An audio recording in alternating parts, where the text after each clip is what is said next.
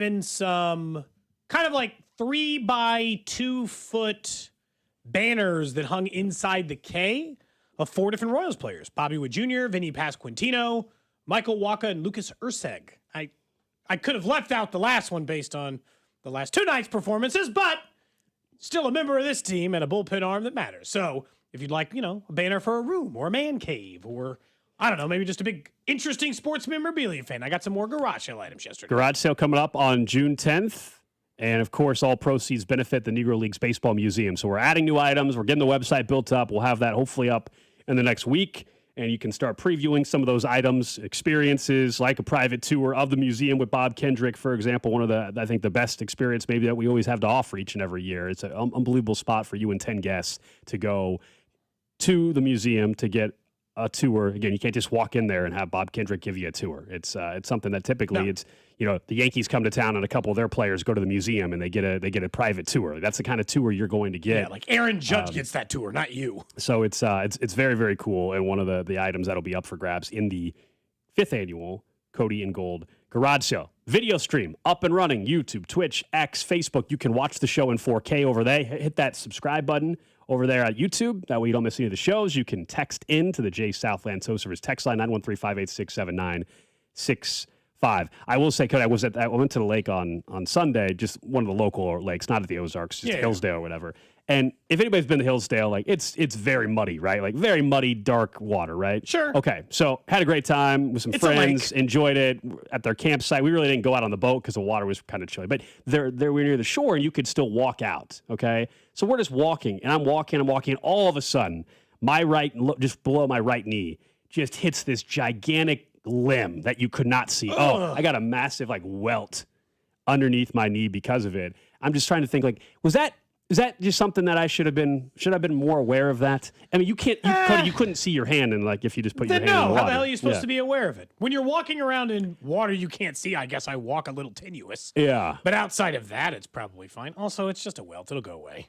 You'll be fine. It's not like you stepped on a snake and it bit you in the leg or something, Stepping on a snake wouldn't have hurt, though.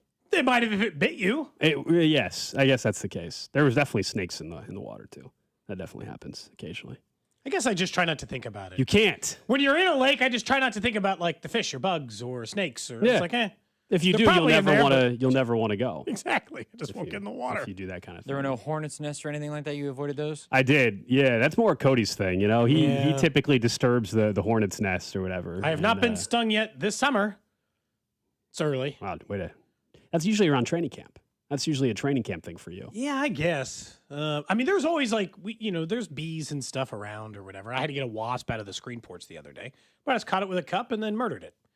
Okay. I just shook the cup. Okay. I put something like a coaster on the other side and I shook it until it was dead. Yeah. Wasps, bees I protect. Wasps, go to hell. Yeah. No, I've had my fair share of the patio wasp in the past or whatever. Yeah. We'll find out. So we'll get into something else that I saw last night at a stoplight. And we'll get to that. I've never seen this before, and I don't know why somebody would do this, but it happened. That's coming up. Let's start with the Royals, though. And a reminder, coming up in 25 minutes, we are joined by the general manager. We'll be joined by the general manager of the Kansas City Royals, J.J. Picollo. He joins us every 2 weeks here on the show. We'll get caught up with him, what's going on with the lineup. Could there be some changes?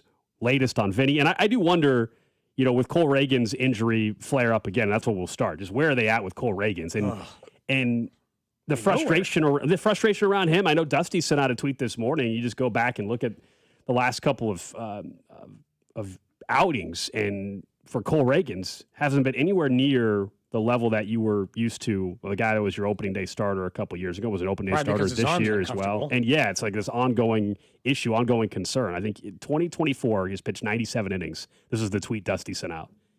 21 games in 97 innings since 2024. 17 homers allowed, 43 walks, 80 hits, 4-7 record, 143 strikeouts. Should we expect Cole Reagans to ever return to being the guy that everybody was so excited about? The guy that was an all-star. So is it impossible? No, it's certainly not impossible. But this goes back to kind of what you said about Carlos Estevez as it related to an earlier part of the season. You can no longer count on it. That better not be your plan. How about that? Your plans of, hey, how are we getting back to being a playoff team next year? Better not start with the sentence of Cole Reagans will return to form or Cole Reagans will be near the top of the rotation. I heard Q talk about it yesterday. You're right. I was at the game, and I was there for pregame as he was getting asked questions about it. He's like, well, they were trying to soften it. We'll shut him down for a couple of days, and then we'll see, and then hopefully he can start throwing. None of that's encouraging. That's all just hopes and prayers. You're not describing anything medically. You're just saying the arm trouble he was having is back. That arm trouble's kept him out for weeks, and now you're hoping it will maybe just be fine after a few days. They got a problem. And look, he was an injury-prone player. That's part of the reason that the Texas Rangers are willing to give him up. I'm not even saying I'd go back and undo the trade. They got a lot out of him. Yeah. It's more about after 186 innings pitched of near ace-level starter, should they have continued to, when he finished fourth in the Cy Young, should they have parlayed that into something? But the problem was, and I always point this out, trading him at that time is just one of those things fans say, but it's also like a crazy move. You trade for a guy, you get exactly what you want out of that player. Like a sub-3 ERA over 2 years, and they're a Cy Young candidate. And now your plan is to ship him away? That doesn't make any sense. You won the trade up to that point. And so trading him then is be like, well, what did you even trade for him for? What was the point of making that move? But last year only made 13 starts. This year's only made 8. Honestly, is he going to make 13 this year? No. I don't think so. No, not with the update we got yesterday. I don't think so. I think he's probably out another month. Feels like is my guess. Maybe shut down for a really long period of time. Like, we can't even rule out the fact it's probably more likely he doesn't make another start than starts 15 games. Like, and that's not, and look, I'm just basing it off of this thing continues to flare up. And I guess the bigger issue is this a permanent problem? Is this he can be shut down for the rest of the year, and this year has felt lost in some ways for the Royals anyway? Like, and then next year he could be healthy if you just shut him down? I mean, next year you got one more. It's an issue that doesn't go away. Got one more year left contract-wise for him. That's it. I mean, he's 28 years old. This year is trending towards being a lost season for him. It is. Unfortunately. And then, you've got one more year of control with Cole Reagans. And, I wouldn't go back and change it, but there's no doubt when you looked at a team that was already struggling, as we were saying a couple weeks back, now you also are trying to somehow get out of this 11-game under 500 hole, 9 games back in the division, and you're trying to do it without the guy that started on opening day. You're trying to do it without Chris Bubich on top of that. You're doing it without who you thought was going to be your opening day closer. That's just the injury stuff, let alone the performance issues that we've been discussing with Vinny Pasquantino, for example. Michael Garcia hasn't been anywhere near what he was last year at the plate, if you just look at his numbers. Salvador Perez, while he had a nice weekend, or yesterday and weekend overall, he has been disappointing as well. So that's what results in this team being one of the most disappointing teams in all of baseball in 2026. You couple a 1-7 road trip. Now your homestand, we talked about how massive of a homestand it once again was. Now you're 2-7, and you still got 2 more against the Yankees. And we know the history there doesn't usually bode well for you. I mean, there's a real chance they have a 2-9 homestand. Yes, very much so. I mean, again, the Yankees. Bailey Falter starting tonight. No, I mean, it's a spot starts. Who knows what you're going to get out of him? This is the part of the issue we talked about with just the Yankees, and that one, of course, getting away from them yesterday too. But it's just the Yankees are the kryptonite. They've now lost 11 straight regular season games against them, and I think they're going to get them with Bailey Falter tonight. They might be plus 250 on the money line in a regular season baseball game. I don't know. That's almost unheard of. And so I genuinely, it is a team that feels like if plus 168. You made me look. Yeah. Plus, the biggest, they're also going up against Cam Schlittler tonight, who's one of the best pitchers in baseball. Yeah. So it's a lot of it is how do you recover? Like, and look, this might just be the Cole Reagans arm, who had multiple Tommy John surgeries, as pointed out by Twitch. It's like his arm might just be given up early. It might not. I hope not. Like, it's still not impossible that he could return to form. But at this point, it's like, let's just have him pitch a bullpen in a couple days. No, just don't let him pitch for a month. If it's arm fatigue or pain or discomfort, I don't know if it wouldn't just help him to not pitch for a little while in that part. And then it goes back to the game last night. Great. It was a great game until it wasn't in the ninth inning. It was that great game, great crowd, awesome day and everything. But there were two instances. I know you and I were talking before the show. One on a more minor end, it just kind of goes with the ongoing theme. The minor one would be Cags got pinch hit for late in the game. Starling Marte comes in. Yes, there was a lefty on the mound. We've talked about this over and over and over and over and over. It is very clear they are still not going to allow Cags to finish certain baseball games without having him get pinch hit for. It happened again last night. I'm not saying if Cags was at the plate, the Royals would have won the game. Okay, so we don't need to make it as like that cost the Royals the game. That's not the point. It's just that once again, they don't trust Jack Caglione against lefties enough to let him finish out a baseball game. Look, that was a more minor one, but that's been a thing for 2 months now. The other one was just interesting how the back end of the bullpen was handled, given what had occurred with Urseg the night before. I do not understand, and this is like, look, the Cags thing. Of course, it's annoying because at some point, if you're 10 games below 500, he's a long part of your long-term plan. Truth is, gotta let the guy just play in those moments. In an individual game to get a win, I actually don't think it's like the worst. But you're 11 under 500. I guess you were 10 at the time when you did it, but you're 11 under 500. Jack Caglione is part of your future and present. I still just don't understand the unwillingness to let him try to figure it out and get better at as a baseball player. Take the kid gloves off, please. But the one that bothered me significantly more is there, and I'll ask JJ coming up at 10:30, is there some reason why Daniel Lynch is not allowed to pitch to more than 3 hitters? He threw 8 pitches yesterday, a day after Lucas Urseg had thrown 32 pitches in a game that he almost blew against the Seattle Mariners, a game in which Daniel Lynch also pitched and threw 7 pitches for 2/3 of an inning. So it's not like he stayed in the game for some infinite amount of time. He has not pitched multiple innings, but one time this season. He's actually pitched less than an inning more times than he's pitched over an inning. He's actually only pitched over an inning, like 2 innings once. Over an inning, 3 times, this year. Is there some reason why he couldn't face more hitters? In the 9th, he threw 8 pitches. He was dominating, and Lucas Urseg struggled last night. I don't understand an unwillingness to at least not give him more. And I get it. There's a righty on the mound. Did I go and because I know the instant excuse is going to be the splits and lefties and righties for Paul Goldschmidt and all the stuff comes with it. But sometimes the guy who's struggling versus the guy who's not, it seems simple to me in those cases sometimes to go in there. And they just don't let the guy throw multiple innings. They've lost a couple of games where it felt like Daniel Lynch could have pitched one more. They let somebody else like Schreiber or Urseg or Cruz, and then the game fell apart. So it's like, maybe you can just throw to like one more batter, get an additional out. What if he doesn't even pitch the whole 9th, Gold? And just let him face if he lets one runner on Urseg can come in. Can he have a chance to get some outs? That's all I'm asking for, I guess, out of Lynch. No, I don't disagree. I also just, the Yankees. We'll make it about the random question of the day later, but just having to watch Yankees fans fill that place and all that. Oh, it got very loud when the Yankees did anything good yesterday at the K. And yeah, it's you're right. We're related to the random question later on, but it's out of all the fan bases that can come to your stadium, whether it's baseball or football, the Yankees might be the ones I can't stand the most when it comes to that. And yeah, ultimately it's because they have beat the Royals consistently. But there was also just other stuff that occurs at a ballpark with Yankees fans that maybe don't occur with other fans. I'll just leave it at that, maybe. Did that happen to you? And some other people I know that went to the game yesterday. It's just the annoyance of like, you never been to New York, you didn't grow up in New York, and you're just a Yankees fan. Stop. Sounds like what Knicks fans did to the Cavs arena yesterday. Yeah. Similar deal. Yeah, the Knicks in the NBA Finals for the first time since the 90s. Don't forget, though, took over. This year we have partnered with KCUC, who's donating $50 to the Prostate Cancer Foundation for every home run the boys in blue hit this season. 1 in 8 men will face prostate cancer. Early detection saves lives.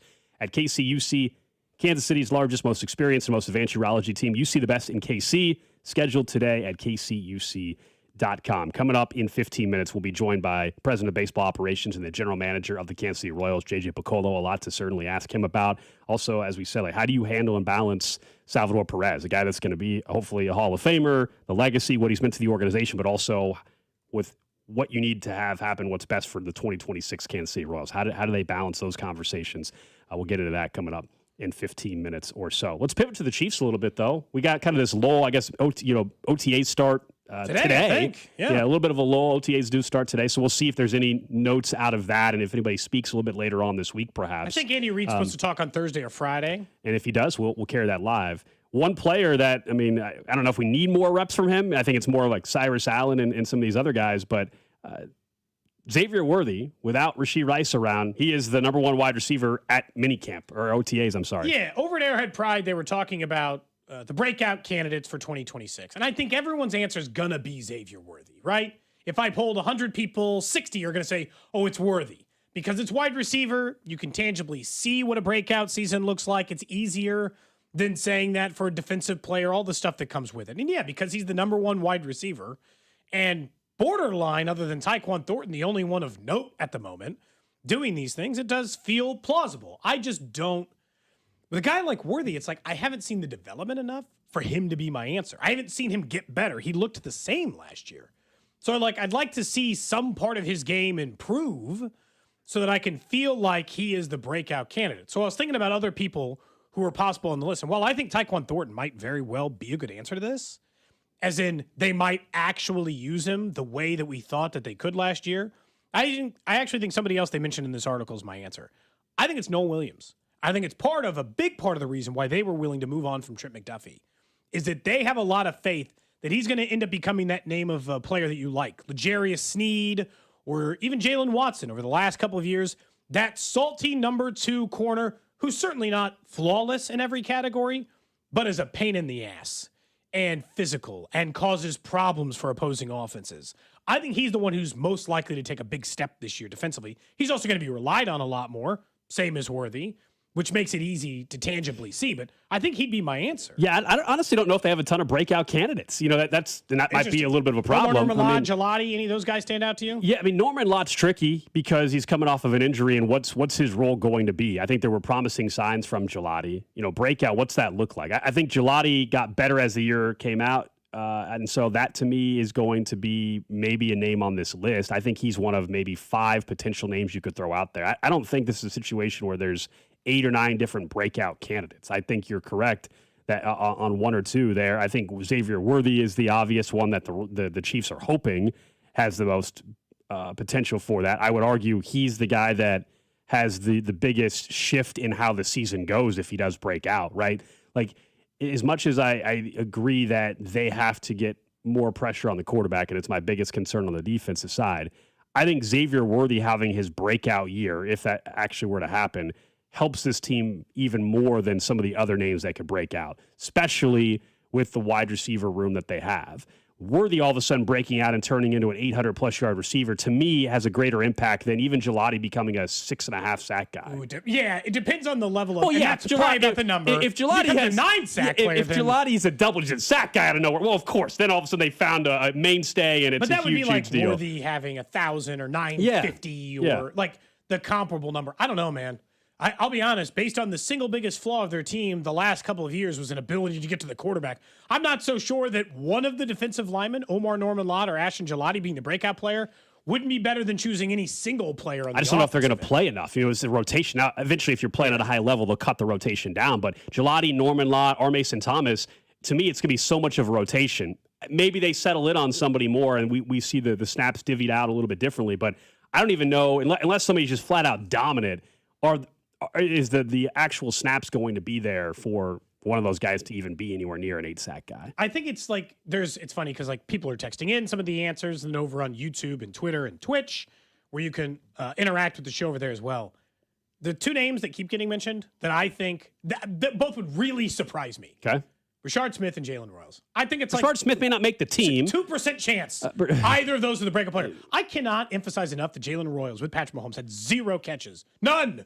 He didn't have a single one till like week 18 with Chris Oladokin against the Raiders or something. I mean, like he was a non-factor. But also, what would breakout be 150 well, that's yards? Exactly right. That's what I'm saying is like breakout for Jalen Royals. Okay, he breaks out and he has a much better year 2.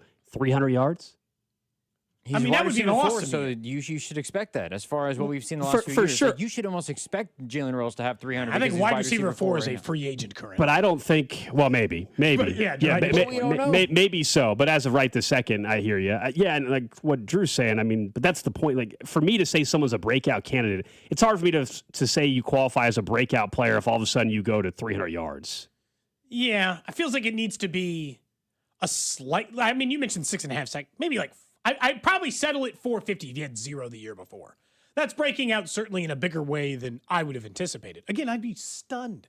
I'd be less surprised if Cyrus Allen got 400 yards than Jalen Royals. Oh, I don't know about that. But I haven't seen him play. I know just, Jalen Royals can't get on the field. Well, that's just you literally make it the guy you've never seen theory. Yeah. That's all that is. Yeah. Well, it's the same as if you said, hey, a surprise candidate got 7 sacks for the Chiefs this year. I'd be less surprised if it was R. Mason Thomas than Felix. Well, yeah, we've got 3+ years of evidence with Felix. Yeah, I guess I only have 1 year Felix, of Jalen Royals. Just like Brashard Smith, those are two guys that may not make the team. I'm not definitively saying they're 100% out, but there's a real scenario where both Brashard Smith and Felix are not on the team out of camp. Or, not out of camp, but there's a decent chance. There's at least a chance neither of those guys are on the team. Greater than 10%? I usually just I'm a big believer of the team will tell you if someone stinks. And the Chiefs told you Royals stinks. As in, unworthy of getting on a football field. They're missing half their wide receiver unit for 3/4 of the year. And they wouldn't let that guy play football. And so a lot of it is that, right? In the sense that they've made it clear. Now, maybe the excuse is always, some guys take longer to develop. Which is, and I want to be clear. It does happen. Which does happen. It is rare, and I don't think it's as common as everyday fans will make it feel. So, you shouldn't be banking on that as much as I think fans bank on that. They're always like, oh, no, year 2, here it comes. Or year 3. The turnaround does occur, but it's less often than we make it Hope seem. is a fun thing for us as sports fans. Yeah, I'll be predicting the Royals to win 90 games, I don't know, February of next year. Mm-hmm. I probably won't after this season talk myself into that. But I'll talk myself into some winning probably. They better start winning. I'd like it if they started winning. Yeah. Be fun for all. You know? Did you see my Instagram yesterday? I didn't. I saw that you posted something, and I think it was one of those quick scrolls. I'm like, I don't think this has anything to do with me. I do that as well. You just click and you scroll through. Sometimes you're like, there's a motorcycle. I don't know what this is about. So last night, I don't know, what was it, 8:30 or something last night? Driving near my place. Okay. It's at an intersection, and I look over. I'm like, what is that scrolling? It's a guy on a motorcycle. He's got a backpack on. Okay. Now, I've only seen these backpacks in Vegas or whatever. He's got a backpack where you can have a scrolling message. Apparently of anything. Okay, great. The scrolling message, if you go to my Instagram, Alex KC Gold, I guess is what it is on Instagram. The message scrolling on this guy's backpack says, I love Latinas. All right. He's just making his preferences known. I guess so. So a couple questions with that. A, have you ever seen this? B, what would your message be? And maybe we can save this for later on in the show too, but like you said, you're letting people know that he likes Latinas. Okay, nothing wrong with that. But why on the backpack? Why do you need to tell everybody at the stoplight and when you're driving around? Are you hoping that someone's just going to roll their window down and she's going to say, hey, I'm a Latina? Yeah. I'm assuming What's your message saying? I think bucket? No, I think I would just use it to profess my sports take at that time. If you want something to happen with Zoom Wall, you would just throw that on there. Okay. The current pressing sports need for you is this. In your case, you're single. You could maybe not your preferences, but you could just say that you're single. I mean, his take is. I don't think his take is bad on the messaging. It's a fine take. Was this person wearing a helmet? He was. Yeah, the video's on there. You can see it. Then how in the world? Then what's the point? What do you mean? Why does the helmet have to do with the message on the backpack? I guess I'm confused. I just wonder what's the hit rate? No, nobody can see you. So there is no. I don't know what. Well, I mean, they might just think. How is there a hit rate if they can't see you? They might even take the helmet off. That matters a little bit. You know what I'm saying? I mean, the truth is, if you put that on your backpack and 1,000 Latinas saw it, what does even a single one say? Hello, I'm interested. I bet you he's gotten 0, right? It's got to be. I don't know about interested, but I bet he's gotten some sort of a remark. Someone says chicks dig guys on bikes, so maybe this is working for him. That's true. That's true. That could work. Oh, what would my message on the scrolling backpack be? I don't know. It probably would be sports take related, just something funny like that. No, in our show, I imagine it'd be something like that. Mm-hmm. It does feel like a good thing if we could get one of those to borrow. It feels like a good thing we could punish somebody with on this show. People we like doing that. Have a bike, so you're just going to walk around with it? Yeah, you got to walk around the K, and you got to walk around a backpack that says, I love Latinas. I just need you to circle different tailgates at a Chiefs game for a couple of hours. Too, on their back, on the back window of their cars, too. It's not just the backpacks. I've seen that stuff on the back of cars. Somebody says they like to be an aggressive driver, so theirs would just say, I really have to poop. That way it's at least indicating why you're driving aggressively. So when the cop pulls you over, they actually can... It does feel like you're It just says, I wasn't speeding. If someone said their message just says, I wasn't speeding on their backpack. I don't know. How much do you think one of those backpacks cost? I don't know, $50? Can't be that much. I never buy backpacks. Someone said they put the Cody and Gold stream on the backpack. Could you like do the that? video? That'd be crazy. Okay, so programmable. Guerrilla looks like marketing. $80 for a couple of these with messages. There's one where you can actually do a true video. Those are $800. That's crazy. Well, there we go. But an we don't have $800. LED backpack, yeah, $80, $100, depending on which one you want to get. I'm sure some are better quality than others. But yeah, So I we was got one of these stunned. $800 I was stunned to see it at the stoplight. It's like, okay, all right, it's 8 o'clock, Monday night, 8:30, just chilling out south. Guy's got confidence. He does. Making it very clear his preference. All right, up next, get back to the Royals. The general manager of the Kansas City Royals, J.J. Picollo, going to join us. We'll ask him about perhaps some changes, if any, are needed in the lineup for the Royals. We'll ask him more about what took place yesterday and the latest with Cole Reagans. Coming up right here on Cody and Gold. Cody and Gold, brought to you by Heartland Men's Health, the leader in men's sexual health. Thousands of men have been successfully treated for low T, ED, and more, all with discretion and compassion. Make your appointment at heartlandmenshealth.com. Follow the station on Instagram for ticket giveaways and behind-the-scenes content from the show at The Fan 965. Spring is here, and as the weather heats up, the sports action heats up at Circa Sports. From baseball to basketball, hockey to golf, Circa Sports has it all. Circa Sports isn't just sports betting, it's sports betting the way it should be. High limits, player-friendly pricing, and exceptional customer service. Whether you're looking for playoff futures or props on your favorite players and more, Circa Sports has you covered. Download the Circa Sports app or visit circasports.com today. Must be 21 or older. Gambling problem? Call 1-800-GAMBLER. What if you could have the most reliable fiber-powered Wi-Fi? And get this, what if you could keep it at the same price for 5 years? During the Xfinity Summer Savings Event, now through June 15th, new customers can get our best price on gig Wi-Fi, just $50 a month for 5 years. And get online in minutes with same-day Wi-Fi. It's Wi-Fi that finds and fixes problems before you even notice them, like super intelligent Wi-Fi with a sixth sense. Plus, add one line of Xfinity Mobile Select and you can save an average of $60 a month over Verizon and AT&T. You can even try it free for a year. Lock in your price and unlock the possibilities during the Xfinity Summer Savings Event. Get it now at Xfinity.com. Xfinity. Imagine that.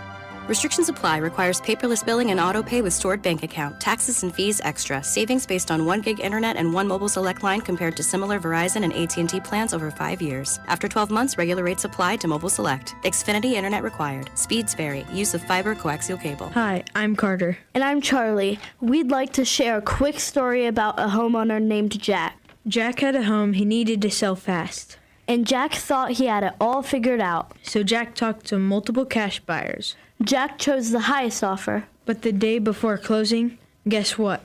The buyer backed out. Leaving Jack with the moving truck all packed in the driveway and not sure what to do. Jack learned the hard way that the highest offer isn't always the right offer.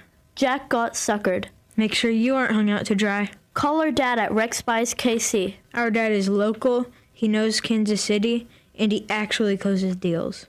No repairs, no fees, no showings, no surprises. Just a fair cash offer and a smooth process. Now, don't be like Jack. Call 816-330-6000 or visit rexbuyskc.com. Rex Buys KC, helping people make smart choices one home at a time. You know how when you're in stop-and-go traffic and everyone stares at you every time you touch your brakes, you really shouldn't.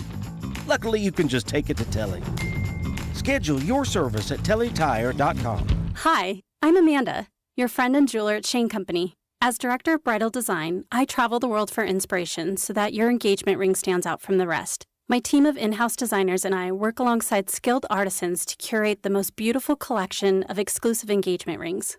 At Shane Company, you'll find the ring that's a reflection of your unique style. No cookie-cutter designs here. See our selection in-store or at shaneco.com. Because a friend wants you to get exactly what you want. Shane Company, your friend and jeweler. The Kansas City Auto Show is back, taking over the Overland Park Convention Center. The latest cars and trucks, exclusive test drives. See the future of driving. Get your tickets now at kcautoshow.com. The Kansas City Auto Show, June 4th through 7th. Chris DeGaulle lied about President Trump. Donald Trump's not a conservative. I will not support Donald Trump. And now he's lying about Nathan Willett. Woke Willett spent $631,000 of your money on transgender outreach programs. Those are flat-out lies from Cody Gold, who attacks President Trump. And here's the proof. He voted against trans surgeries and trans bathrooms. Nathan Willett is a Christian, conservative, and seventh-generation North Missourian. I'm Nathan Willett. I'll fight for President Trump, and I approve this message. Paid for by Nathan Willett for Congress. Finding great candidates to hire can be like,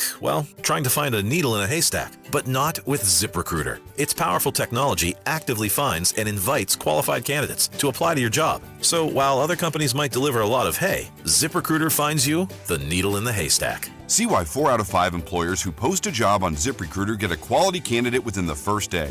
Try ZipRecruiter for free at ZipRecruiter.com/team. That's ZipRecruiter.com/team. ZipRecruiter. My name is Whitney Allen, and I'm a widow. My husband Ryan died. We never thought we'd ever have to use life insurance, but the unexpected happened. With Ethos, signing up was fast and 100% online. You can get a quote in seconds, apply in minutes, and get same-day coverage. No medical exams, and you can get up to $3 million worth of coverage. I'm grateful we were prepared. Get your free quote at ethos.com/radio. That's ethos.com/radio. Paid spokesperson. Time spent on application may vary. Online health questions required.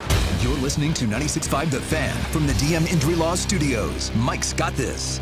Car, truck, or motorcycle wreck? Remember, Mike's got this.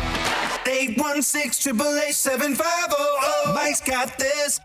Hey, it's Rob Brennan. We hope you're enjoying Beyond the Pitch KC, a podcast on how Kansas City landed the world's biggest sporting event. It's presented by Commerce Bank. Visit commercebank.com/soccer26. New episodes released every Wednesday on the Odyssey app or wherever you get your podcasts.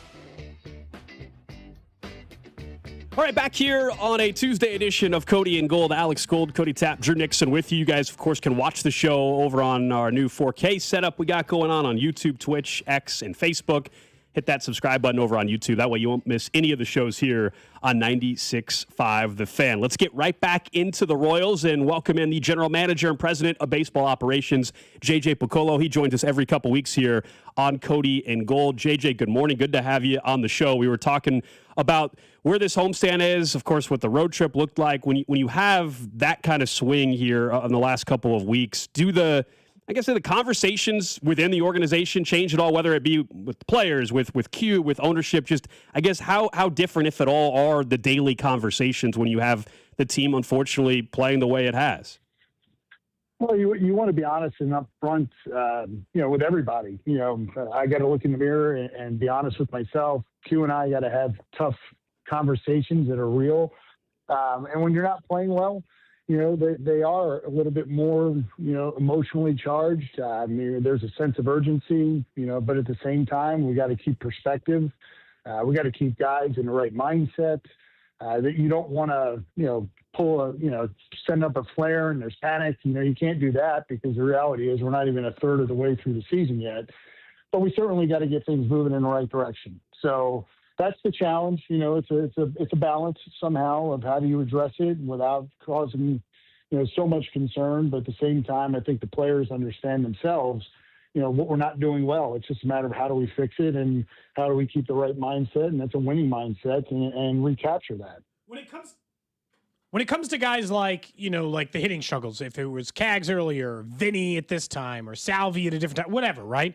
Is there we're thinking or overthinking it in some capacity where maybe the amount of information you guys have can be too much information? Does that make sense? We have a lot of data and analytics and we can use those things, but sometimes can it be too much for the player to comprehend and actually, working against you a little bit?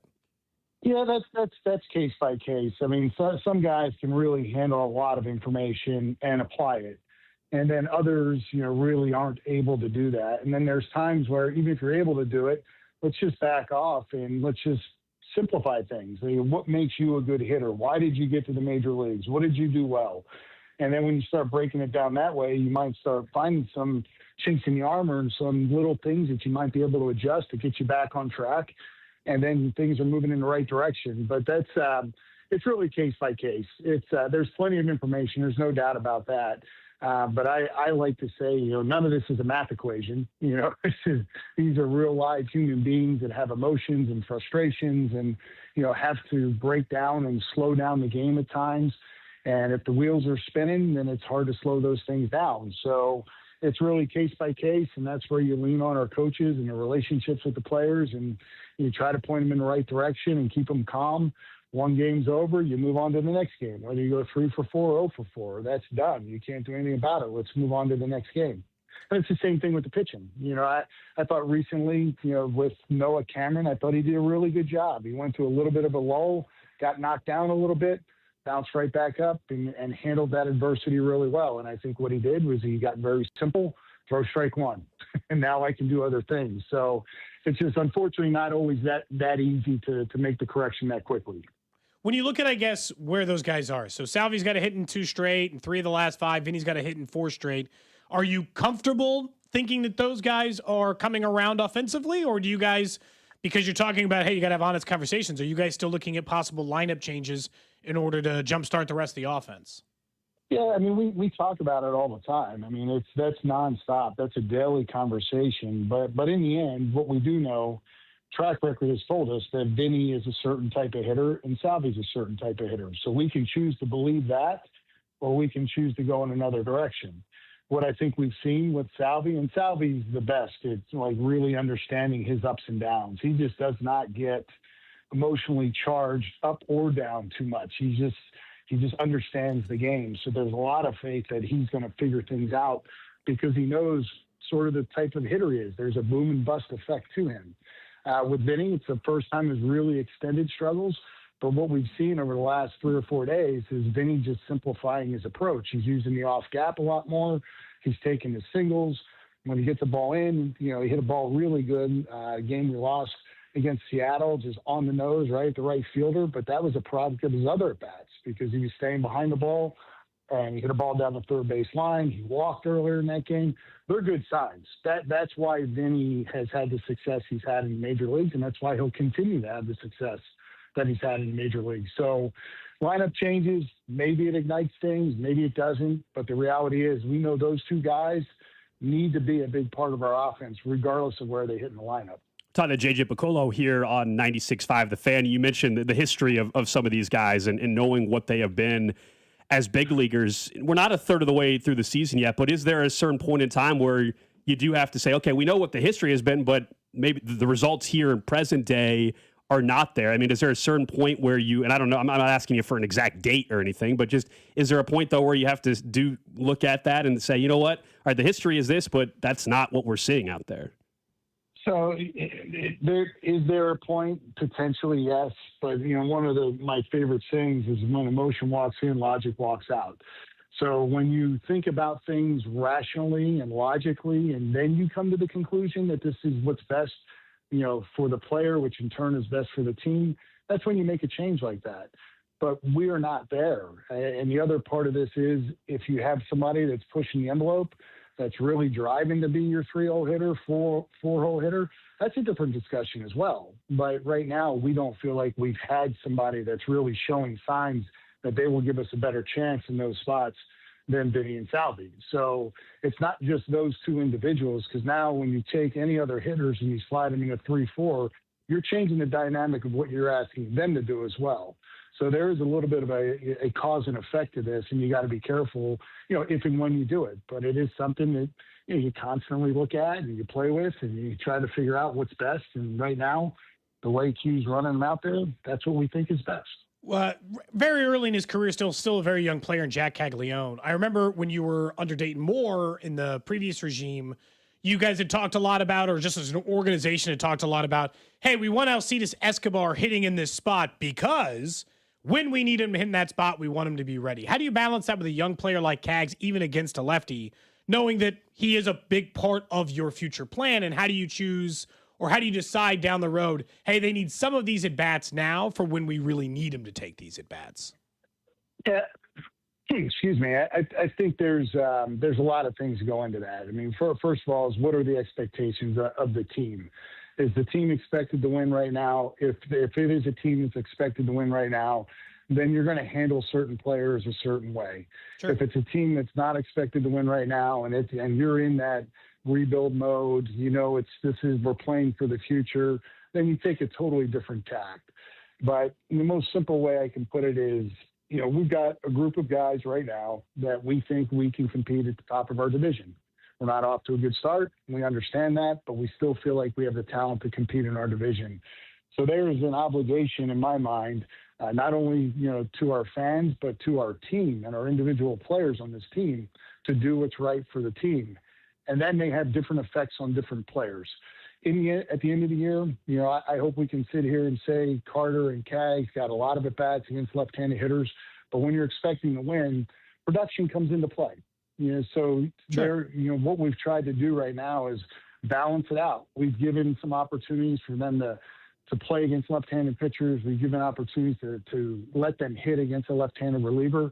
And with those experiences, the production should get better. When the production gets better, that's when you don't have these conversations as much. But right now, when you guys can go down and break down the numbers, you'll see what they tell you. So we want to have a competitive at bat in a high leverage situation. And if it calls for Cags to hit or Carter to hit or for Lane Thomas or Starling Marte to hit, we got to do what's right for the team and try to win that game. Because I know this, when we have 25,000 people here like we did yesterday, they want to go home happy. And they're not worried about who gets what at bats. They're worried about the team winning. And that's what we're worried about. So every decision we make is to try to help the team win. JJ, we got bad news yesterday on the Cole Reagans front. Q said that he had a setback after one of his throwing sessions. Is there optimism that it could be a short setback, or how far back does, I guess, his setback Cole Reagans return?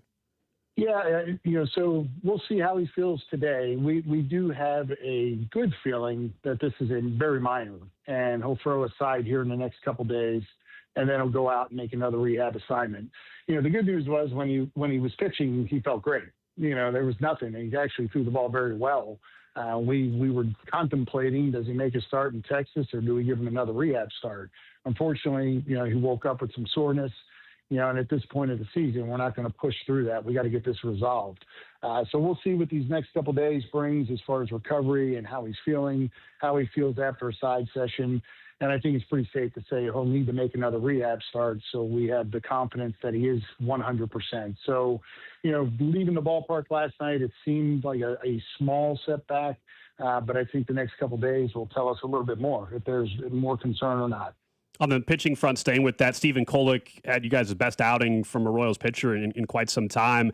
He wasn't someone that anybody was really talking about around opening day, of course. What have you seen from him, and how do you guys as an organization feel about Stephen Kolek moving forward?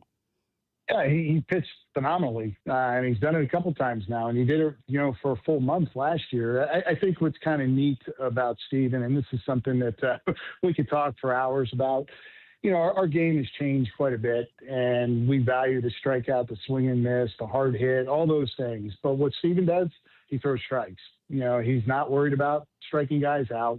He has the ability to strike somebody out when he really needs to, which one of his 2 strikeouts was a pretty big strikeout late in the game. But he pitches to contact. He's effective. He gets off barrels. It's actually kind of refreshing to watch a guy like that pitch. And it's actually similar to Waka, similar to Lugo. I think they're the type of guys that have long, successful careers because they're efficient and they give you 6 or 7 innings an outing. But he's picked us up quite a bit. And I know going into the year, we felt really good about our pitching depth. We've taken a couple hits with some injuries. We've had to put Avila in the bullpen. So, things haven't gone as planned. But when a guy like Steven steps up and does what he's done, it brings a lot of comfort and, allows us, quite honestly, to handle, Cole Reagans the right way and handle Chris Bubich the right way because we have somebody that's reliable to take the ball every 5th day. JJ, I saw Dave Dombrowski. He was talking about hard-hitting, right-handed outfielders just as it relates to it, because that was something that came up a lot in conversations, especially because you guys have a lefty-heavy lineup. Have you found, because I think the OPS is down to like borderline all-time lows for right-handed power-hitting outfielders. Did you find that was a difficult thing this offseason to search for or develop? Where do you think the game's, going in that department? Yeah, well, it certainly was hard to find. I mean, there were very few options, which I think we've talked about that before. I mean, no matter what you want to go get, it's got to be out there, and you got to feel good about it. So for whatever reason, I think the game goes through some ups and downs, and right now there seems to be a low in productive right-handed hitting outfielders for some reason. I don't know how to explain it. But I remember a few years back, we were talking about how there's very few power hitting third basemen anymore. And that used to be a position that, most of the third basemen were going to hit 20 to 30 homers. So for some reason, that position changed at a time. So I think there's just trends in the game that are hard to explain at times. I don't have a really good answer. I just know that, you look at the supply and the demand, the supply is low and the demand is high. So when you get somebody that is a right-handed hitting power guy, it's a commodity right now, and it's a tough one to come by. Before I let you go, I do have to ask, would 16-year-old J.J. Picollo been part of the tarps off section of Kauffman Stadium? Well, I think you guys know me well enough. I don't think so. You didn't have a wild child moment when you were younger, J.J.? No, I was one of those guys that when I went to a game, I wanted to be as close to home plate and watch the game and watch the pitching and the hitters. So I wasn't – I don't want to say I wasn't there to have fun, but I was there to really just watch the game. And, fortunately had a chance to watch a lot of Hall of Famers as a kid and enjoyed every moment of it as a fan. Were you keeping score as a kid? I did. Yeah, I actually kept score even the late games. The Braves were on TBS. And they were in the National League West at the time. And that was one of the highlights of my night. At the end of the night, after my hometown team played, I watched the Braves play a West Coast team, and I would keep score of the games. Yeah, that's how I watched the games. J.J. Picollo, Royals general manager, president of baseball ops. Appreciate the time.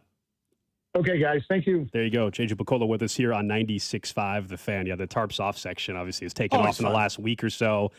In baseball, and the Royals video crew is doing a great job highlighting that late in the game yesterday with the tarps off. And the section just continued to grow last night. I mean, it did. There was some, a lot of it is teenage kids, which is kind of what the whole group is, and some college kids. And then there was a few adults that were working their way. And I'm like, okay, what's the cutoff? What's the cutoff to be taking your shirt off and waving the shirt at the ball game? I don't know. I think 25 and under. Wow, 25. So that might even be high. Because college I think kids, you can go up to 25. I think we'll allow grad school if you're graduates. if you're in your 40s, probably should leave the shirt on. Yeah, probably should leave the shirt on. Maybe I think this one's probably for the kids. Maybe that's a future bet on this show. Somebody bet one of us has to go up there in the tarps off section if somebody loses a bet. That'd be a really Drew's loves having his shirt off. So it'd have to be a bet here pretty soon. I will say, in all the stuff J.J. Picollo said, the thing that stood out to me the most, I'd asked him about Caglione and letting him hit against a lefty late in the game. And the logic is good for now in the sense that he said, we expect to win. We're still trying to win. We want to win baseball games. And on May 25th, your best chance against a lefty reliever in the ninth inning probably is Starling Marte instead of Jack Caglione. Hypothetically. It probably is. Okay. But and they're saying 10 games under 500 on May 25th is not early enough for them to just start being like, this guy's got to get opportunity. But they're 11 under 500. I get it. They're not. That dam's got to break eventually, I guess is my point. It's I'm not going to let you pinch hit Starling Marte in August. Yeah.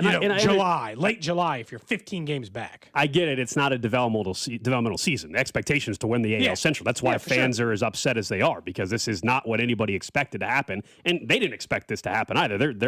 They're obviously extremely frustrated as well with where things are at in the 2026 season for the Royals. I'm just saying, though, that you're already in a massive hole. Yeah. So that is where it continues to be frustrating, I think, with the CAG situation in the lineup in particular. And that's not why they lost yesterday. Okay, they didn't lose because they pinch hit for Jack or pinch hit somebody and Marte for Jack. didn't get a hit. That's not why. Yeah. We talked about the Ursig stuff earlier as well. But someone's suggesting that if you lose the next hot dog race is when you have I don't to even have a current hot dog race lined up. Yeah. There was a tight finish yesterday at the hot dog race. Yeah, ketchup and ketchup. It was down to the last minute. Yeah, very close. Okay. They moved the starting line back. Maybe that'll help you. Oh, so it's a longer race? No, they don't want you finish. I think they don't want people messing with the players near the dugout. So they end the race before the dugout. Before you would go. They've tried to. I think it's because they don't want. Yeah, I remember Whit Merrick throwing water in my face one time as I was going past the dugout. They don't want that interaction, I think, happening as much. So they've started it further back. What's the interaction? I'm just like, what's up? I mean, they rush you out pretty quick. They either start it further back or it's shorter. It's one of the two. All I know is it doesn't end in the same spot. Shorter. As it Maybe used to. Maybe that'll help you, Cody. Can't hurt. Are you running out of gas? Nothing can hurt. I mean, it can't hurt. Royals, if you're listening, I'm interested in another hot dog derby race. I'd like a chance to get to 1-5 or 1-4. Someone says they're not 11 games. Okay, they're 10 games. Fine, whatever. 10 games under 500. I don't think we need to get 10 or 11. Doesn't really make a difference. I think at this point. the rounding on that one is probably acceptable, but fair enough. They are 22-32 for the factual. But if their argument is we still think we have enough talent to compete in this division, to compete for a playoff spot. Look, it's going to be hard to convince a fan that they're 10 games under 500 in, I don't know, I haven't looked, but 7 games out of a wild card spot. You're going to make me guess without even like peeking at the standings because they're getting upwards of 10 games back in the division. And so whatever that number is, it's growing by the day. I'm sorry, only 4 games back of a wild card spot. I apologize. But still, those teams are starting to creep towards 500, and you're not. And look, we ran out of time. I didn't ask JJ, but there's something about the Yankees that the Royals, I don't know if it's just like a talent discrepancy. I've seen them play better against the Dodgers. They cannot beat the New York Yankees. They've lost 11 straight regular season games against them. 12 straight, by the way, total. 13 in the last 14, and it's ridiculous. It's like 18-20. They can't beat the New York Yankees. It's insane. And so last night to have one before Bailey Falter, and this is, sorry, Bailey, if you're not but it's a bullpen game against one of the leading pitchers in the American League. That's not a game the Royals are supposed to win tonight. They might. Baseball is weird. It happens. But that's not a game you're supposed to win. You had the one in hand last night. If you were going to try to get this series against the Yankees or avoid it getting swept or avoid going down 1-2 in it, that one felt consequential. To put it mildly, I guess. So I don't know. It was just a bit of a challenge. That game was frustrating. Oh, the Royals. Sometimes, they just, you don't mean for them to, you try not to let them affect your mood, Gold. You're going back into the game tonight? Yeah, I love going to the game. You went to the game last night. Yeah, I went to the game. You've been to a lot of Royals games this year. I like going too, but you've been to I think a higher rate than normal. Friends want to go to games, and so we go to baseball games. I love going out to Kauffman. Games are still a ton of fun, even if the team is extremely, extremely disappointing. Yesterday was a great game to go to. It was awesome to see. But obviously would like a win. Tonight's also Sasquatch bobblehead night. Did you know there's a concert after the? Yeah, I did. There's a Sasquatch concert. Yeah, there's an actual concert after the game. This is what's going to happen. This is the preview video. There's going to be a Sasquatch with a saxophone after the game. Are you staying? I mean, if they lose, no. If they lose, I'm not staying for a Sasquatch concert. If they win, I will maybe check out the Sasquatch concert. Because he's so into basketball, my kid had asked for a gold necklace. I was like, I'm not going to go buy some just cheap chain off of Amazon. So currently, he's just been for the last 2 weeks, he just wears a Pasquatch necklace, the one from the Royals giveaway last year or 2 years ago. That's his necklace. He seems to be comfortable with it. That's the one he went with, Gold. What do you think? Little Pasquatch necklace. I went to go talk to Vinny and Q and stuff before the game and pick up some stuff for the garage sale. And my daughter, anytime she knows I'm going to see somebody, even though someone she's never met, she just asked me to say hi. So she's like, are you going to see Vinny Pasquantino when you're in the club? I said, yeah, probably. Should tell him I said hi. It's like, how am I supposed to tell Vinny that you said hi, a child he's never met? Do you think I'm obligated to do that hello or just say that I did it? Yeah, just say. Yeah, I think that's correct. I believe the politeness of, yeah, I'll be sure to tell him you said hello. You just got to cover it sometimes. Someone says they've seen Sasquatch at Boulevardia one year. It's worth it. Okay. Interesting. He's very popular on YouTube. It's a rare Squatch. You got to make sorry. Sasquatch. Sorry. That's awesome. Sax Squatch. I got to say, does kind of feel like it out. You got to make sure you sound it out when you say it too. Squatch. Yeah, correct. Does feel like because if he says it wrong, then it's going to start feeling like correct a furry thing, and it's just going to go a whole different direction. You made it so much worse by explaining In fairness, when Alex and I were in Pittsburgh, our Uber driver said that they are the number one destination for that conference in the United States. So it's a very popular city for it. Hey, you know what? That's what they said. No, the Uber driver was they for whatever reason the furries like Pittsburgh. That's all they got to flex on now. He said they have the number football one team anymore. Good baseball team. They said they have the number one attended conference for that in the country. Is how they put it. They said like tens of thousands of people show up for it. That's insane. Evidently, they take some pride in it, though. So maybe that's another bet. Drew, you lose a bet, you got to go to a furry convention. My God. It just won't walk around. Yeah, with a video camera interviewing people. And you got to blend in. Getting you got to blend street in. videos. He's got to blend in. I a don't little bit. have I can't grow a beard. I would really look out of place. Related. I don't think that matters, Drew. I don't think that matters. Well, one would You presume can borrow if you my can. Smokey the Bear costume. One would presume if you can grow it on the face, I don't know. Okay. Which I cannot. I did shave yesterday for the first time in like 3 weeks. That's ridiculous. 3 weeks? Something like that. I'm jealous. I'm actually jealous of that. All right, up next, let's talk a little Royals baseball, more about Kolek, as we did with J.J. Picollo. And also, we'll start with a couple over-unders out there for the Chiefs already, as they do begin OTAs today. What's up, KC? It's Matt Strahm from the Kansas City Royals. You're listening to Cody and Gold on your home for Royals baseball, 96.5 The Fan. Brought to you by Heartland Men's Health, the leader in men's sexual health. Thousands of men have been successfully treated for low T, ED, and more, all with discretion and compassion. Make your appointment at heartlandmenshealth.com. 96.5 The Fan. Performance matters in intimate moments. Don't let ED ruin them. This is Jeff for Heartland Men's Health, and I want to assure you that if you're like the vast majority of guys, you don't have to suffer with ED anymore. In fact, you might be pleasantly surprised at how the right treatments could positively impact your love life. At Heartland Men's Health, our advanced medical therapies go far beyond pills. We have treatments that are effective in well over 90% of cases, and we offer specific and combinative treatments that can dramatically enhance both your performance and your stamina. You could even last up to an hour or more and bring a far greater level of intimacy to both you and the one you love, perhaps performing like you haven't in years. So call us today and find out why our advanced treatment strategies offer so much more. Your first visit is just $99 and gets you blood work, a medical consult, and if medically advised, a test dose. And if that test dose doesn't work in the office, your visit is free. Call 844-447-6600 or go to heartlandmenshealth.com. Heartland Men's Health, advanced medical science to improve men's lives. At Liberty Mutual, we love helping people with things like customizing car insurance, just like how we customize a song for you. Catered country tune. Liberty Mutual, saving you bucks by protecting your truck. 'Cause 30 told me to only pay for what I need. Thank you, Limu.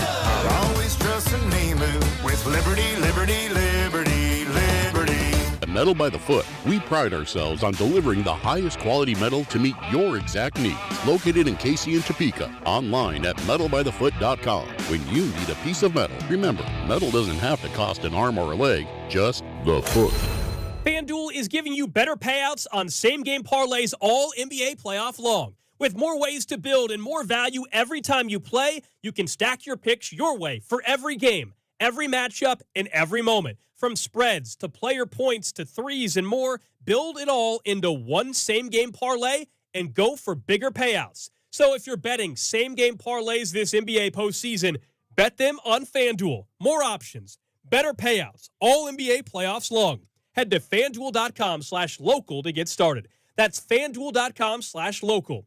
FanDuel puts player research right at your fingertips so you can check stats, trends, and matchups all in one place and make your picks with confidence. It's everything you need all in one app. So don't miss your shot. Head to FanDuel.com/local and bet your same-game parlays. FanDuel, an official partner of the NBA. Play your game. FanDuel Sportsbook's the official sportsbook of 96.5 The Fan. 21 in President, Missouri. Gambling problem? Call 1-800-GAMBLER. You've heard Cody and I talk about our friends over at Centric, and they're gearing up for an AI sales event on Thursday, May 28th. They'll teach you how to use AI as a daily sales assistant, draft emails, prep calls, maybe do prospect research, strengthen follow-ups, or even apply AI to help you analyze deals and pipelines. They can do all of that over at Centric. They'll even help you build repeatable AI sales workflows that support your daily selling activities. So take part in the AI sales event over at Centric, Thursday, May 28th. Go to Centric.com. Is reviewing life insurance on your to-do list? Now's the perfect time to add it. A friend recently told me that securing life insurance sooner rather than later can help you lock in lower rates for years to come.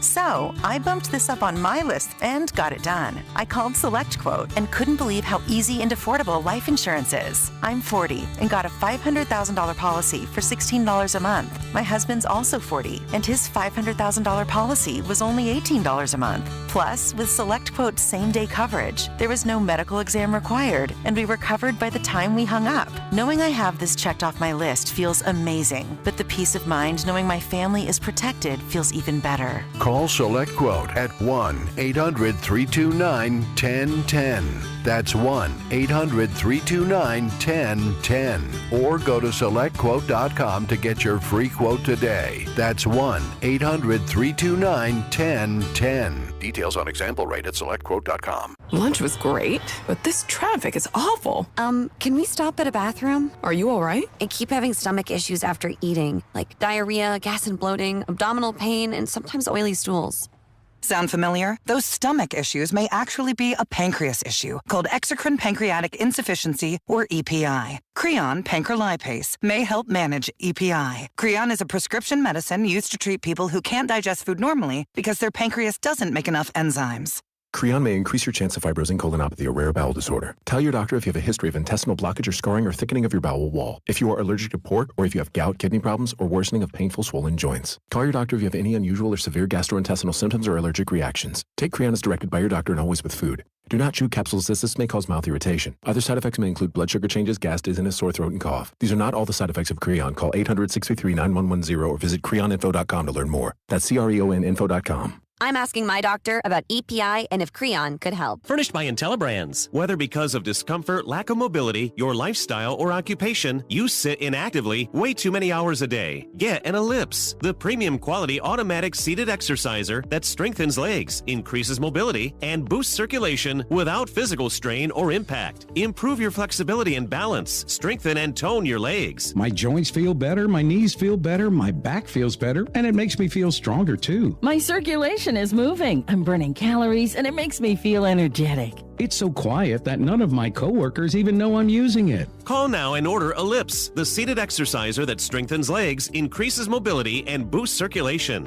And for a limited time, get a free upgrade to our deluxe bundle with a faster motor, sport mat, and wireless remote. Call 800-555-1212. That's 800-555-1212. 800-555-1212 now. These statements and products have not been evaluated by the Food and Drug Administration. These products are not intended to diagnose, treat, cure, or prevent any disease or condition. The 5th annual Cody and Gold Garage Sale is back Wednesday, June 10th, with all auction items benefiting the Negro Leagues Baseball Museum. This is your home for Kansas City sports. 96.5 The Fan, KFNC FM and AM, HD1 and HD2 Kansas City, in Odyssey Sports Station. 11 o'clock hour, Cody and Gold, Alex Gold, Cody Tapp, Drew Nixon with you. We'll get to the trash of the day coming up in about 20 minutes. This one takes us to Dayton, Ohio today. I think we'll enjoy this one. It's not going to top, admittedly, the one we had last Friday or Thursday with the landlord and the tenant sleeping in the tenant's house. That one was one of our better ones we've had in a while. So I can't, admittedly, it's not going to be better than that one. That's going to be hard to top for a little bit. Yeah. Yeah, probably. I mean, I don't feel like you're going to get that one covered very often. Drew's going to have to start controlling your microphone. I know. Twice today. Cody, we one day off, and Cody's out of practice with the microphone. I'll be back. Just one day. Just give me a second. 1 day Two off. times already. Yeah, we're only an hour into we're only an hour into the show. Which means I've only had to turn it on twice. That's three times, actually. Okay. 10, 10:30, and 11. I managed it twice. The problem is, it's not. So you're 1 for 3 then. Drew doesn't have to control it if I make 0 mistakes the rest of the way. Okay. How about that? Okay. Otherwise, I'll because there's part of me that concede. would, if he's controlling your Let's mic, go that tarps could get off. fun too. Because if he just wants to shut your mic off randomly, he can. Careful though. I mean, if you're batting 1 for 3 now, you're on the verge of falling apart, kind of like the baseball team that we have in town. 333 for a baseball player would be pretty Hall good. of Famer. Yeah. Not so great for turning your mic Go on. to the Hall of Fame. Yeah. Be one of the greatest. I'm Tony Gwynn. Yeah. You know. So we will get to trash of the day. We also are 30 minutes away, of course, from the Chiefs' red half hour. We'll talk about some of the moves in the AFC West. Thinking of the Chiefs, so let's start there this hour because OTAs are underway. I just saw the Chiefs' social media team putting out, the videos of the players walking into the facility. I think they're trying to start a nickname that isn't a nickname. We know Kenneth Walker's been on this show. He said, "Look, you can call me Kenneth, but I like Ken or K9." The Chiefs tweeted out, "KC Ken is here." I didn't know that was. I don't know if that's a thing. Anyway, OTAs are underway. Cody Walker, the running back. Mm-hmm. Yeah, we'll talk more. The first public one for media is Thursday, like you said, and then hopefully hear from some of those guys later. But as a result of that, we did over-unders for some of the offensive players. We're over at Arrowhead Pride. They've got some over-unders that were set on the defensive side of things, and I want to know whether or not you think the overs are possible and which of these you'd actually lock in. So let's just start with team sacks. 43 is the projected sack total for the Chiefs. They have not, as according to this article, topped 40 sacks in a season since 2023. So that's a bad. I mean, I would bad number. I would take 43 in an instant. Probably is the truth. But also, am I to think that their pass rush is better than last year? I'd be forced to take the under from a predictive part, wouldn't I? They haven't been over 40 sacks in 3 years, and it's not like they saw some massive improvement in that category unless you just think you're getting more. They'd have been ranked 12th with 43 last year. I mean, sure, that sounds fine to me. I mean, if you think they're going to reach 43 sacks as a unit for the first time since 2023, then that probably means you believe what you saw from Ashton Gelati, that, okay, that he's building on that, and that's going to be an extra sack or two. That means you think Omar Norman-Lott is going to have 4 sacks this year, and then R. Mason Thomas is going to chip in 2 or 3, or or maybe 4 for him too. Look, those are not insane predictions. Like saying that your second round draft pick could have 4 sacks is not like some absurd claim. The tough thing I mentioned in the first hour of the show is we don't know what this rotation, we think it's a rotation, what it's going to be. My biggest concern defensively, and still maybe with the football team, is outside of Karlaftis and Chris Jones, how are they going to get pressure on the quarterback? I still haven't figured out, because it's OTAs, first day today, and we'll know maybe at training camp a bit more, who's getting the majority of the snaps? Is it Ashton Gelati? Is Omar Norman-Lott filling in more than we think? Mason Thomas? Is it R. Mason Thomas? Peter Woods? I do think having Tonga and Woods next to Chris Jones on the interior is going to lead to more sacks. Not that those two guys are getting sacks, right? Tonga's not out here getting a bunch of sacks. I'm saying him being on the field should help things out for Chris Jones and therefore everybody else, and maybe that helps the sack number and helps Gelati get to 5 sacks all of a sudden, and that's how you get to 43 sacks as a unit. I mean, they did add 2 first and second round picks on the defensive line after spending a second and a third round pick on the defensive line last year. There's no reason to think that it shouldn't develop into being a better defensive line. And I'll be honest, they couldn't get less out of those 4 guys than they got out of them last year. And some of that's because Omar Norman-Lott got hurt, but because Charles Omenihu and Mike Dana and company stunk. So disappointing. Yeah, they didn't contribute at all. So even, Gold, if we're like medium optimistic about R. Mason Thomas, Peter Woods, Omar Norman-Lott, and Gelati, it's better. It just is. And they weren't that far off that number last year. I'll take league average. Projected interception total for the team, 12. They finished with 10 last year. 12 would put them in a right around dead even at league average. Interceptions is to me is very that is more fluky. That's more of a fluky thing. You can be great from a coverage standpoint, and there's a lot of things that has to happen. Yes, there's some more. Is there a chance that some guys on some teams are more of the ball hawking type of corner or whatever? We talked a ton about that with McDuffie, how he was never an interception guy. They go and draft Mansour Delane. It's not like this guy had a ton of interceptions in his college career. So no, he was more of a coverage guy, kind of like Trent. So what did you say they had last year? 10? 10. Yeah, they're probably going to be right in the 10 to 13, 10 to 12 range again. I don't think you could, like, it'd be weird to suddenly predict, like, oh yeah, Cody, they're going to have 15 interceptions this year. That is such a fluky stat. Also, or one of those random Hail Mary before halftime and you get a free interception and it counts on the stat sheet, but like that, I don't know. Some teams are better at taking the ball away. The Chiefs, they need to be better the at last turning. Couple of years have not been. If you just want to say they got to be better turning the ball over, forcing turnovers, absolutely, that matters more, and that's more predictive, and that is more telling of your overall unit than flat out saying, well, no, they didn't have 15 interceptions, they only had 12 of them. I think it's just what's the forced turnovers. So where's their fumble number? And I guess that's in this article too. Forced fumbles. They had 7 last year. Is that right? 7 was the predictive total this year. I think it was right around that number last year as well. So, I mean, but that one's another one where it's like total turnovers is more of a telling sign, like you said, than the individuals. Be in the top half of total turnovers. The most interesting and last of the over-unders is 19.9 points per game allowed. Last year, just so you know, they were 19.3. 19.9 would have put them 9th, just ahead of Jacksonville in the entire season. This includes the postseason, in fairness, not just the regular season. Well, the Chiefs ended up finishing 5th in total points per game allowed for anybody in football last year, and 19.9 would put them top 10. Is it fair to say sub 20 again? 9 teams finished with that. 8 teams finished that last year. The Chiefs have finished probably sub 20. How many years in a row do you think it's been? They were 20.5, so only one.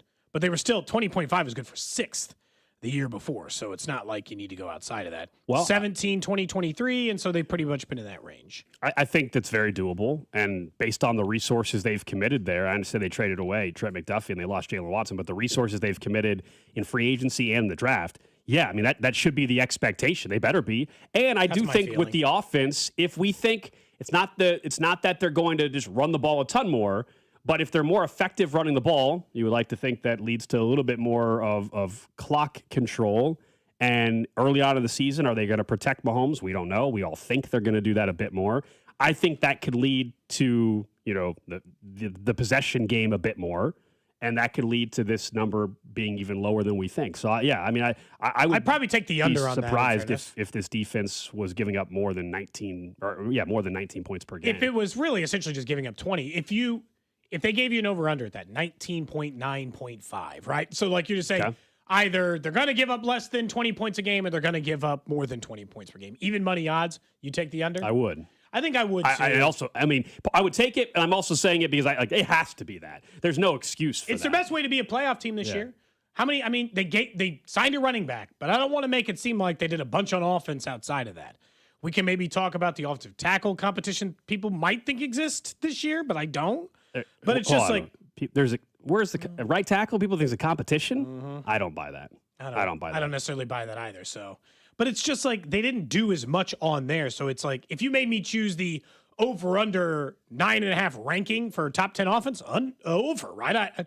I can't predict the top 10 offense yet until I see more improvement out of there. I know coming up in 10 minutes we'll get to the trash of the day, but you had asked JJ Picollo, and let's talk about one of the few bright spots and what gives me some hope about what the Royals might end up being later down the road.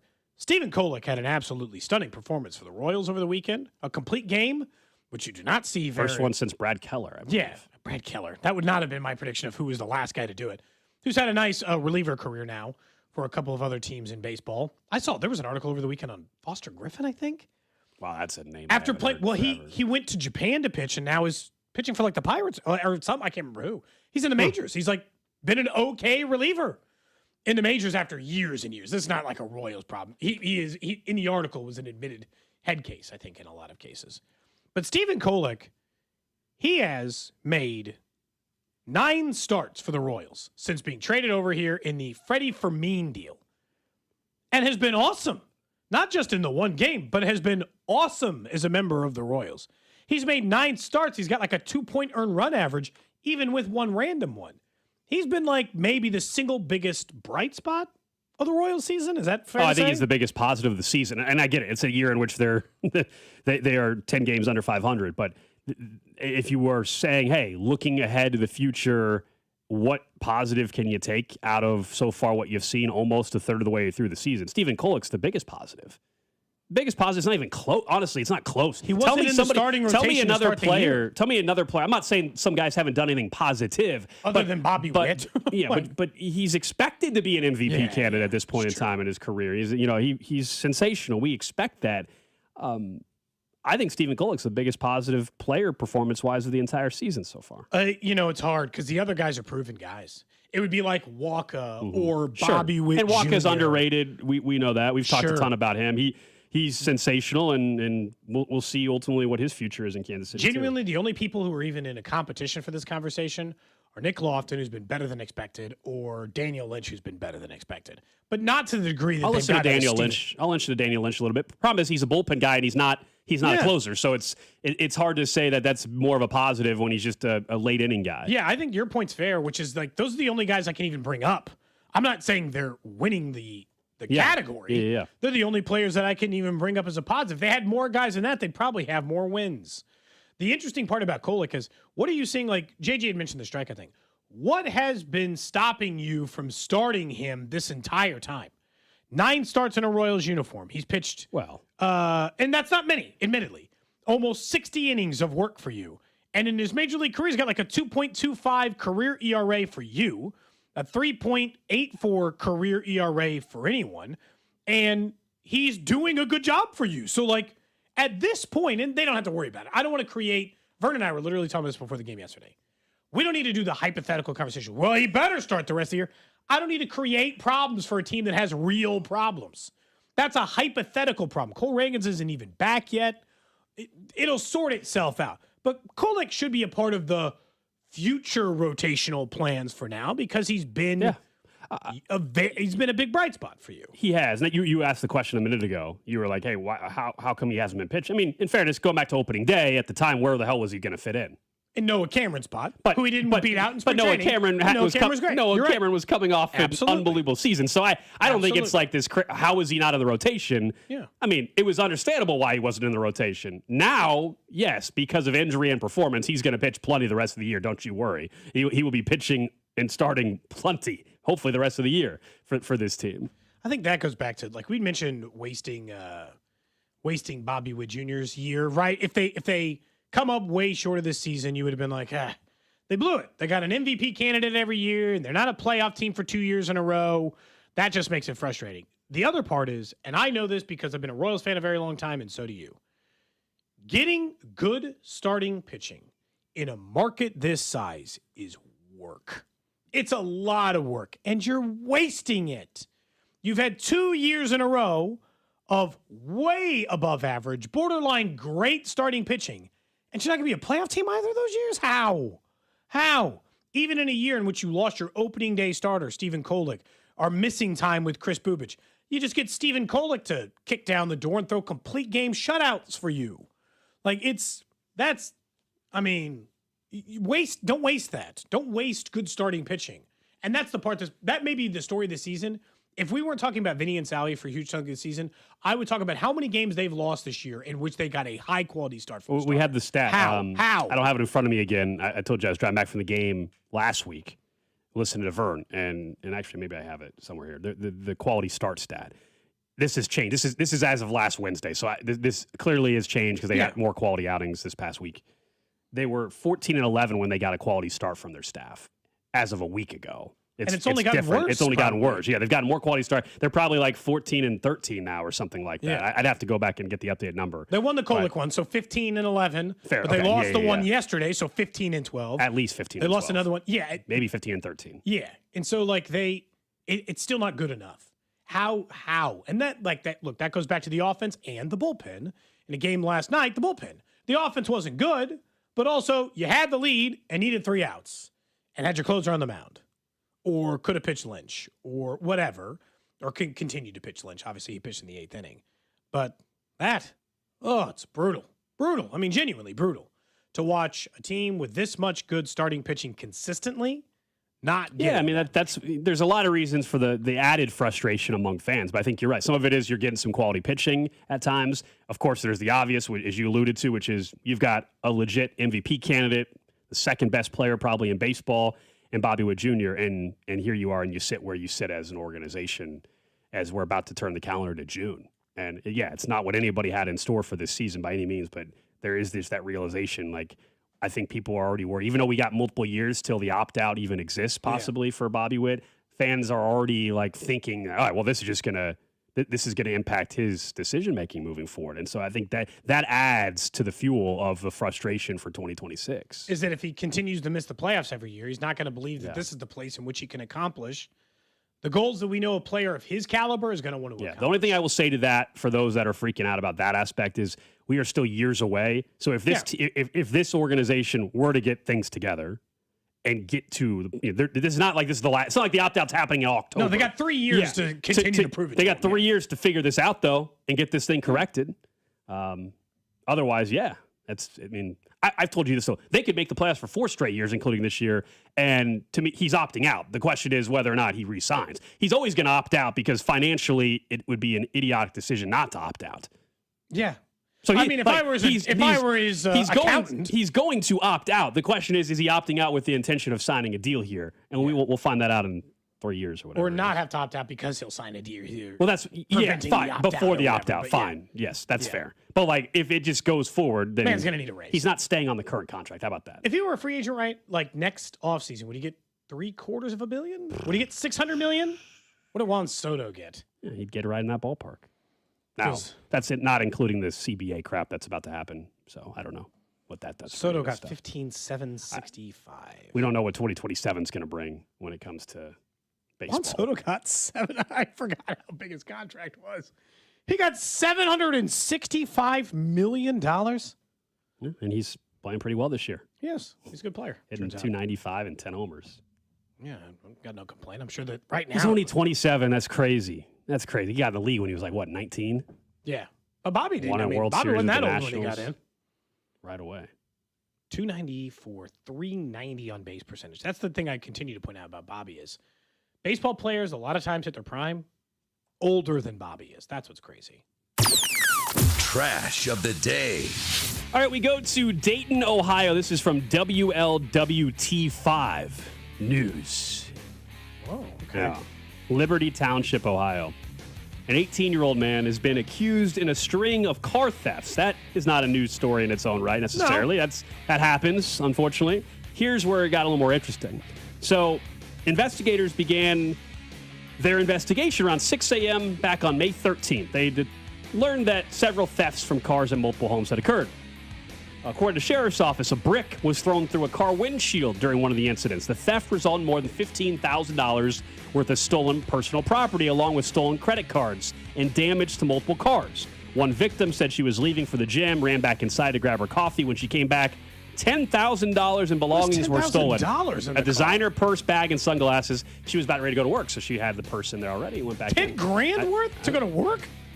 Nice purse. Anyway, that's not the whole story. Here's where it becomes the trash of the day.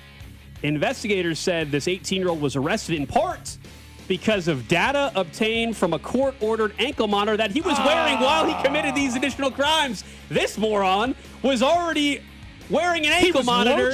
He was wearing an ankle monitor and was out here stealing more cars and stealing other things, and they were able to track down that he was in that exact location at the time of the crime because he's an idiot. Quote, "We were dumbfounded. You have a whole ankle monitor on and you're breaking into cars. We couldn't believe it. We thought it was hilarious. Me and my whole family had a good laugh," said one of the victims. They also believe there's 2 other suspects connected to the crime. That is incredibly stupid. Mm-hmm.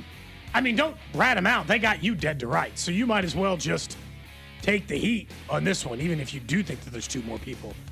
He had an ankle monitor on. So they just got like every step this man's taken to every single one of these crime scenes.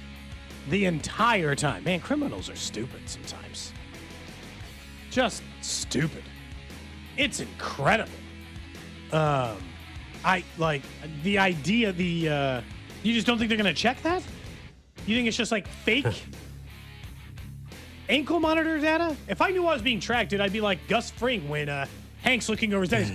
Man only goes 2 places, just home and to work. It's the only thing he does. I'm like, hell yeah, that's the only thing I do. I got an ankle monitor on. I don't need to be drawing any more attention to myself. Instead, this man was breaking into cars. Pollos Hermanos. Yeah. You know what I'm talking about. That scene. It's not. Breaking Bad's a classic. It's Pollos Hermanos. Drew's never seen it. We learned, remember? Oh, man. Gus. I feel like that should be a show that we should get Drew to watch, maybe. He'd like it. It's only 5 seasons. He would like it. I don't know anybody that's watched that show and not enjoyed it. Like that's one of those. If you watch Breaking Bad, I don't know how you won't report back and say, no, that was an all-timer. Drew, do you know kind of the storyline of it? Have you just caught enough through like I haven't caught people discussing it social media? I haven't caught a single solitary so second of that show. He could go in, not even like a random clip. I mean, he doesn't. I mean, there might have been a random clip. Do you know? Have you ever heard anybody say like Heisenberg? No. Okay. Not enough to know what that is. If we gave like a line to Drew, we could give him something and he wouldn't even know what it is until he finished watching. Like if I said, "I'm the one who knocks," that doesn't mean anything to Drew. Yeah, nope, I would just say that's I would just think that's an interesting way to say it. Mr. White. He doesn't even know about Tuco. He knows nothing. Oh, there is one person on the text line who would not report back that it was an all-timer. Someone says it's overrated. Oh, come on. I don't mean they think it's a bad show. Someone else says they're disappointed. Okay. To each their own. That's the trash of the day. I'm surprised. You were disappointed. One of the more universally liked shows. of all time. I was looking up the total number of hours for that show versus Sopranos because you guys give me a hard time. Yeah, You haven't seen Sopranos. Nuts. I haven't. Crazy. It's almost twice as many hours to watch The Sopranos. It's 86 hours to watch The Sopranos. Yeah, it's a It's long going to haul. take me like 3 years to get It's to a long haul. You just need to take that L and say you never watch it and hang on to How that. about this? part How about of this? it. The next. I'm not even like it's just like at this point I just feel like I've missed it. Yes, I agree. missed the window to watch. I haven't watched it either, and I'm not going to. When you go to Dallas next week or next month, Yeah. do you and your wife trade off driving, or will you drive the whole way? Oh, I drive more, but she certainly drives. So why not, while she's driving, you hop up Watch the Sopranos? iPad and load it up with Sopranos or Breaking. Well, you've seen Breaking Bad, I've with seen Sopranos, and watch. Knock out an episode or two. See if you get hooked. I do also have to sit in a theater waiting for my kid to Perfect. dance. I catch quite a bit of content during that time. I've already checked out some books or whatever. I got to keep myself entertained during those stretches. So maybe. Yeah, that sounds awful. Have fun with that in a couple weeks. It's just tough because, your kid, you wait long times in between the How long of a 5 drive dances. is it? Dallas? Oh, 8 hours. 8 hours. That's not not bad. It's not. I've done it. It's not bad. Yeah, honestly, it's like I'd only get through a couple of episodes of Sopranos to and from. It would barely put a dent in the entire series. But it would at least give you I think Gold's point is it a fast starting show? Like if I started, will I No, be actually, no. hooked immediately? Not on Sopranos. No, I don't think you'll be hooked after one episode. Damn. You're going to need to get into it a little bit. Like a full season, or how far in? By the end of season 1, yeah, it's the first season. It'll take you a little bit to get it. I think you'll like it. I don't know. I don't know why it's taking you this long to watch it. Yeah, I guess. I mean, and again, I've watched Game of Thrones. Most of the other big TV shows of our lifetime I've caught, but that one just a cultural gap. All right, up next, Chiefs Red Half Hour. Let's talk about some of the other moves in the AFC West, including one or two that might end up paying off big time for one team. Coming up right here on Cody and Gold. You're listening to Cody and Gold. Tune in for the Chiefs Red Half Hour every day, starting at 11:30 right here on your home for Chiefs football. 96.5 The Fan. Brought to you by Heartland Men's Health, the leader in men's sexual health. Thousands of men have been successfully treated for low T, ED, and more, all with discretion and compassion. Make your appointment at heartlandmenshealth.com. For all the things you have to do and places you need to be, let Uber take you there. Because you had just one more 3 rounds ago. Because the 5 a.m. flight seemed like a good idea at the time. Because check engine lights always appear at the worst possible times. And because parking downtown is a nightmare. Because there are nights out, airport trips, and car troubles in your area, there are drivers in your area. Uber. Request a ride today. Wait time varies. Terms and conditions apply. See app for details. Hey, Kansas City, it's Jeff Briggs with Victory CDJ Art the Legends. Once again, we are taking the hassle out of car buying with the Victory Scavenger Hunt. Folks, as always, our hunts are different. We put the price right at your fingertips with our Let's Do Business guarantee. Like walking up to select Ram 1500s, subtracting $18,000 from the sticker, and let's do business. It's that simple. Just visit VictoryMotorsKC.com and click on the large Scavenger Hunt banners directly on our homepage. That's VictoryMotorsKC.com, where our first price is better than their last. When Bill Lambert started Midwest Heating, he realized something very quickly. The most important thing a customer can give you isn't their money, it's their trust. I'm Airman for Midwest Heating, Cooling, and Plumbing. Midwest and Lennox are now offering up to $1,400 rebates on high-efficiency home comfort systems and 0% 60-month financing with approved credit on these qualifying Lennox systems. Every day, we strive to meet the highest standards in the industry, yours. But we are human. If we make a rare mistake, we make it right, and right away. That's what Bill instilled in all of us. Now, the third generation stands on the shoulders of the past, improves on it, and passes it on to the next. Give us the chance to earn your business. Just dial 943-8787 or go to MidwestHeating.com. Trust your air to the best. Midwest. Midwest Heating, Cooling, and Plumbing. When shopping for a new auto insurance policy, AAA could help you customize your coverage to fit your unique needs and budget. Trust AAA Auto Insurance to help you find the balance that works for you. See how a simple switch could make a big difference. AAA, we're always with you. Visit AAA.com/insurance. Insurance provided to qualified AAA members by Automobile Club Inter-Insurance Exchange and AAA affiliate insurers. Membership requires a separate payment. Hey, it's Rex here with Rex Buys KC. I get it. Selling your house can sometimes feel overwhelming or scary, right? I've seen it too many times. A homeowner thought they had a deal, only to have the buyer back out at the last minute. That's not how we do business at Rex Buys KC. I'm local, I know Kansas City, and I make sure every deal actually closes like it's supposed to.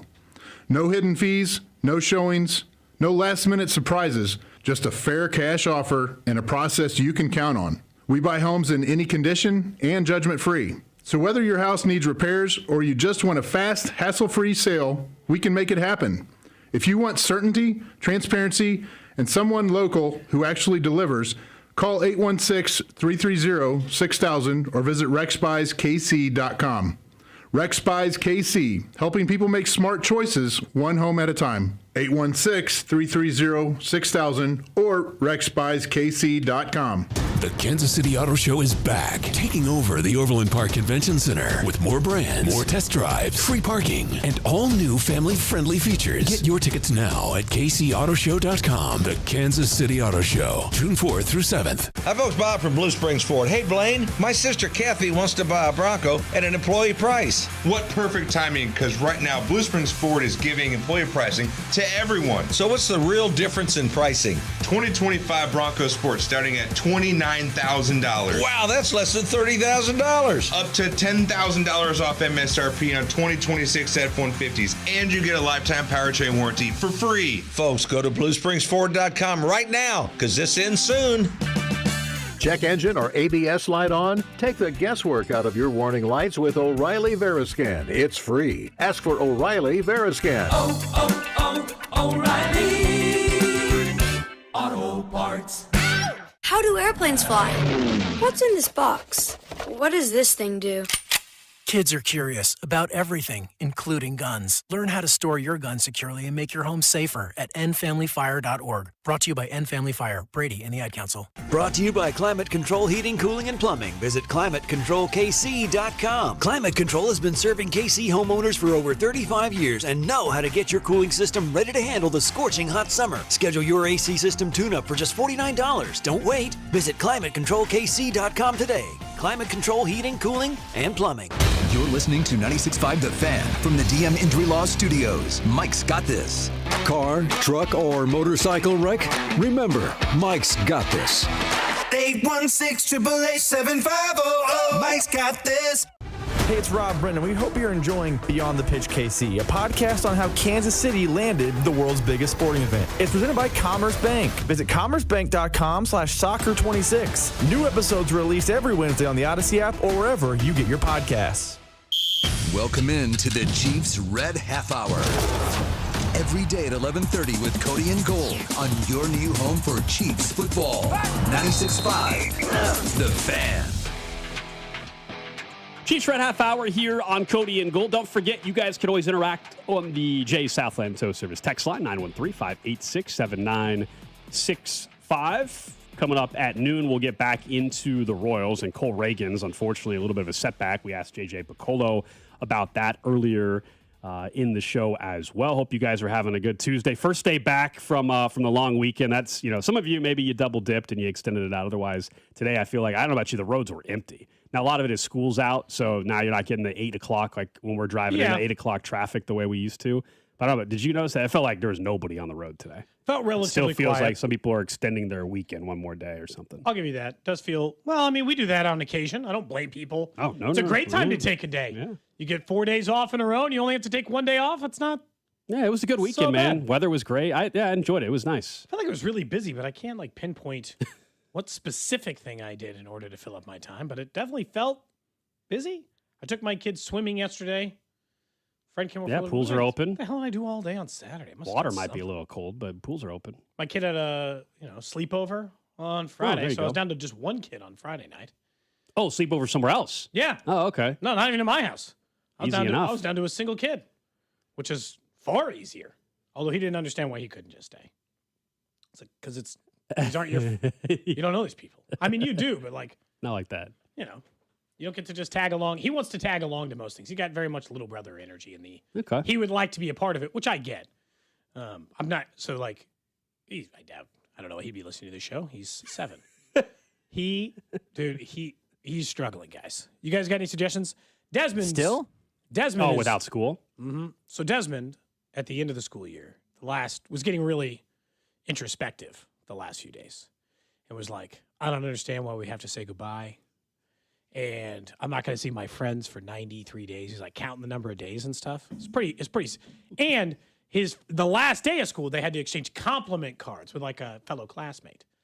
And Compliment cards. Well, it's just like, like. Yeah, let's do that Desmond. around the show every week too, guys. Let's do that. That'd be nice, but insults instead. Yeah. Let's do the opposite. Exactly. And so his was from his friend, and it was just like he's been looking for it every morning and just like being brought to tears, just thinking about missing his friends every day. He is very upset about that school. Give it another week. Once he starts supposed to help this Once kid. he starts going to the pool and stuff and enjoying that life, he'll be fine. Do you think once summer really kicks in, he'll be feeling? Because it hasn't left yet. It sounds like you need to get him doing some. You need to go take him do some fun stuff. Go to the zoo. You got to do some stuff. I'm just supposed to quit my job and just go on do the weekend, activities all the time? on the weekends and stuff. You know. He starts summer school next week. Yeah, yesterday would have been the perfect day to go. then you're But good. he says he doesn't want to go to summer school, which makes no sense. He'll Kids make no sense. He'll go to summer school. Everything will be fine. You think that'll just solve the problems? He'll see people. He'll make new friends. All good. I arranged for him to hang out with a friend on Thursday. One of Perfect. the 3 There you he go. was disappointed in not seeing. Perfect. I did all I could do, which is I just sent an email to the teacher and said, will you just share my number and email with these 3 students? Parents, and if they text me, then they text me. Like it is what it is. And one did. So problem solved, I guess. He's only been out of school for like 4 days. Someone says it'll be 3 days and then it'll be on to summer. It's been longer than 3 days already. Yeah. Someone else just said, give him the tough love. Tell him to get over it, and it's life. We all have to say goodbye to the people we like. Life lessons at 8. Hey, 7. I don't have to like. 7. He doesn't have to be. Yeah. He doesn't have to be beat down by life like the rest of us. Yeah. He could still enjoy some levity. All right, let's talk about the offseason in the AFC West. So ESPN went through, and they were going through the AFC teams, best and worst deals and in picks. And understandably so, we'll lock in on the AFC West here, given the Chiefs division.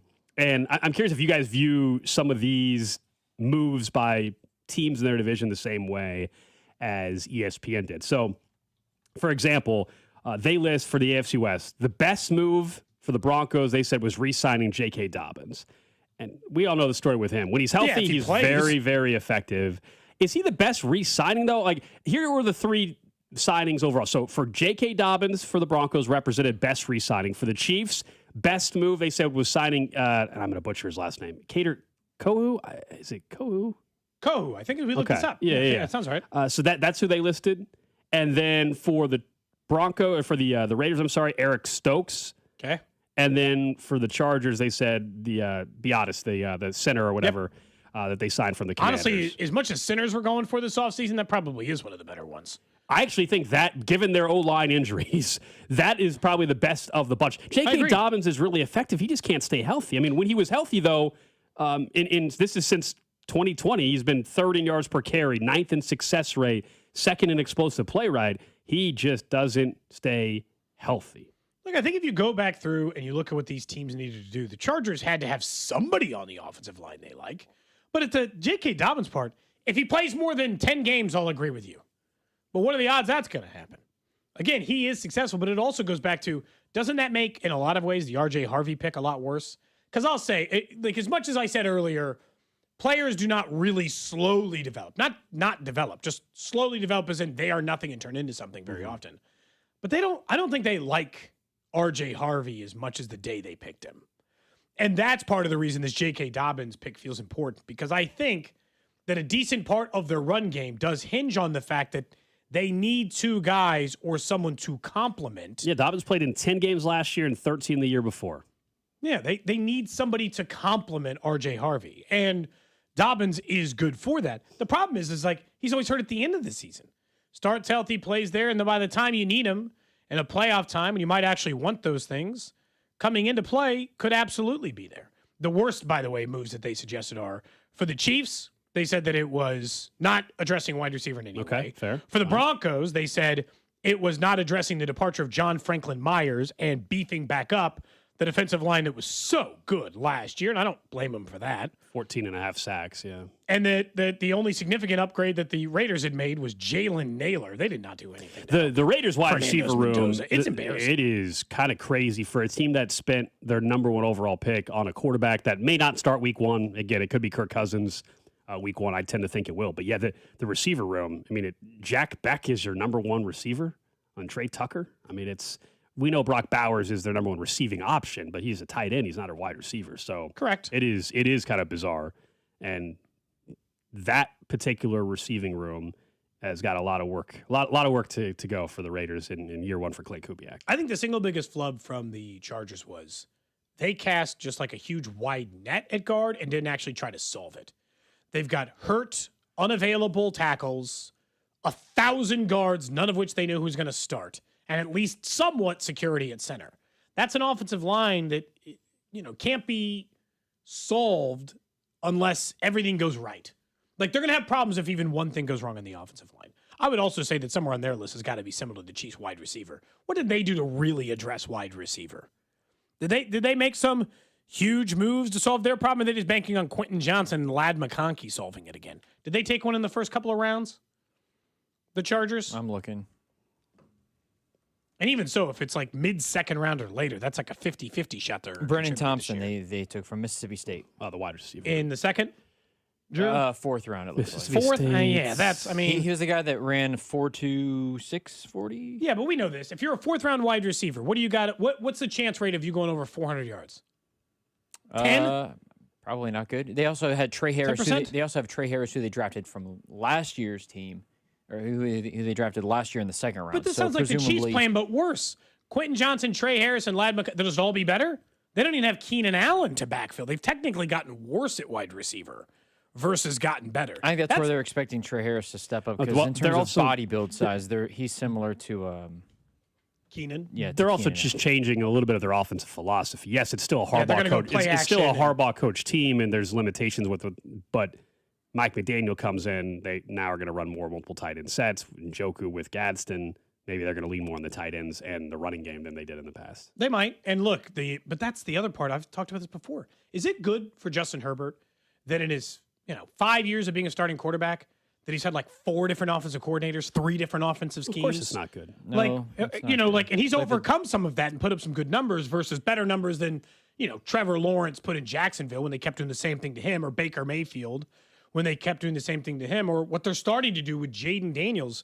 I don't understand sometimes. We talk about these organizations like we can't question them because Alex and I didn't play high school football or something. That always seems to be the person on the text line. We didn't play high school tight end, so we can have no idea on how to successfully run a franchise, and yet these idiots keep changing systems for these quarterbacks, putting them in disadvantageous positions, not getting them qualified wide receivers to maybe assist in this department. Some of it's the obvious stuff. I'm not trying to claim I can draw a route tree out for Ladd McConkey. What I'm saying is I can understand that Justin Herbert might need some help. And they have done very little in that department. Matter of fact, the Chiefs have the second best wide receiver unit in the division by a mile. It's not a close second. Third and fourth are distant, in my opinion, based on what the Chargers have done at wide receiver and the Raiders being they're a distant fourth. There's even a bigger gap between 3 and 4. Yeah, I told you. I think the Broncos going out and getting Jalen Waddle. I told you that's one of my favorite moves of the entire offseason. That was a move I was very interested in the Chiefs making. It was a move that was good for them. It was smart. Yeah, it really is. I know there's questions still about Bo Nix, but that makes sense. Why not help him out? And that's what they're doing. They're going and adding another weapon for Bo Nix to that offense, and they have Jalen Waddle to go with Cortland Sutton. The Chargers were in a weird spot, though, because the defense was good, but it was so old that they had to revamp it. And as a result, the wide receiver room just kind of, I mean, they have drafted, I'm looking now, they've drafted 6 wide receivers in the last 3 years. In particular, they've drafted 4 in the last 2. So it's not like they haven't addressed it, but they haven't necessarily developed into what you would expect from the investment. I mean, Ladd was a second-round pick. He's been fine for a second-round pick player. Yeah, Ladd bouncing back. That actually maybe seemed like the most reliable thing in their entire wide receiver plan. Ladd just going back to rookie year Ladd. That's what I was going to ask. It's like, what do we think he is now? I mean, year one, he bursts on the scene, almost 1,200 yards. Last year, he plays every game. I mean, he's healthy, but available. 789. He had 800 yards, let's call it. And there's a big difference between 800 yards and 1,200 yards. Yeah. And Quentin Johnson, the first 8 weeks of the season, looked like the guy that they thought they drafted. Quentin Johnson was awesome the first month and a half. Mm-hmm. And then he kind of just tailed off. They're almost kind of like the Packers. They just got a group of 2s and 3s. That's a fair comp, I would say. They don't have a 1. I think the Packers wide receiver room is honestly even better than the Chargers one. But it just there's a collection of number 2s and 3s, and then you get David Njoku over, and they got Gadsden still over there. I mean, it's the Packers have Christian Watson, Matthew Golden, and Jaden Reed. Matthew Golden, everybody hyped up big time heading into last season. Jaden Reed, of course, Jaden Reed is their guy essentially, but even Jaden Reed is probably a number 2. Yeah, Golden had 350 yards. I mean, it was just he was not as good as he was hurt for some time too, I thought. But also played in 14. Oh, okay, only he still might not have been fully healthy. He missed a couple of games. I guess I thought. But they also the Packers also use it is interesting because and I don't know if McDaniel's from the McVay tree or if he's from the Shanahan tree. I guess Shanahan. Okay, I'm just because the Packers use tight ends like Tucker Kraft is one of the best tight ends in football. Last year the Chargers used Gadsden a solid amount. They bring in David Njoku. I wonder if there's That's fair. Just stylistically, they'll look kind of similar. Didn't Kraft get hurt in like November or something and suffer a season-ending injury? He did. He was awesome though when he was healthy. Tucker Kraft is really good. But I think it's very cool. The minute the Chargers signed David Njoku, I think it told us that what they're planning on doing. It's not that they don't think Gadsden's any good. It's just they want to have 2 legitimate receiving options. They also brought in Charlie Kolar from Baltimore, so they added 2 tight ends in free agency. It's just so crazy the way according you think to their depth chart, at least. Like the way we talk about these players because tight end is so thin a position. Can we not pretend like David Njoku's Travis Kelce or Brock Bowers or any of these other guys either? His single best year was 882 yards. His next best was 600. He's only done that 3 times, 600 or more. Other than that, he's more likely to get 200 or 300 than he is. 600 yards. Does so the fact that I don't want to the Browns make you change your opinion at all? I don't know. If anything, I feel like they throw to the tight end more in a lot of ways because they can't get past the line of scrimmage. But fair enough, Drew. It's not like they've had high-level quarterback play to go with it. And Gadsden, another guy who finished like a perfectly fine tight end to have. He was 650, wasn't he? Yeah, a perfectly fine tight end to have, but hasn't taken that step to the next level. The issue they ran into with Gadsden last year, later in the years, because the old line injuries, he wasn't a great blocker. They had to take him off the field. And because they needed extra help on the offensive line. So that's what I'll be curious. You got to be a great blocker in a Kyle Shanahan-led play action double tight end run scheme. They actually care more maybe if you block than catch. Like you can catch, but you can just be the unnamed random Rams tight end who just gets his 25 yards, but also had 3 big blocks and a touchdown. Does it make it harder for you to defend a team that's got a bunch of number 2s who are all going to get the ball, or is it easier? I fell into that trap as a Kansas City. We spent a lot of time. Jamar Chase. It's way more difficult. Yeah. We spent a lot of time in this town, and the only reason I say this, Drew, is I would have probably agreed with you 3 years ago. But I spent a lot of time on this show and convincing myself that, the Chiefs are loaded at wide receiver because essentially no weaknesses. They go 5 or 6 deep. Look at all these 2s and 3s. And it's not the way to live. You'd rather have Justin Jefferson and 5 dudes you've never heard of than have 5 2s. Genuinely. You would rather have Jamar Chase and 4 Jalen Nailors or what? It doesn't matter. Yep. As bad as you want to go down the depth chart, I'd rather have Justin Watson 4 times over and Justin Jefferson than 4 2s. I've just made the mistake, and I think Gold. We've talked about this on the show in years past. We maybe both had fallen into that trap. It's an easy trap to fall into. You think you're deep, but then it turns out nobody can get open against man coverage, and then it's a problem. Last year's Chiefs team, 2 years ago Chiefs team, 3 years ago Chiefs team run into these problems. They just didn't have enough guys who just got open. And Tyreek, you can now you're naming off names. I'm laughing. I'm smirking because I'm remembering 2 years ago. Remember when I was very high entering the season on Richie James? Yeah, you said he was going to get 500 receiving yards or something like that. I was. You could buy some Richie James stock. I was a believer. I had way too much Richie James stock. That was a good time. That was a fun offseason. I was convinced he was going to have 500 yards. The guy barely got on the field. He got hurt too, didn't he? He did. That kind of killed it right away. He got hurt in like week 2 or 3. That is fair, but he was never gonna. Not to give you a total pass, but we all make mistakes. He got hurt immediately, and then I think I don't even know if he never played in the NFL again. I'm not even kidding. He has not taken a single NFL snap since the 9 games he played for the Chiefs, in which he got 114 yards and 0 touchdowns. I was close. I was real close. Real close. Oh. In fairness, the guy had 600 yards for the Giants the year before, And it was this is the other trap we fall into a lot is jersey. You're like, well, he was with a bad quarterback, so Njoku will put up better stats here. That's just not how it works sometimes. Sometimes they put up good stats with a bad quarterback because there's literally nobody else to throw to on their ass team. And then he gets around other wide receivers who can hypothetically get open. And like, then that numbers guy go down stinks. because he's, Yeah. I mean, that happens. That's crazy how he's out of the league. After 2023, just said he's never played another. I'm looking at his Pro Football Reference page. The last snap he played for was the Chiefs. He just, done. Okay. Did he win a Super Bowl that year? 2023? That wasn't a Super Bowl year. Nope. Didn't even get a Super Bowl. Damn. Got his 1 year in Kansas City. Yeah. 3 in San Francisco, 1 with the Giants, 1 in Kansas City. All right, real quick. How much money do you think Richie James 19 made in his NFL? Oh, I think you're way too high. Oh, wait, what round pick was he? 15 It's going to give it away if I tell you his round. It's way too Oh, high. okay. Well, he probably made like 8. He's a 7th round pick. 8. Oh, did he even make 8 $6 million. Yeah. $5 million. I hope he took care of his cash. Yep. $5 million. He made his most money in his final year in the league with the Chiefs. He made $1.2 million with the Chiefs, $1 million with the Giants, and then $500,000 his first couple years in the league with the Niners. What do you think? Do you think he's officially retired? What do you think he's up to these days? I used to follow him on Instagram. I don't think I do anymore. Oh, he retired on July 19th of 2025. Richie James retired from professional football, citing a knee injury that never healed properly. Well, that would explain that. Dang. So I don't know what he's up to these days. Hope you're doing well, Richie. Shout out Richie James. Sorry it didn't work out in Kansas City. I wish we had a Richie James autograph piece for the Cody Gold garage sale now, but LRZ will have to do. Luis Rees-Ammit. We got a L'Jarius Sneed one. That's a legit one. I will say one of the items I took a photo of today. If you guys are saying, hey, what kind of things could I be expecting to bid on at the Cody and Gold garage sale coming up on Wednesday, June 10th? 1 day bidding only, 7 a.m. to 7 p.m. What kind of things would be available? I told you to start the show. I was given some stadium banners of some Royals players. Jake Eisenberg experience in which you can watch the broadcast for an inning is going to be available. But he's also offered up game-worn Bally's and Fox Sports. Broadcast worn. Broadcast worn. Clothing items worn by Jake Eisenberg. He said, rest assured they've been washed. And I said, somebody might be into it if it wasn't. So you got to be careful, Jake. It works both ways. But also like things like that. One of the jerseys that's available is a Chris Young World Series patch jersey. Yeah. And I was like, man, someone went out and really purchased that.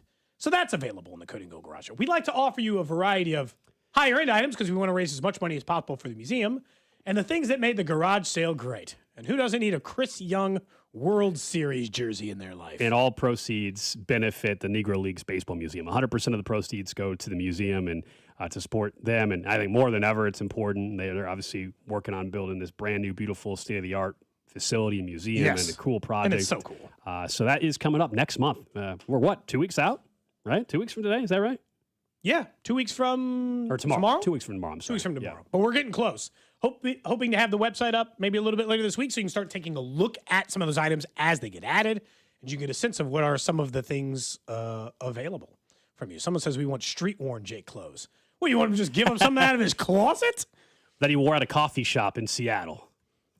He said he'll bring in coffee maybe, or he could do a separate experience for coffee. I think we should actually have him like a cameo because he's so descriptive with his play-by-play. He will, Jake, I'm volunteering you this for that. He will describe your clothing for the day. You know, he'll just describe your clothing. I'm here with Steve. He's got wearing blue jeans, white socks, blue shoes with a white strap. They're Adidas, and he just goes through the whole thing.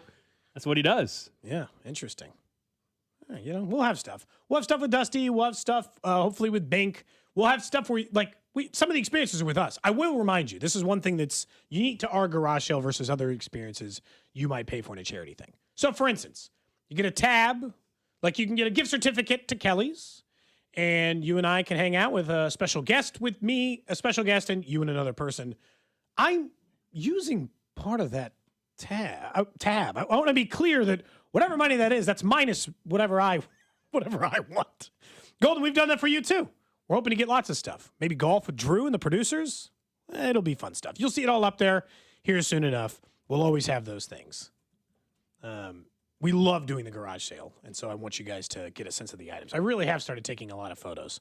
That LRZ helmet, I think it's going to go for big money. I'm trying to pin Joshua Briscoe and Nate Taylor against each other. They both won it. So I'm trying to get them pitted against each other to drive up the price. Does that seem like a fair way to go about it?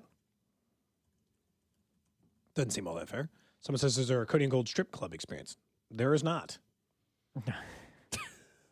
There is not. Would you agree to do that? Lance texting in? I mean, what Maybe. Would you agree to do that if a local establishment offered it? I feel like for a It's charity for charity. website, it is for charity. It's for charity. Yes, for charity, I'll go to a strip club. Yeah, I'll do it for charity. You got a kind heart. I'll sit there. I'll get a lap dance for charity. If that's what someone has to do on this show, I'll bite the bullet, I guess. Somebody has to do it. Oh. By the way, who wants to go to a strip club with me or anybody? You want to pay to then have to go to a strip club to watch me get a lap dance as well? That's weird. It doesn't feel like, I feel like if we go to like a weird. restaurant or a bar, you can talk to me about sports. Yeah. I feel like, or, like we can just hang out and talk about life. Feels like feels awkward for everybody. I gotta say. I just don't know. Yeah, I mean, okay. Not if you're James Harden. Someone said they would buy it right now. Right They now? would buy it right now. If you'll commit $1,000, if you'll commit $1,000 to charity, I will meet you at a strip club in Kansas City. If you'll commit $1,000 to the museum.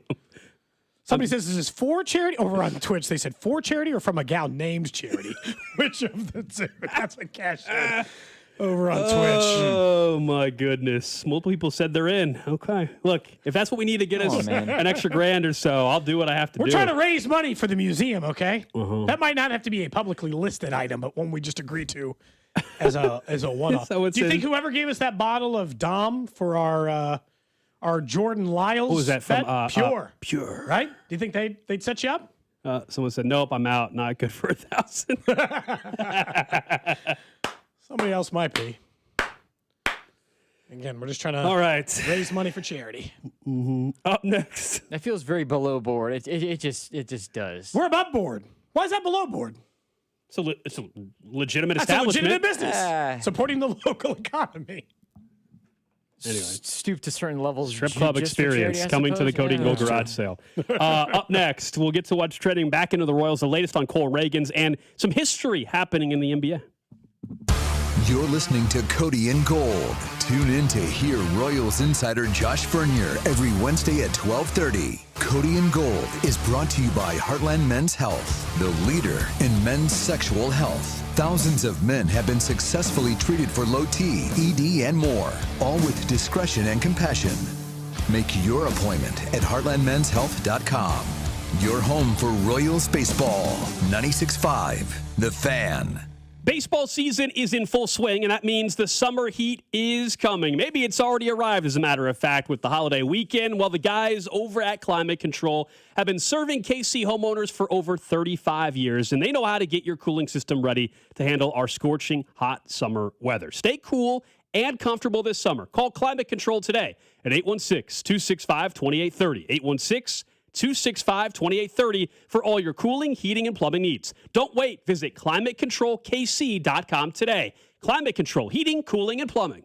The Royals and the See You in the Major Leagues Foundation are teaming up with Blue Cross and Blue Shield of Kansas City to recognize outstanding high school sports coaches through the Blue KC Coaches with Character program. From April to September, we'll recognize 6 coaches as a Blue KC Coach with Character. Each honoree will receive a VIP package that includes tickets to a Royals game and more. Be part of honoring our high school coaches whose service is making Kansas City a better place to live, work, and play. Just go to bluekc.com/nominate coaches with character to nominate today. FanDuel is giving you even better payouts on same-game parlays all NBA playoffs long.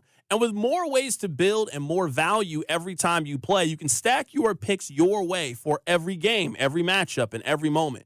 From point spreads to player points to threes and so much more, you can build it all into one simple same-game parlay and go for an even bigger payout. So if you're betting a same-game parlay this NBA postseason, you can bet them with America's #1 sportsbook app with our friends over at FanDuel. More options, better payouts, all NBA playoffs long. So head to FanDuel.com/local to get started. One more time, that's FanDuel.com/local.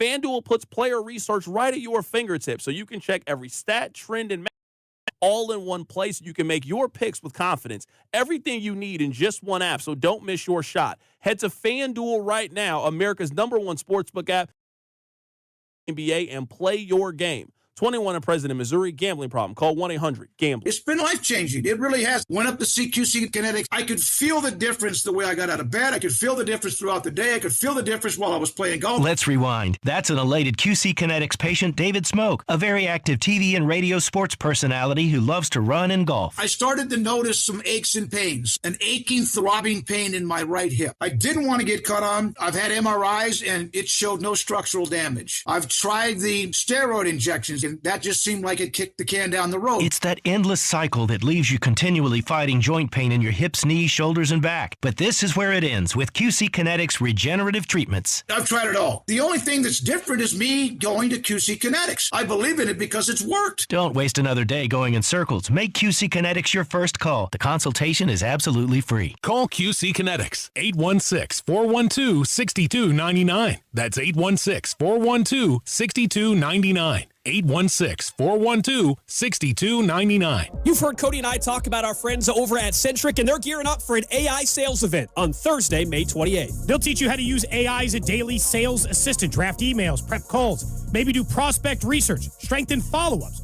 or even apply AI to help you analyze deals and pipelines. They can do all of that over at Centric. They'll even help you build repeatable AI sales workflows that support your daily selling activities. So take part in the AI sales event over at Centric, Thursday, May 28th. Go to Centric.com. What if you could have the most reliable fiber-powered Wi-Fi? And get this, what if you could keep it at the same price for 5 years? During the Xfinity Summer Savings Event, now through June 15th, new customers can get our best price on gig Wi-Fi, just $50 a month. And it's with same-day Wi-Fi. It's Wi-Fi that finds and fixes problems before you even notice them, like super intelligent Wi-Fi with a sixth sense. Plus, add one line of Xfinity Mobile Select and you can save an average of $60 a month over Verizon and AT&T. You can even try it free for a year. Lock in your price and unlock the possibilities during the Xfinity Summer Savings Event. Get it now at Xfinity.com. Xfinity. Imagine that. Restrictions apply. Requires paperless billing and auto pay with stored bank account. Taxes and fees extra. Savings based on 1 gig internet and 1 mobile select line compared to similar Verizon and AT&T plans over 5 years. After 12 months, regular rates apply to mobile select. Xfinity internet required. Speeds vary. Use of fiber coaxial cable. I need a little range, step to the range, come on, meet me at the Introducing the new Chick-fil-A Jalapeno Ranch Club Sandwich. With that juicy Chick-fil-A chicken on a buttermilk ranch bun, jalapeno ranch sauce, and pickled jalapenos, it's a little ranch with a lot of kick. The new Chick-fil-A Jalapeno Ranch Club with original spicy or grilled filet. Available time only. Order ahead on the Chick-fil-A app. Pool days call for cookouts and lots of laundry. This Memorial Day at Lowe's, save $80 on a Charbroil Performance Series 4-burner gas grill, now just $199. Plus, get up to 45% off select major appliances to keep dishes, clothes, and food fresh. Having fun in the sun is easy with us in your corner. Our best lineup is here at Lowe's. Valid through 5/27. While supplies last. Selection varies by location. See associate or Lowe's.com for details. Furnished by IntelliBrands. Whether because of discomfort, lack of mobility, your lifestyle, or occupation, you sit inactively way too many hours a day. Get an Ellipse, the premium quality automatic seated exerciser that strengthens legs, increases mobility, and boosts circulation without physical strain or impact. Improve your flexibility and balance. Strengthen and tone your legs. My joints feel better, my knees feel better, my back feels better, and it makes me feel stronger too. My circulation is moving. I'm burning calories, and it makes me feel energetic. It's so quiet that none of my coworkers even know I'm using it. Ellipse. The seated exercise increases mobility and boosts circulation. And for a limited time, get a free upgrade to our deluxe bundle with a faster motor, sport mat, and wireless remote. Call 800-555-1212. That's 800-555-1212. 800-555-1212 now. These statements and products have not been evaluated by the Food and Drug Administration. These products are not intended to diagnose, treat, cure, or prevent any disease or condition. Make sure to subscribe to our YouTube channel to watch all your favorite shows, shorts, and clips. This is your home for Kansas City sports. 96.5 The Fan, KFNC FM and AM, HD1 and HD2 Kansas City, an Odyssey sports station. What's trending? Cheddar, mozzarella, Havarti, Number one on what's trending, the Royals continue their series against the New York Yankees tonight out of Kauffman Stadium. 6:40 first pitch right here on 96.5 The Fan. Vern's On Deck show is at 5:30. It'll be Bailey Falter getting the start tonight with the Royals' issues in the rotation due to injury. Cam Schlittler gets the nod for the Yankees. One of the best pitchers in baseball. He's the Cy Young favorite right now. He kind of burst on the scene last year for New York. He's 6-2 with a 1.50 ERA. Bit of a it's mismatch also, tonight. Pasquantino Sasquatch bobblehead night. It is also a post-game concert from Sax Squatch. Yeah, it's a real thing. This is from the promo video. That will be happening post-game. Should be fun. You know, why not? I'm looking forward to Screw it. Unique experience, might as well. Yeah. Next up on What's Trending, NBA playoffs continue to be underway. Spurs and Thunder, Game 5 tonight. That series knotted up at 2 games apiece after the Spurs won easily. The last 2 games have not been particularly close on either side. Thunder won easily. Then the Spurs won easily. The Knicks finished off their series yesterday with a sweep of the Cavs. Cavs gave up in that game. They were done. I don't need to see James Harden any more playoff NBA games. I know that much. Just feels like a net negative, at least on that end. I know that's easy, low-hanging fruit when it comes to the NBA, but Cavs gave up in that game. But the Knicks go to the finals for the first time in since the 90s, this man. century. Yeah, first time since the 90s. We're going to talk more about it, but it is cool to have the Knicks back in it, and the Garden's going to host an NBA Finals, and we'll see ultimately who they face off with. But, yeah, big time sweep for the New York Knicks. Elsewhere at What's Trending, I'm excited about this. KU Baseball selected for the 7th time in program history to get to the D1 Baseball Championship. They're going to host a regional, though, for the first time in school history. It's going to take place starting on Friday. So they're the 15th seed overall. They will play Northeastern on Friday at noon. Arkansas and Missouri State are the other 2 teams there. And so, again, it goes throughout the entire weekend. Tickets go on sale Wednesday at 10 a.m. The ballpark only holds like 2,500. They've actually expanded the ballpark, added, 2,000 more it is to try to accommodate. They're having a new outfield section. They put in new fences. They're now see-through. So you can now stand in the outfield and look and see the game. They've added that. Anyway, tickets on sale Wednesday morning. I think they will sell out very, very quickly. I'm excited to go out there, if I can get tickets, Saturday and Sunday. I know it's a down year. Drawing Arkansas stinks. Still one of the best college baseball programs there are. Have you seen Arkansas, by the way? Their fans are all bitter. They're all pissed off because they think they should be hosting the regional. They're making fun of KU's ballpark, which is a very small ballpark and certainly could use some upgrades and all that. It's not Arkansas's baseball stadium, but their fans got to get over it. Hopefully they come here and they get their ass kicked by Kansas anyway and then go home early. Ideally, but that's a bit of entitlement at it. But the program's not as good as yours. That's why their stadium isn't as nice. It's not that hard to figure out. Awesome year. Unbelievable job with KU baseball right now. So I'm fired up for Dan Fitzgerald and the Hawks. Next up on What's Trending, Felix Rosenquist wins the Indy 500 in the closest finish ever. That according to multiple reports, of course. Obviously, a close finish in the Indy 500 is always cool. It's one of the biggest races of the year. And he managed to take it down. Somebody, Drew, they said they wanted a full breakdown from you today over on social media. They said, I want a full Indy 500 breakdown from Drew. What was your takeaway from Felix's win, I mean, it was very entertaining, obviously, because, David Malukas has the lead, and you're in a spot where at Indianapolis Motor Speedway and the way the cars are, like, you almost don't want to be in first heading to the white flag. David Malukas had the lead coming off of 4 and was passed right down the front straightaway. And, Felix Rosenquist, who probably was going to win it had there not been a late caution anyways, ends up winning his first 500 ever, a very popular one, I think, for a lot of people. He looked pretty upset. That photo of him, like his eyes were beet red.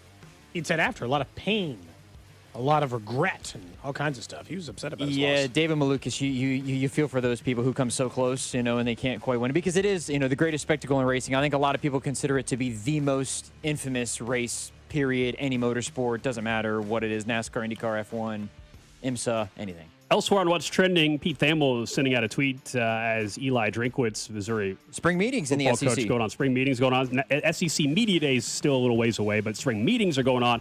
Eli Drinkwitz gave an update on their star running back, Ahmad Hardy, of course, the terrible incident that happened a couple weeks ago where he was shot. Quote, he's been rehabbing in our facility every morning at 9 a.m. We're a long way away from knowing what the football side will be. So maybe at SEC Media Days, they'll have a better idea on the football end. More importantly, is trying to recover from a gunshot wound on its own right is serious enough, let alone trying to play football. So that's where things are at. uncertain, I guess, is the right way to phrase it right now in terms of what his availability might be for the Missouri Tigers in August, September time. I think that's probably the best way to put it. Obviously, wish him a speedy recovery, but I think we're going to have to wait a little while to see what happens next with Hardy. Lastly, of course, on What's Trending, the Cody and Gold Garage Show, Wednesday, June 10th. We were just talking about it, but want to remind you every chance we get. Pay attention. Pretty soon on our website, you'll see a link for a chance to go there and see what items are available for you. But just keep paying attention. That will be a one-day only. We always do it that way. Variety of things available. I even set a reminder for myself to go look for my college diploma. And? I set a reminder for tonight because I forgot this weekend, and I don't know where it is. Do you guys know where yours is? I think I told you. Like, could you find I have yours, a rough Drew? idea. It's at my parents' place. I believe it is in Hannah's my. I believe it's in my childhood bedroom somewhere in the closet in there in a FedEx envelope still that it arrived in. I think it's at my parents' place. Because they like overnighted it or something is how they did. Like, They overnight it. Yeah, that's just how it was like. It was like an overnight thing. They just gave me the choice. They're like, hey, They didn't like actually hand me the diploma when I for the J school graduation. Like they mailed it or whatever. Oh, really? I didn't I get didn't like I didn't walk, get so I like a physical. Same thing for me. They didn't have them ready. They just mailed them. I think that's somewhat normal. I don't know. I think but it is yeah. normal. Yeah. I don't know. But I didn't walk, so I don't know what UMKC does. They might actually hand it to you. No idea. Yeah. I'm not sure. A unique experience when you graduate UMKC. You actually get your diploma handed to you. It could be. I genuinely don't know. I think it's more common they just mail it to you. You just walk across the stage, shake the You're president's gonna make hand. me go look for mine now. I've told you guys before. I didn't I only walked in high school because my mom really wanted me to. Okay. Dang, you were going to skip out on the high school graduation I too? just didn't. I don't know, man. But I think by the time it was all done, I was just ready to I guess be an You were adult. Who done. the hell knows? You were over it. Drew, day before, I didn't order the cap or the gown. I wasn't going to walk. I rented a pretty close to the right color red. Pretty close, he said. To the right color red. That's crazy. I love how you just found one at a costume shop because you didn't have one. It was pretty close. Oh, it my wasn't goodness. quite the right color red, but it was pretty close. That's pretty crazy. close. I think I still got I think I've got my cap still. Oh, I don't know. At my parents' place too with the that I don't know with the diploma. That I'm not sure about. I really don't have any use for it. It's just. Yeah, we don't have a job where you're like displaying your diploma. You know. No. You know. We don't have like an office. We don't have an office. It's also that too, but you know, even still, it's just a little different. It's not like you got your doctorate, you know, or you don't need your certificate, or you went to, you know, you went to Harvard or something. You know, it's like it's not exactly that. Like I'm a proud Kansas Jayhawk grad, but you know, as the J school diploma, not really hanging up in the if you apartment. had an office at the, but like, why would you have an office at the house? No offense, but no, like, exactly. You're right. Our job does not require an office. I agree. I mean, I work from home sometimes. I just do it from the couch. Like Speck has an office. Like if he had his, like I could see him hanging his up in there. He wouldn't, but I could see him having that. Is Speck a fan of anything Syracuse? What do you mean? I think he likes He's a going Duke to school basketball there. fan. Which is still crazy to me, but he likes Nebraska football, Duke He basketball. must does like he the root J for- school, right? He went there. Well, yeah. Oh, but do you I mean mean, any sport? No, I probably mean, not. No, probably not. He probably I mean, didn't when like he it. was going to school there, weren't they good? Boeheim was actually Jim Boeheim, you know? the football team, not so much. Well, but football's better now with Fran Brown. Yeah, I mean, better. Cody, would you if you had an office, would you have your diploma? Because you're asking He's us. auctioning it off. Of course he wouldn't. Yeah, no. Well, the reason it sounds like you would do it because you're asking us if we would have it. It sounds like you would do it. The thing is, I You would don't hang want it to up. discourage other from. I think that people should have pride in whatever they want to have pride in. As in, if you're proud of your education, I'm proud of how my kids do in school. I don't want to discourage that from the audience.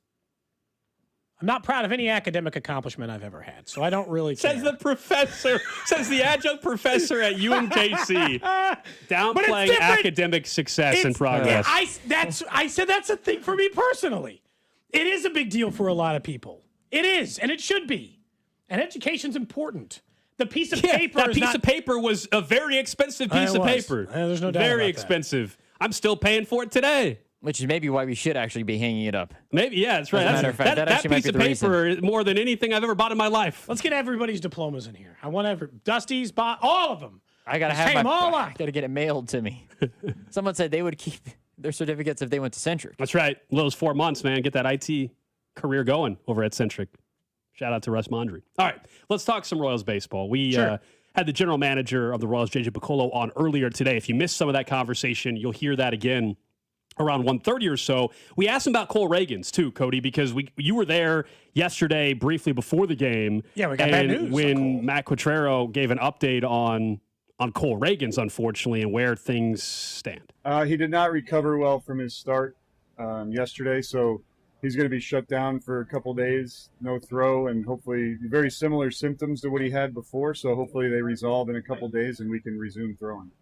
No, he felt really good pitching. Never had an issue with it, and then came yesterday, or woke up yesterday, traveled back here, and then wasn't feeling great. I think there is some internal optimism in talking to people that maybe this is just felt a little sore, shut down for a couple days, it'll be fine. The problem is, Gold, if he throws a bullpen 2 days from now, whenever he's supposed to, it's supposed to be like a couple days from now. Mm-hmm. He throws a bullpen on Friday, and his arm hurts. That's it. It turns short term to long term. It's like that. It's not even so much. He has to feel good on Friday and then make a rehab start. It has to go perfectly. It feels like it could just so easily topple over into dangerous and a problem. Yeah, it's not even just the bullpen. It's how does he feel after that rehab start again? In Omaha, assuming he gets to that point in time. I mean, this is their opening day starter, and I think it was Dusty earlier today that put out just the numbers. Unfortunately, what the last couple of months have been like, or 2 years, I guess it's been at this point, for Cole Reagans. And just are we going to see him back to that point? Yeah, here was the exact tweet from Dusty. 97 innings since 2024 for Cole Reagans. 21 starts, 17 homers allowed, 43 walks, 80 hits, 143 strikeouts.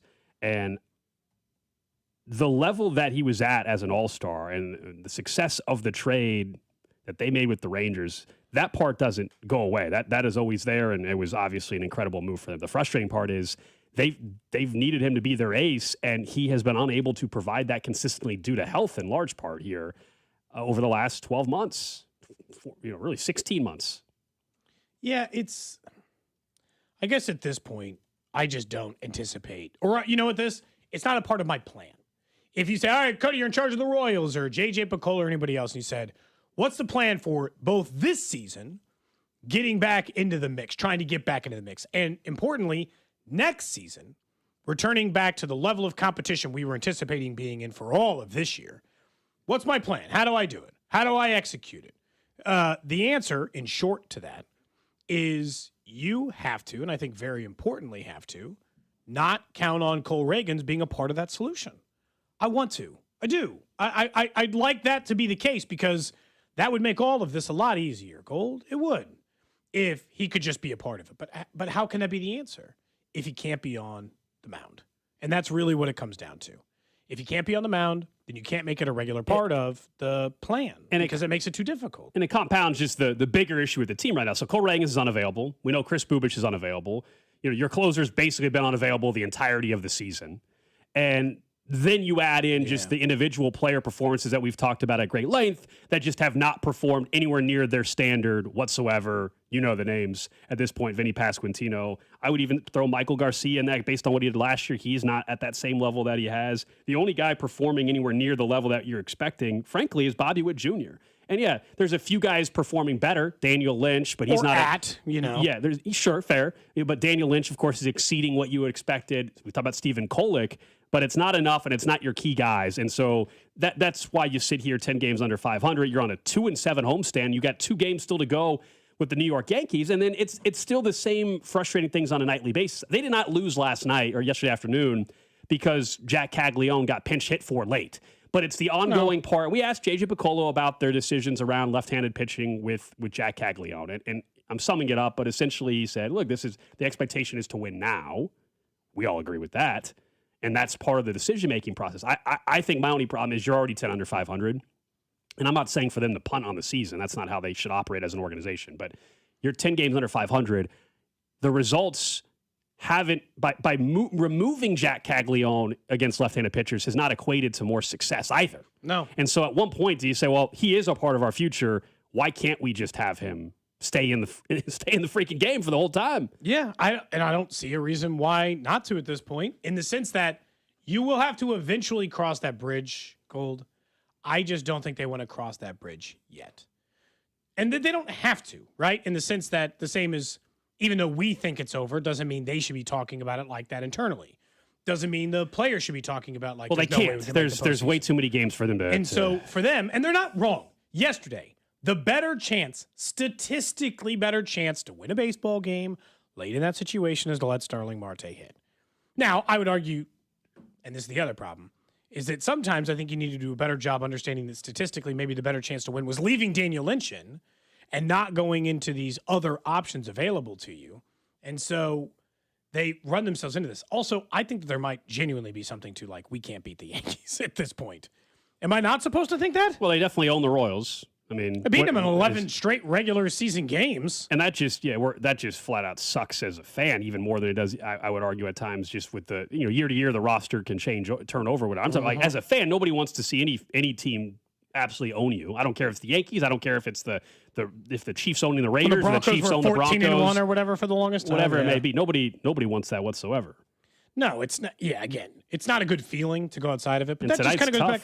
That goes back to the Cole Reagans thing. It's like it's not even. The issue has not been. The issue's not been starting pitching, even when Cole Reagans hasn't been available. Cole Reagans didn't stop him from getting one of the better starting pitching units in baseball last year. He doesn't have to be a part of the solution if you're going to find other pitchers. If you're going to find Berger, if you're going to find Kolick, if you're going to get the most out of these guys who are available. But you're right. Tonight, they got to go against a Cy Young, the leading Cy Young candidate. Yeah, Cam and they got to have Littler. And they got to have a bullpen game. That is maybe worst case scenario. Is that? Well, they're going to need some runs tonight. It feels like 8 to 10. But how are they going to get those against? Well, that's exactly. That's why they're underdogs tonight. Thus lies the problem. Surprised it was only plus 168, I'll say. What were the Yankees? Minus? Oh, I don't know. Do you remember when you looked up what the Royals were? I didn't know. My guess is minus 180, minus 210, something like that. Let's see. Over at FanDuel, minus 200 are the Yankees. Okay. So again, for those that don't bet, that means you have to bet $20 to win 10 versus the Royals. You could bet 20 and you'd win 36, I think, if my math is correct. 168, yeah. Something like that, right? Yeah. Yeah. So, again, you wouldn't catch me betting. I'm not going to lay the juice to pick the Yankees, but I'm also not picking the Royals to win. My bet would be something else. The over-under for the game's 8.5 if you're thinking about runs. Pretty much every Royals run line is right around that because they don't expect the Royals to put a lot on the board. I mean, most baseball games are anywhere from the 7.5 to 8.5 range for totals. I sadly, when I was picking for Vern the other day, chose the over in a game in which the Royals did not score a run until, I don't know. Oh, the Hawaiian Bros curse was broken. They finally scored 6 runs. That's good. The record since Sunday. that's still not good, but correct. At least we're getting somewhere. That is very true. Don't forget, we have partnered with KCUC, who is donating $50 to the Prostate Cancer Foundation for every home run the boys in blue hit this season. 1 in 8 men will face prostate cancer. Early detection saves lives. And at KCUC, Kansas City's largest, most experienced, and most advanced urology team, you see the best in KC. Schedule today at kcuc.com. You had mentioned during what's trending, the NBA playoffs. Yeah.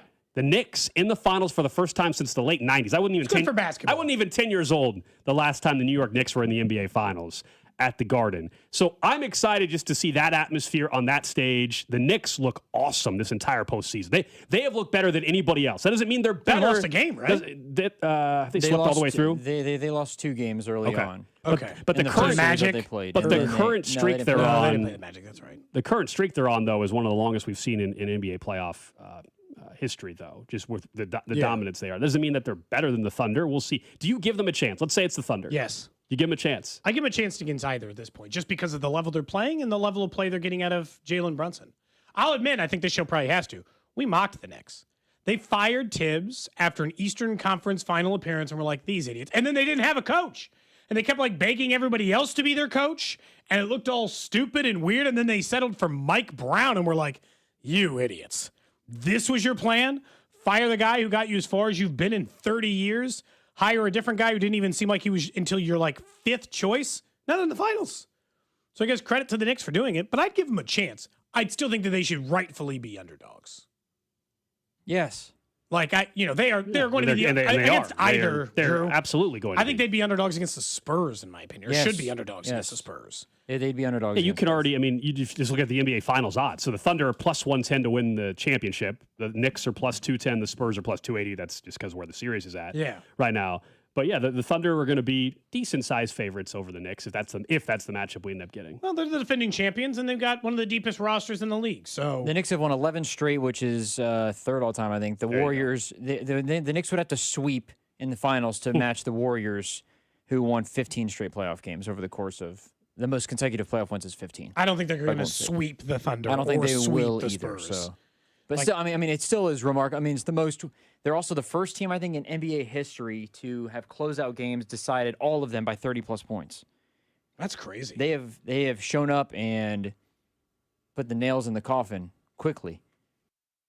I'd rather have seen the Thunder again, but that's just because nobody likes greatness. People like fresh teams. Ironically enough, you know what happened back in 1999? Who the Knicks played in the finals? Spurs. San Antonio Spurs. Spurs 1-5. There you go. Man, 1-5, huh? Those games were ugly too in 1999. The game 5 was 78-77. Oh, I was like, I was only 8. I was like, how old were you? I was 4. You must have been watching. No, 4-year-old Drew. No, I'm just giving you. I'm not saying you can't reference. It's just He's funny. yelling pick and roll It's just to funny Tim to me. Duncan. I was like, I don't even remember that. I was like, and Drew's. I was like, how old were you? You weren't watching that thing live. How many years was Tim Duncan in the league by then? Because that was when they had Robinson and Tim Duncan, and that's the beginning of their dominant run. Tim was probably in there for 2. That might have been his second year. I think he was picked in 97. Tim Duncan, by the way, in that game 5. How about this? So it was 78-77, the final. Tim Duncan had 31, and Latrell Sprewell. Shout out to Latrell Sprewell. He was one of my favorite players in NBA Live growing up. 35. And they only scored 35. And they only scored 78 and 77. The hell? How the hell that? That's like a halftime score sometimes in the NBA nowadays. I do think that the Spurs are going to win the series. I'm intrigued to see what happens tonight. Yeah, evened up tonight. 7:30 tip off. See if they get it done. Shout out to the Knicks, though. OKC. All right, up next, let's get to some comments from Jason Kelsey on New Heights. I think it's a conversation around the schedule that others had, but he put it in perspective and where we're trending in the NFL. I don't know if it's a good thing necessarily. Plus the random question of the day. This is Cody and Gold on your home for Kansas City sports. 96.5, The Fan. Brought to you by Heartland Men's Health, the leader in men's sexual health. Thousands of men have been successfully treated for low T, ED, and more, all with discretion and compassion. Make your appointment at heartlandmenshealth.com.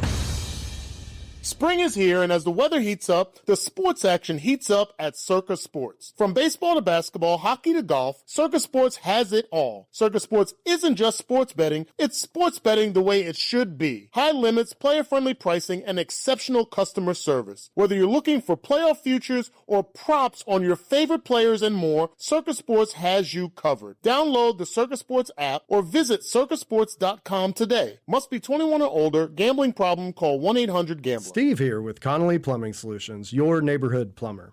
Outside faucets are annoying. They are finicky. Sometimes even when you disconnect the hose, they freeze, or they hobble along all summer and then finally break. We are currently running our outside faucet replacement special of $399 with access. This is a pretty good deal. If you haven't used us yet, we would love to win you over. Visit ConnollyPlumbingSolutions.com to schedule. Hey, Kansas City, it's Jeff Briggs with Victory CDJ Art the Legends. Once again, we are taking the hassle out of car buying with the Victory Scavenger Hunt. Folks, as always, our hunts are different. We put the price right at your fingertips with our Let's Do Business guarantee. Like walking up to select Ram 1500s, subtracting $18,000 from the sticker, and let's do business. It's that simple. Just visit VictoryMotorsKC.com and click on the large scavenger hunt banners directly on our homepage. That's VictoryMotorsKC.com. Where our first price is better than their last. Performance matters in intimate moments. Don't let ED ruin them. This is Jeff for Heartland Men's Health, and I want to assure you that if you're like the vast majority of guys, you don't have to suffer with ED anymore. In fact, you might be pleasantly surprised at how the right treatments could positively impact your love life. At Heartland Men's Health, our advanced medical therapies go far beyond pills. We have treatments that are effective in well over 90% of cases, and we offer specific and combinative treatments that can dramatically enhance both your performance and your stamina. You could even last up to an hour or more and bring a far greater level of intimacy to both you and the one you love, perhaps performing like you haven't in years. So call us today and find out why our advanced treatment strategies offer so much more. Your first visit is just $99 and gets you blood work, a medical consult, and if medically advised, a test dose. And if that test dose doesn't work in the office, your visit is free. Call 844-447-6600 or go to heartlandmenshealth.com. Heartland Men's Health, advanced medical science to improve men's lives. Whether you're commuting to work or heading out for a fast coffee break, getting an auto insurance quote is just a tap away. With AAA, you're always connected, so you can focus on the road ahead. Rest easy knowing AAA's got you covered, no matter where life takes you. AAA, we're always with you. To start your quote, visit AAA.com/insurance. Insurance provided to qualified AAA members by Automobile Club Inter-Insurance Exchange and AAA affiliate insurers. Membership requires a separate payment. Rob Sight Ford, your 2025 Ford volume leader. Top rated on Google with 4.8 stars and 3,000 plus reviews. The best selection, best prices, in Kansas City's best customer service. Visit Rob Sight Ford at 135th and State Line. Buy right, save big, and drive home a winner. Only at Rob Sight Ford. Hi, folks. Bob from Blue Springs Ford. Hey, Blaine, my sister Kathy wants to buy a Bronco at an employee price. What perfect timing, because right now Blue Springs Ford is giving employee pricing to everyone. So what's the real difference in pricing? 2025 Bronco Sport starting at $29,000. Wow, that's less than $30,000. Up to $10,000 off MSRP on 2026 F-150s, and you get a lifetime powertrain warranty for free. Folks, go to BlueSpringsFord.com right now, because this ends soon. Hey, Mom, now that I have an after-school job, I think I want to buy a drum kit. Okay, Rockstar. Let's look at your account. When kids start making money, Chase has easy-to-use tools and expert bankers to help them learn how to manage it. And next month, I'll buy the bass drum and the cymbals. Oh, and maybe some noise-canceling headphones for you. Aw, you've thought of everything. Help kids save, budget, and build financial independence, all with Chase. That's good for kids and good for parents. Visit your local Chase branch and get started. Account subject to approval. JP Morgan Chase Bank, N.A. member FDIC. I built this business the old-fashioned way. Hard work and a whole lot of spreadsheets. Yeah, about that, I upgraded us to Odoo. Odoo puts everything we need, sales, inventory, accounting, on one connected platform. No more juggling systems, no more headaches. So it all works together? Exactly. Odoo is the all-in-one business software that makes running and passing on a business easier than ever. Take your business into the next generation. Try Odoo free at odoo.com. That's ODOO.com. Straight Talk Wireless presents Pickup Truck Wisdom. If you're only good to your new friends, you're not going to have any old ones. Straight Talk gets it. That's why new and existing customers get free 5G phones on Verizon's 5G network. Pretty simple, really. You keep good people by being good people. Find us at straighttalk.com and Walmart. Straight Talk Wireless. Straightforward. Always. Taxes and fees apply. Plan purchase required for free phone offers. Copyright 2026 Verizon. My dad passed away unexpectedly. Of course, it was awful in every way, but we are very grateful that he had life insurance. So even after he was gone, he was still able to provide for us. And that's why I have life insurance for my family. Ethos.com. They make it fast and easy to get covered. It's 100% online. You get a quote in seconds, and you can apply in minutes. You get covered the same day. Get your free quote at ethos.com/protect. That's ethos.com/protect. Paid spokesperson. Time spent on application may vary. Online health questions required. Rates may vary. Brought to you by Climate Control Heating, Cooling, and Plumbing. Visit ClimateControlKC.com. Climate Control has been serving KC homeowners for over 35 years and know how to get your cooling system ready to handle the scorching hot summer. Schedule your AC system tune-up for just $49. Don't wait. Visit ClimateControlKC.com today. Climate Control Heating, Cooling, and Plumbing. You're listening to 96.5 The Fan from the DM Injury Law Studios. Mike's got this. Car, truck, or motorcycle wreck? Remember, Mike's got this. 816-888-7500. Mike's got this. Hey, it's Rob Brennan. We hope you're enjoying Beyond the Pitch KC, a podcast on how Kansas City landed the world's biggest sporting event. It's presented by Commerce Bank. Visit commercebank.com/soccer26. New episodes released every Wednesday on the Odyssey app or wherever you get your podcasts.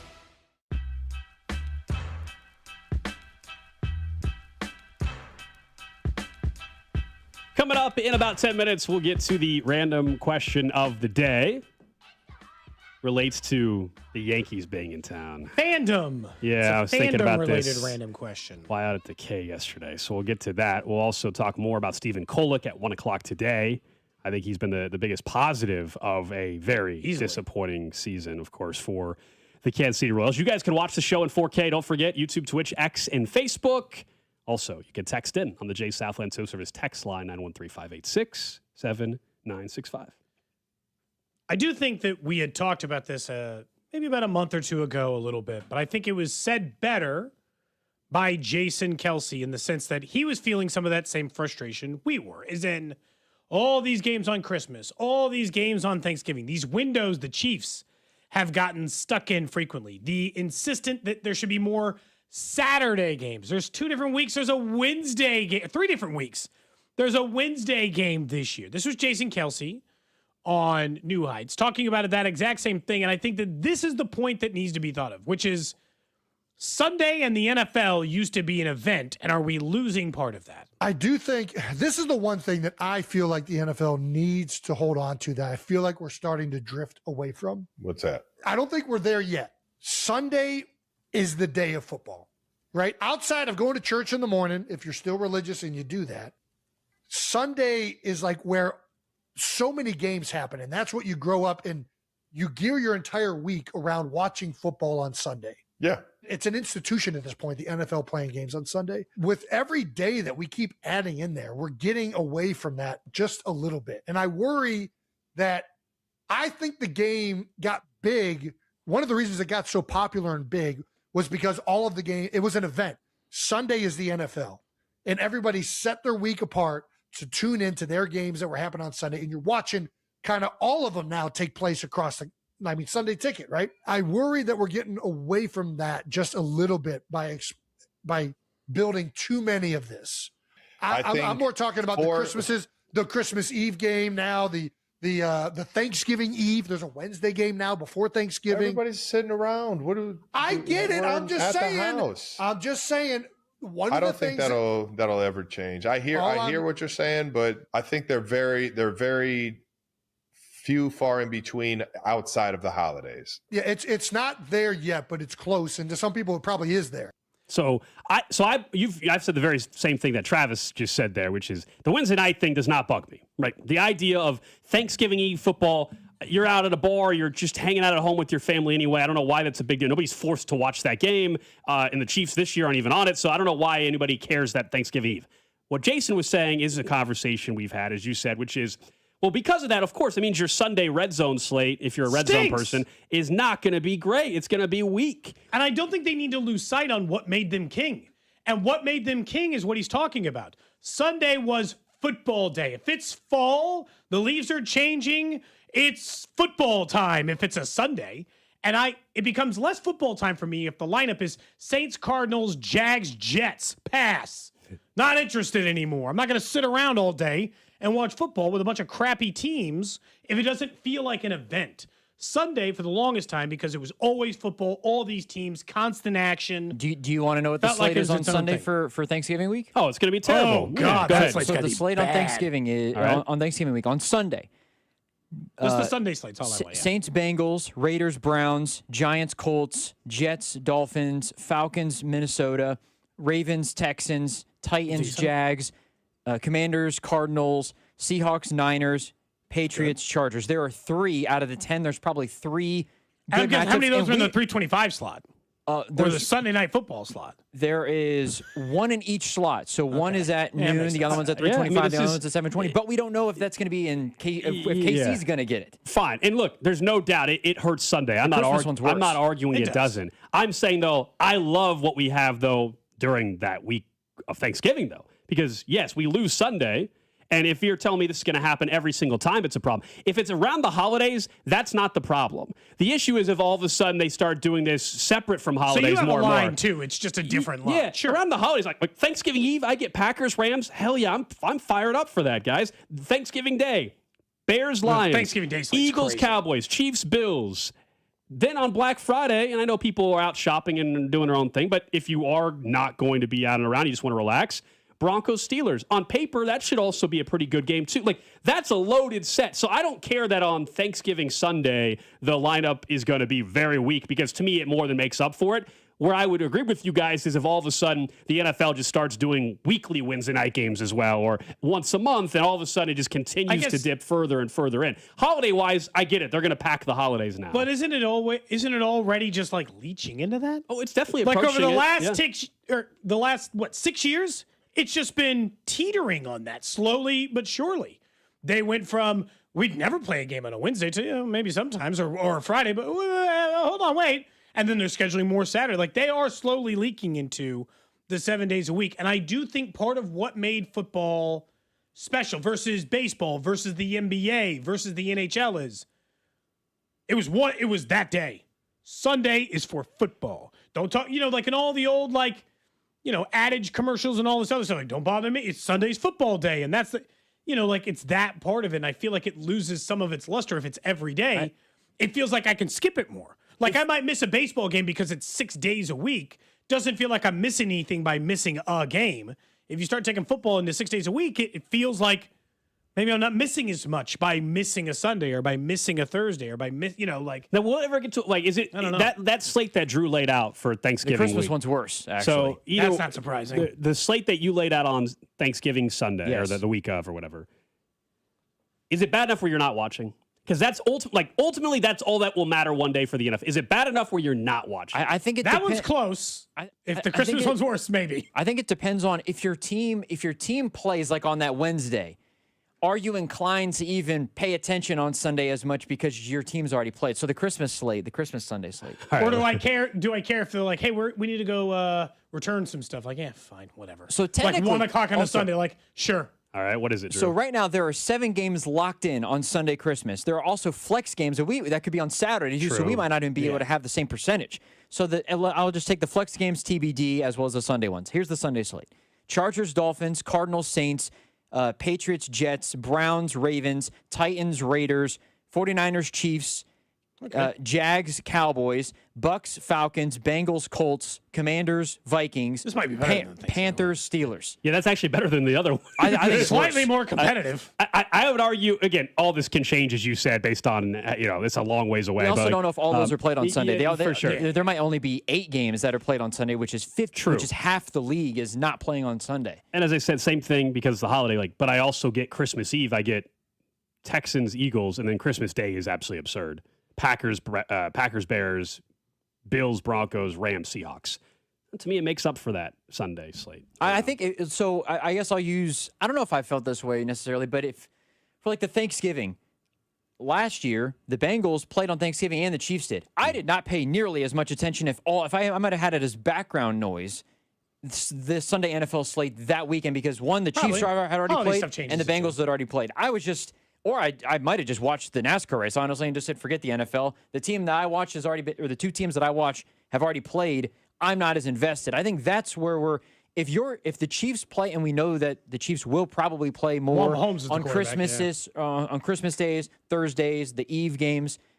If the Chiefs have already played, are you? And let's say the main competition is Denver, where they play on Christmas on Friday.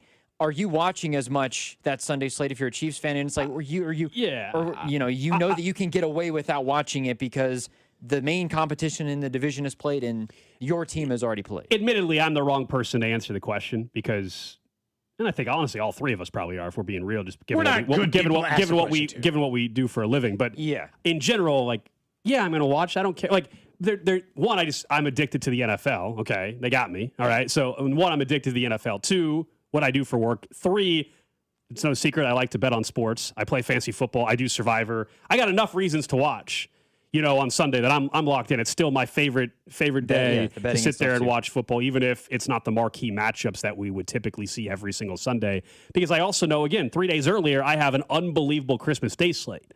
I would prefer the Chiefs don't play on Thanksgiving and Christmas. We've talked about that before.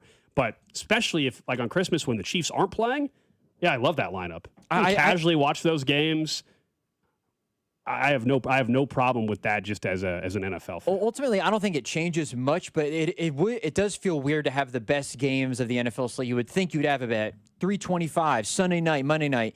To have them on a Friday, it's weird. Obviously, it's part of the adjustment. I did do some numbers just in terms of the percentages. Okay. So typically, Thursday, Monday, 87% of games are played on Sunday. 13 or not. Again, smaller sample size because there's only 32 teams, plus the bye week stuff as well.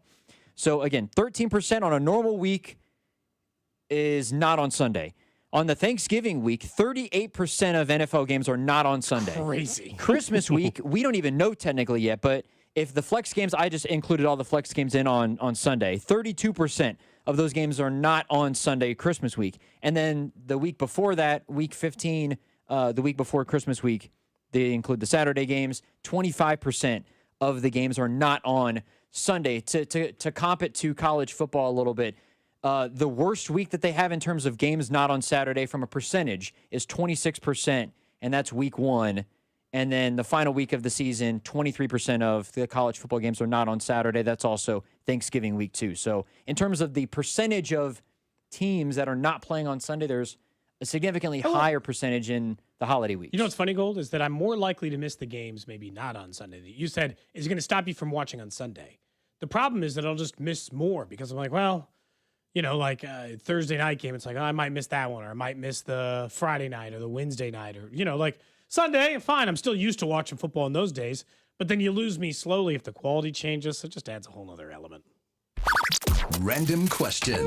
I'm going to pass this one off to Gold in a minute, but for, I guess, me, Andrew, in the text line, 913-586-7965, and, of course, over on YouTube, Twitter, Twitch, and Facebook, we live stream the show. Laszlo Show kindly put a bunch of Twitch followers at the beginning of our show over there. All right.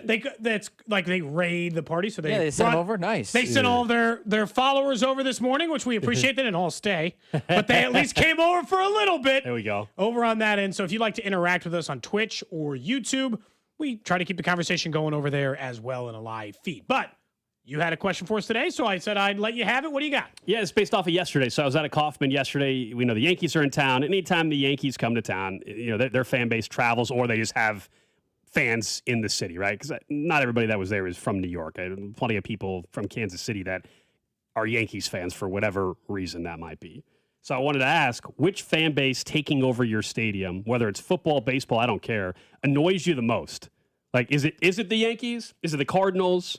Red Sox, Steelers, Cowboys, Packers, you name it. What fan base that just takes over your stadium at some point you've been to drives you crazy? Maybe it's a college team as well. For me, the reason why the answer is the Yankees is because of the fact that I know they're not all from New York. Like, I have respect for the Packers fans that take over a football stadium. Because they're probably from Green Bay. There's a decent, not all of them. Wisconsin. Not all of them, but I bet you there's a much larger percentage that have ties to Wisconsin than Yankees fans that, Brian and Independence or Olathe or Blue Springs or wherever is a Yankees fan.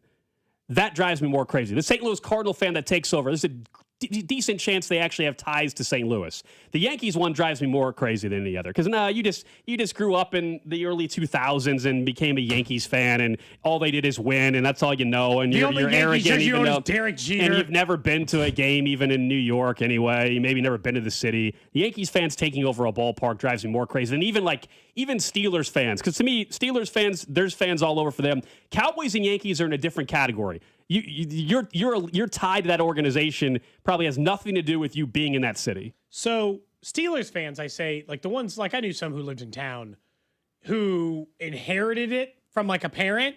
Yeah. So like Steelers fans are very serious. So if your dad or mom grew up on that area and grew up a Steelers fan, you just became the same with the Packers. I think you could grow up not in Wisconsin and be a Packers fan simply just by being related to a Packers fan. And they didn't let you choose another fandom. As a kid, my answer to this was the Cardinals. It made me sick because I wanted the Royals to be so good, and their team was good. And then they'd come in here, and it would feel like a Cardinals game, and it made me sick. As a kid, the answer was absolutely 1,000% the Cardinals. I hated it so much more than any other football or basketball or any other fandom that could have possibly bothered me. I hated it. Currently, it's probably the same as it's the Yankees.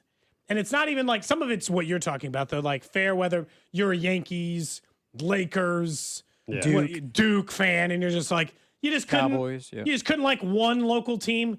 You just had to choose the ones yesterday, on when national TV the most. When there's what ended up being the game-winning hit or whatever, and it was loud at Kaufman. I hated it. I hated sitting there. Because what am I going to do, Cody?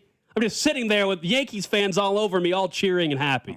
That sucks. Somebody says Cubs fans and Braves fans. Braves fans were bad when I was a kid, too, because they were on TBS and Cubs. The TNT TBS thing threw that all off for a little while where they were always available.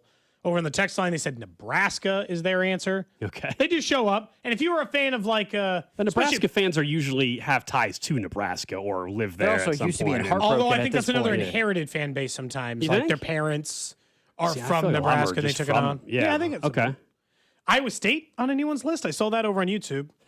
Okay. Iowa State, All right. what they take over the entire Big 12 tournament. Yeah, they do. They absolutely do fan takeover stuff. They take over the city for a week every year. If you're a fan of any other college basketball team, watching a game, hell, I'm not kidding. Iowa State fans commonly outnumber any other fan base they outnumber Kansas fans in a Big 12 tournament game. They take over the entire Big 12 tournament. I don't think that one should be low on your list if you're a big college basketball fan. Yeah, I would say it's pretty high. Someone said, I'm not sorry, but ever since Big Head Burrow did his Super Burrow head thing, by the way, that wasn't Joe Burrow that said that. It was Mike Hilton. That's so true. Joe Burrow never said Burrow. He has never said Burrow head once in his life, at least publicly. That's fair. That's Mike fair. Hilton said that. It bothered him so much, they just hate the Bengals for that and that franchise. Hey, they took it to him on that. Their mayor also made comments about Kansas City. That's the one that really gets me. Their mayor started talking crap on Kansas City. Give me a break. Was insane. We're still trying to think about doing a road trip to Cincinnati with Drew. I would say for myself, I think LeBron James is, you can argue he's the greatest basketball player of all time. He's the greatest that I've ever seen play with my own two eyes. But LeBron fans take over an arena. It doesn't matter where they're at. They got Just the LeBron 23 in general. jerseys on. It's like, guys, can you calm down? It is you don't have to do this, and it's everywhere. Is there? You can even be against a good team, and there's going to be more Lakers fans in there than you would expect. Is there a reason why we dislike people just liking a great player? Because it seems like a natural instinct. LeBron James, one of the greatest players of all time. I'm not surprised a bunch of people Aaron Judge. That's not the Yankees part, but I'm not surprised there are little kids who won an Aaron Judge jersey. He's or Shohei Ohtani jersey. Of course. They're one of the best players in there. Why is it that we're anti that? Like, in a weird way, Drew, I actually support liking the player more than liking the team. I don't want you to be a Yankees fan, but I'd actually be more accepting if you were an Aaron Judge fan. Like, I get it. He's awesome at baseball, and you're like, I like watching, I love the Royals. I just like Aaron Judge. I loved Frank Thomas as a kid. I hate the White Sox. But Frank Thomas was an awesome baseball player, and I liked watching him play baseball. Like, it doesn't seem that crazy to me to like the player unless you actively hate the team. I think it's hard to like him if you're like, Gold's never going to like a Raiders player. Fernando Mendoza could be the second best NFL quarterback. I told you, it sucks that he got drafted by them because I think he's a good dude, and I wish he was on an NFC team or something and could root for him. But no, I hope he sucks for the Raiders, and I hope he ends up actually. I hope he's just average. That way, he's stuck as their quarterback for a while. But yeah, I think basketball is one of the only sports where it's player driven to the point of. Yeah. You might like a player and just travel with him. Correct. You might like a player. You literally might not like a team, but you like the team because the player plays for them. Like you've never had a team before, but you like the player, and you will. LeBron will go back to Cleveland. There'll be fans in Lakers jerseys in Cleveland going to Cavs games. I'll give our guy Rob Britton credit. He's a Cavs fan. He's been a Cavs fan as long as I've known him. It's more than a decade. I'm guessing he goes further back than that, but he's been a Cavaliers fan for as long as I've known him. Really? I never knew that. But liking the entire. But even when LeBron left, he didn't go with LeBron. He was still a Cavs fan. But the NBA is definitely a different thing. Like for example, like I don't know, Wemby is a fun player to watch. I like watching Wemby. I'm not a Spurs fan. You know what I mean? I'm not suddenly a Spurs fan. But you do like watching Wemby and enjoy watching him play. The NBA might be better for that. Although I think quarterbacks in the NFL come somewhere in that list where people just like the quarterbacks. I think NFL's tough though. I mean, if it's like Joe Burrow goes somewhere else. I'm not. Like I told you, I think Josh Allen's a very likable person, but I'm never rooting for Josh Allen in the Buffalo Bills. If Patrick Mahomes, if Patrick Mahomes went to another team when he was 40, would you be rooting for him to win a Super Bowl? No. With another team? What if it was in the NFC side and the Chiefs weren't in it, you know? If the Chiefs weren't in it, sure. He's just like a Seahawk. Yeah, if the Chiefs were not in it, sure. But he at least played for your team at one point in time. Yeah. You know, that's different than just picking a random quarterback and saying, oh, I feel bad for them. I hope they win. Like, that's a little bit different. Text line says, Twitch says, Bengals fans for sure. They take anything over? I don't know enough Bengals fans for them to be taking. In terms of taking over, they're the worst in the division at taking over stadiums. The Bengals don't take over. The question started like, as fan base is taking over stadiums. Yeah, and that's why I gave you the Cowboys, the Steelers, the Packers, the Yankees, the Red Sox, Cardinals. Even to an extent, Chiefs fans take over. I'm sure a lot of other cities would say the Vegas Chiefs. and LA. 100%. I bet you people would say the Chiefs fans for sure. That's fair. But we don't take over in baseball unless they're good. They don't take over in baseball. I said, well, when they had a couple of year run in 14 and 15, they traveled. I said in 1-2 year span, they took over. Like those teams, though? Taking over stadiums? I don't know about that. Enough that you could hear the Let's Go Royals chants. Yeah, I mean, the playoff run in Chicago, there was one series in Chicago where they took over a little bit. But last night, and I'm sure it'll be the same way tonight at Kauffman, like yesterday was loud. It's because, and this is where I'm interested to see if Mahomes has this impact nationwide. Because you have to do it like you said with LeBron. You have to create a movement that creates a nationwide fandom. And if you're in Kansas City, that's a tough thing to do. When it's Dallas, New York, LA. Those teams just create brands. And someone's right. The reason why we answer differently in the NBA, like none of us, I should say none of us, you and I, Cody, how about that? Yeah. We didn't grow up with NBA in this town. I mean, I wasn't born when the Kings were here. So you were 2. Was I born? You were like 2? They leave in like mid-80s. So I was born in 84. You were maybe 3 years old or something like that. Yeah.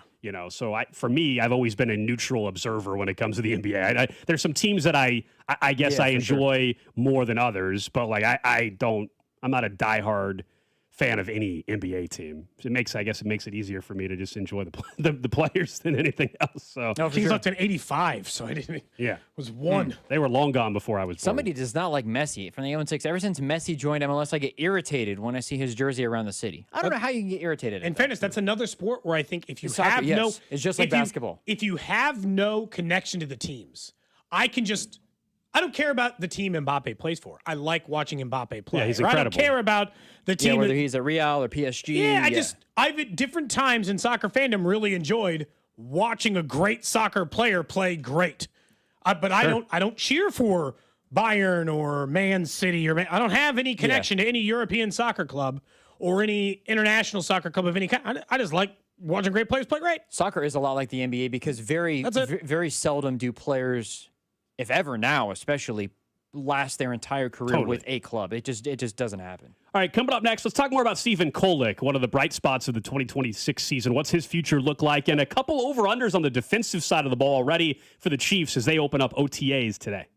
What's up, Kansas City? This is Cole Reagans, and you're listening to Cody and Gold. Weekdays starting at 10 on 96.5 The Fan. Brought to you by Heartland Men's Health, the leader in men's sexual health. Thousands of men have been successfully treated for low T, ED, and more, all with discretion and compassion. Make your appointment at heartlandmenshealth.com. FanDuel can make watching the NBA playoffs more exciting because right now new customers can bet $5 and get $150 in bonus bets if your first bet wins. That's right. You can turn $5 into $150 in bonus bets just for getting started over at FanDuel, where they make it easy to get closer to all the action. From those player props on your favorite stars we were just talking about, or stats and trends, FanDuel has all the tools you need to back them up. It's everything you need all in one app. Don't miss your shot. Head to FanDuel.com/local to get started.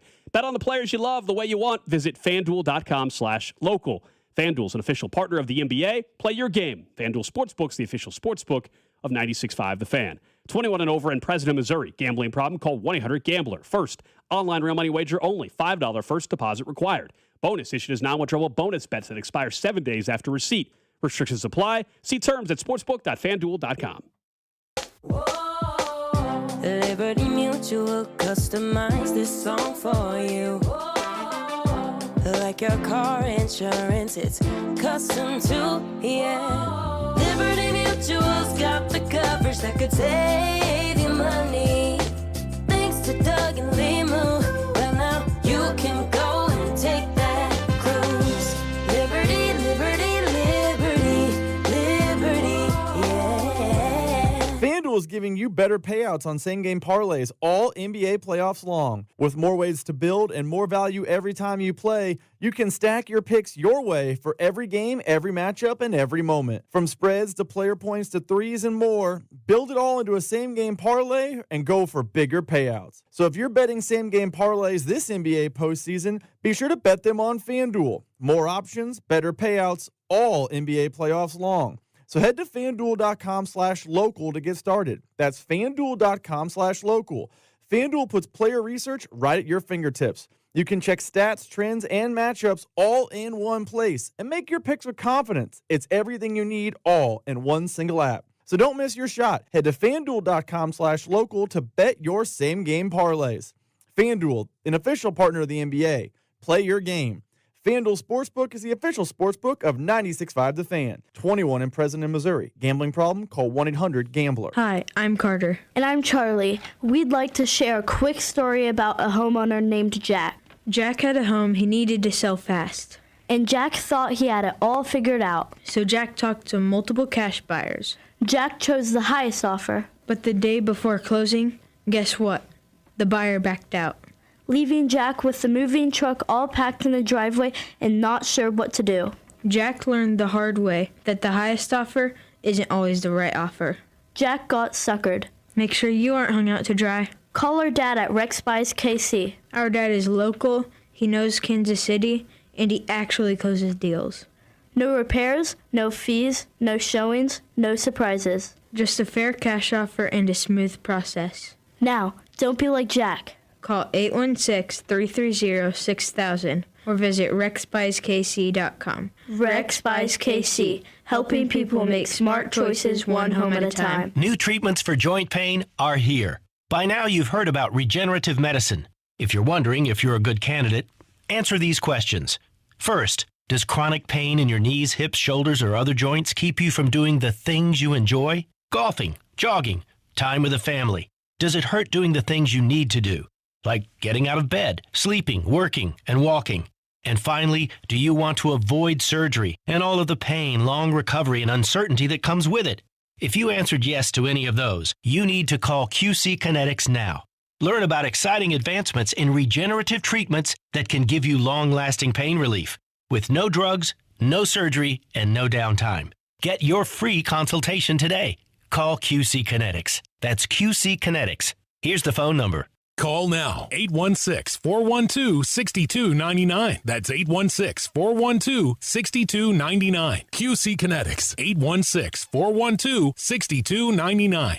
The Kansas City Auto Show is back, taking over the Overland Park Convention Center. The latest cars and trucks, exclusive test drives, see the future of driving. Get your tickets now at kcautoshow.com. The Kansas City Auto Show, June 4th through 7th. At Uline, they know going the extra mile takes hard work.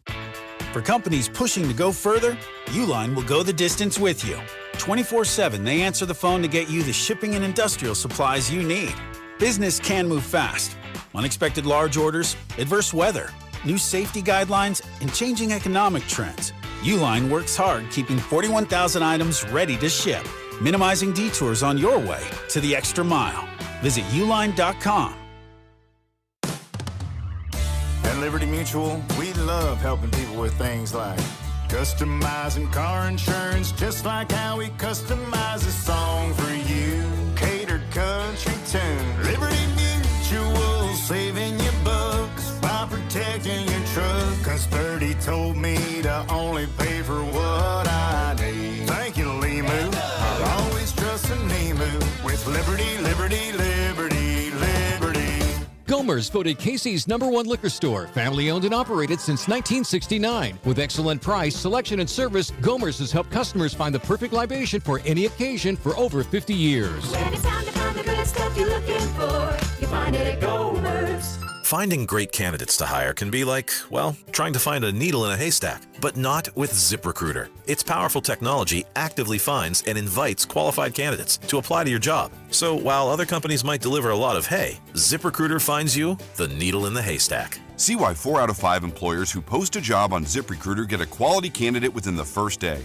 Try ZipRecruiter for free at ZipRecruiter.com/team. That's ZipRecruiter.com/team. ZipRecruiter. A cool and crisp Modelo tastes good.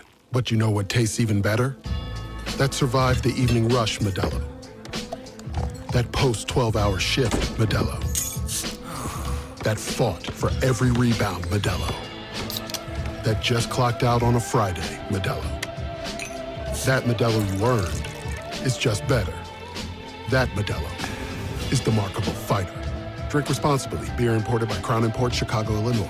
The U.S. Treasury quietly released its official financial report for 2025. It appears by its own numbers, the U.S. government seems insolvent. It's reported that the Treasury shows about $6 trillion in assets and over $47 trillion in liabilities. Add it all up, and it looks like the U.S. owes more than $130 trillion it doesn't have. If that were a family, they'd earn $52,000 a year, spend $73,000, and already be more than $1 million underwater. Any accountant would call that insolvent. So how does the government fix this?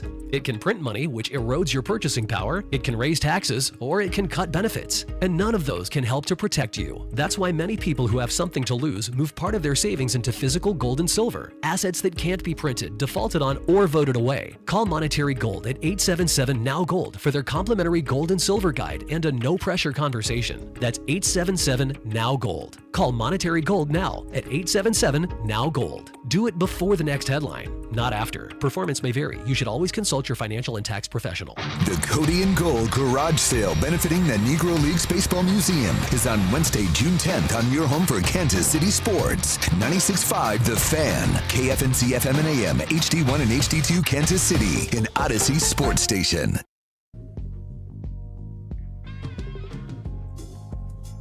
You got to do it, Cody. You need to watch Sopranos. Thank you, Drew. This is an all-time intro. Oh, it's good. Good to hear it. Cody, isn't it too late? Does it date terribly? It's not too late. No. Does it date terribly? Like they're all, in fairness, The Wire, they're using pagers and stuff. Yeah. I'd rewatch that. Absolutely. So No. You can go back to Seinfeld and Friends from the 90s, too. Yeah, I mean, I don't know how much further back Sopranos is, or if it was 90s. It's way back. It's way back, but you gotta watch. This started in 1999, 6 seasons, Cody.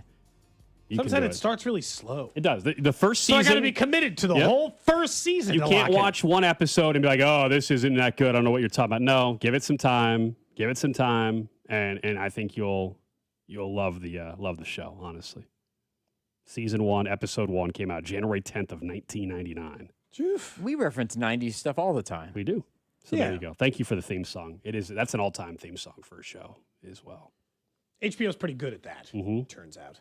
It is. They might know. Are you watching any particular show at the moment? Are you watching anything new? I haven't, honestly. I like. So I There's watched been a lot of NBA and NHL. A lot of NBA baseball playoffs, and if I go on Netflix now, it's a lot of stand-up comedy. You know, I did watch the new season of Tires, the one with what's his name? Kevin Vinny James, Pasquantino? Yeah, Vinny with Vinny in it. No, the guy they said sounds like Vinny. No, Gillis. It's Shane Gillis. There's a bunch of comedians in the show. I mean, it's all comedians in the show. I mean, it's every character is a stand-up comic essentially in the show. But anyway, so I've been watching that. It's okay. Tires. I made it to season 2. I haven't seen it. So check it out, I guess. Coming up in a half hour, you will hear our conversation we had with the general manager of the Kansas City Royals, JJ Picollo. He joined us for his conversation that he has with us every couple weeks. We asked him a lot about Cole Reagans, about this team, and how do they balance the history of a player to, what you're actually seeing. And is there a time where you pivot off of history? We got his answer on that. If there's any lineup changes happening, all that's coming up in about 25 minutes or so. Thinking of baseball, I just saw this really cool, and then we can talk about Stephen Kolek. Did you see, this is a tradition, I guess, in Alaska. MLB just put it out. There's a baseball game in Alaska that's played at midnight under the sunlight. So this happens in Fairbanks, Alaska. It's a 120-year-old tradition where baseball's played on the summer solstice. And Alaska at that time, 24 hours of sunlight. So since 1960, they host this game, the Alaska Gold Panners, which is a collegiate summer ball team that has alums that include Barry Bonds, Jason Giambi, Tom Seaver. And the game starts at 10 p.m. and ends around 1 a.m. They play this because it's bright out. It's complete sunlight at midnight. Is that something, not that you're ever going to be in Fairbanks, Alaska, but is that a novelty enough where you're like, oh, I would, if I happen to be in that area, Why wouldn't I? That sounds cool. Yeah, midnight baseball, and it's bright outside. I would say that would be, and you know this, I like odd sporting events or oddity-based sports stuff. Things that you just can't do very often or aren't available to you very often. Sure. I'd go watch. It'd be weird to watch baseball at 3:30 in the morning when the sun is bright as day out, but I'd give it a shot. Why not? Everybody there just have blackout curtains. I've seen for a month or however long, or months, I guess it lasts. I've seen TikTok videos of nurses in Alaska, and it's like, well, we're doing third shift, and it's 4 and it's 2 in the morning. It's just bright as day. You're I don't know how people do that. God, it must feel so weird. It's so quiet and no one's around and they're sleeping, but it's sunny, and that's I couldn't do it. The bigger problem would be the other side, when just literally there's no sun. It's just dark. I just feel that would time. impact you mentally so much. Just darkness for months. I couldn't do it. Yes. I couldn't live. Seasonal depression is a real thing. If it's just dark 23 hours a day, you'd be depressed. It would be awful. So I just saw that from MLB. I thought that was kind of cool, though, how they play this. 120 years they've been playing this game at midnight. Anyway, let's talk about Stephen Kolek, who over the weekend had a complete game shutout. First one since Brad Keller. It'd been a while. Yeah. We've talked about the history of some of the pitching trends. It's been decades since a no-hitter, all that kind of stuff. Complete game, not quite that long. It had been 5 years or whatever, but still not something we've seen all that often. And in a year in which this team is 10 under 500, and there's plenty of disappointment all the way around, and they're not meeting expectations. That's all true. I will say Stephen Kolek is the biggest positive of this season, and I don't know if it's all that close. I know there's some other players that are performing well, Daniel Lynch, et cetera. But considering starting pitcher, the trade from a year ago, Stephen Kolek has been a huge positive for them, and now has positioned himself, especially with the Reagans and Bubic injuries, Stephen Kolek should be starting the rest of the season. Well, yes, but we don't have to create a. Vern and I were literally talking about this. This is the way he put it in the dugout yesterday. We don't have to create a fake problem either. We don't need to sit here and be like, it's not a problem. It's just, I meant what do you? Well, when Cole Reagans comes back, he better still be starting. Relax. Yeah. Somebody will be hurt by then. Yeah. It'll And who take knows care if of they're back. itself. Yeah, or who knows when they'll be back? If it's months from now, and by the time he's back, is somebody else hurt? Don't stress about getting Stephen Kolek in a rotation spot. He should very well be locked into it.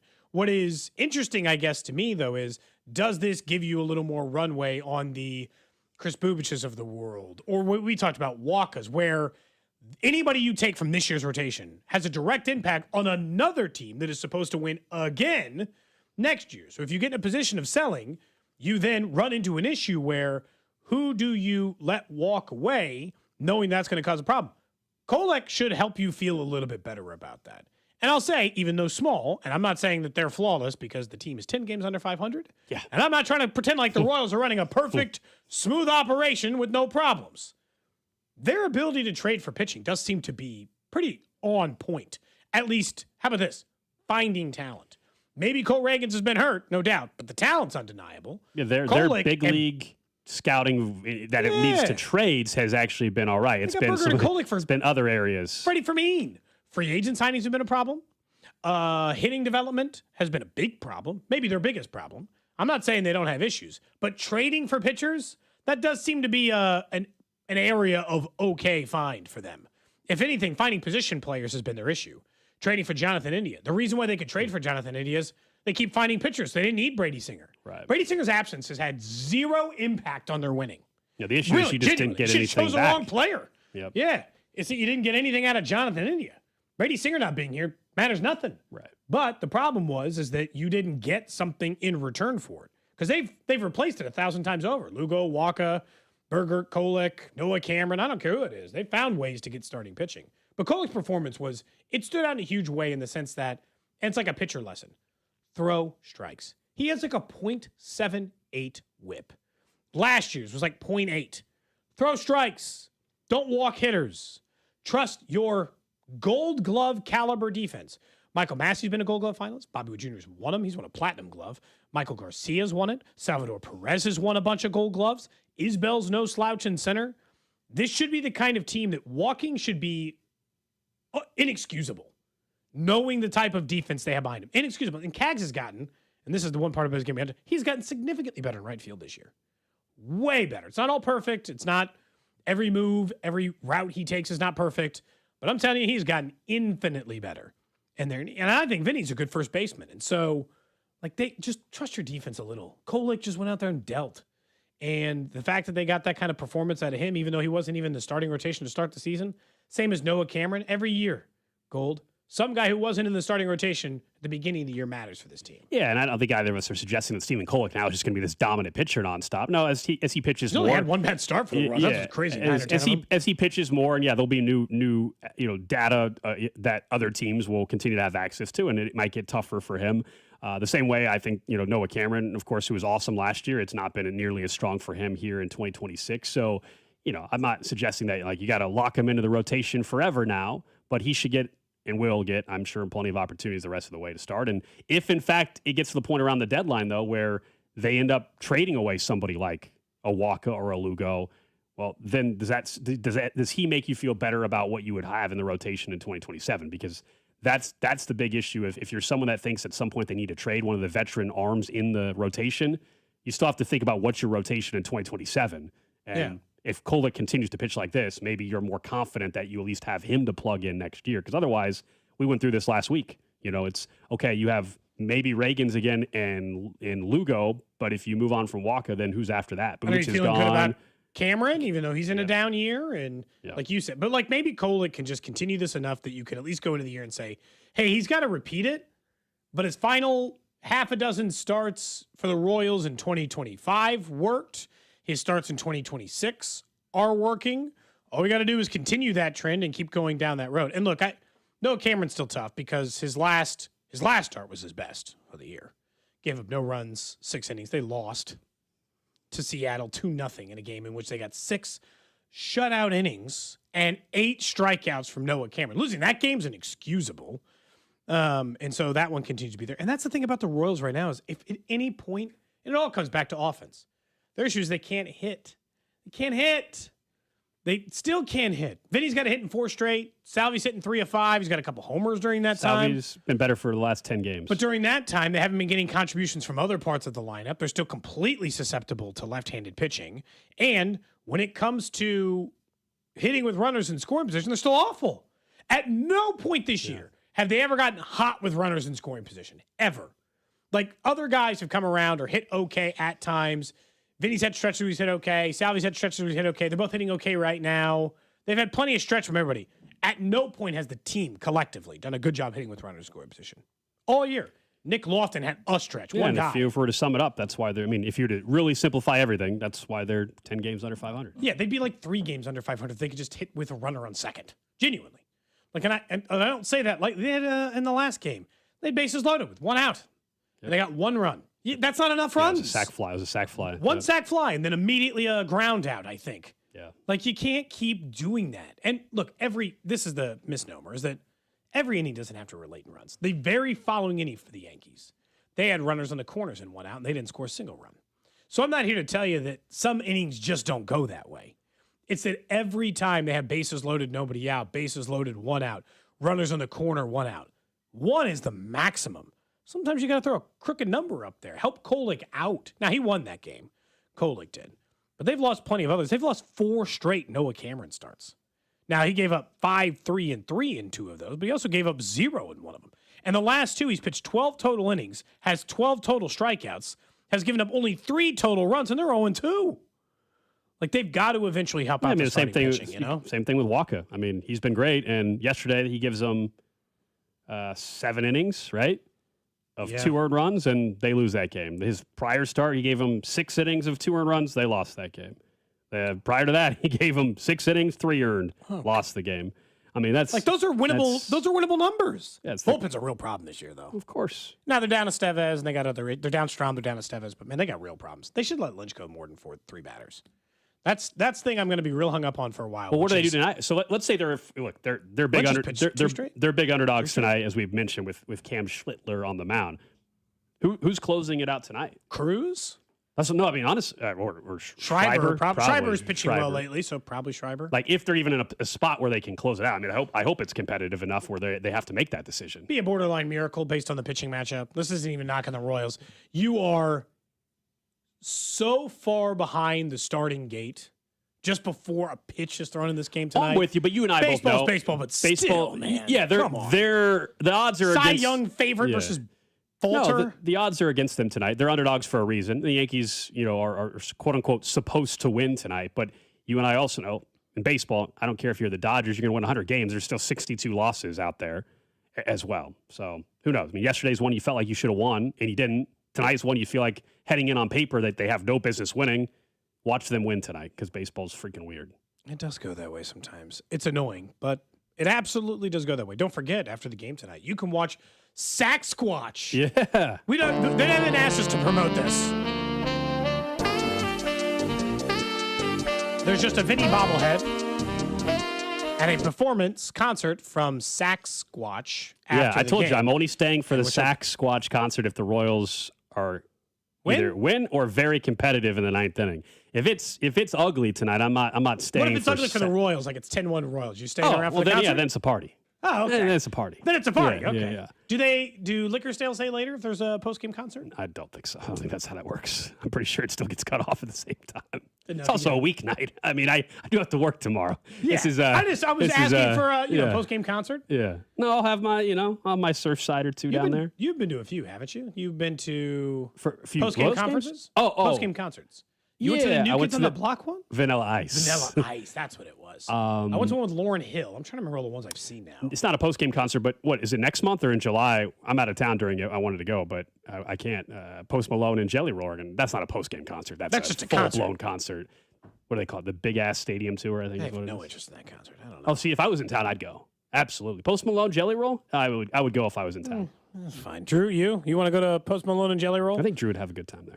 I would go to Post Malone if it was not the country heavy Post Malone. Okay. If it was like 5 years ago, Post Malone. Circles. This year, there's still Toby Mac. Don't know who that is. Ty Myers. Don't know who that is. Flo Rida. Hey, You know who that is. All right. I know who Flo who Rida that is. Yeah, come on now. Flo Rida. Flo Rida's going to walk up with the big chain with the clock on the bottom, or I guess at the end, whatever it is, of the chain. Yeah. You should have gotten your son a Flo Rida. Oh gosh. Chain. No. What? No. Do you not know what I'm talking about? I gotta look it up.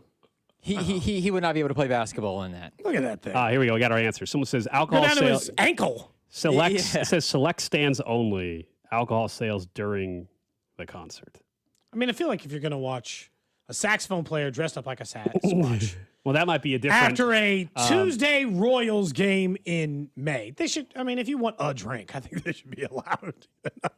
I don't think it's asking that much. I mean, watching a Sasquatch play the saxophone feels like fever dream. Feels like you need more than a drink, if you know what I'm saying. Then if you're gonna go with that, I don't think so. You know, you are in Missouri after all. It does sound a little bit like Cody's gonna have his hey, gummies ready. What are you doing tonight? You're like, I'm gonna go to a baseball game and then I'm gonna watch a Sasquatch play a saxophone.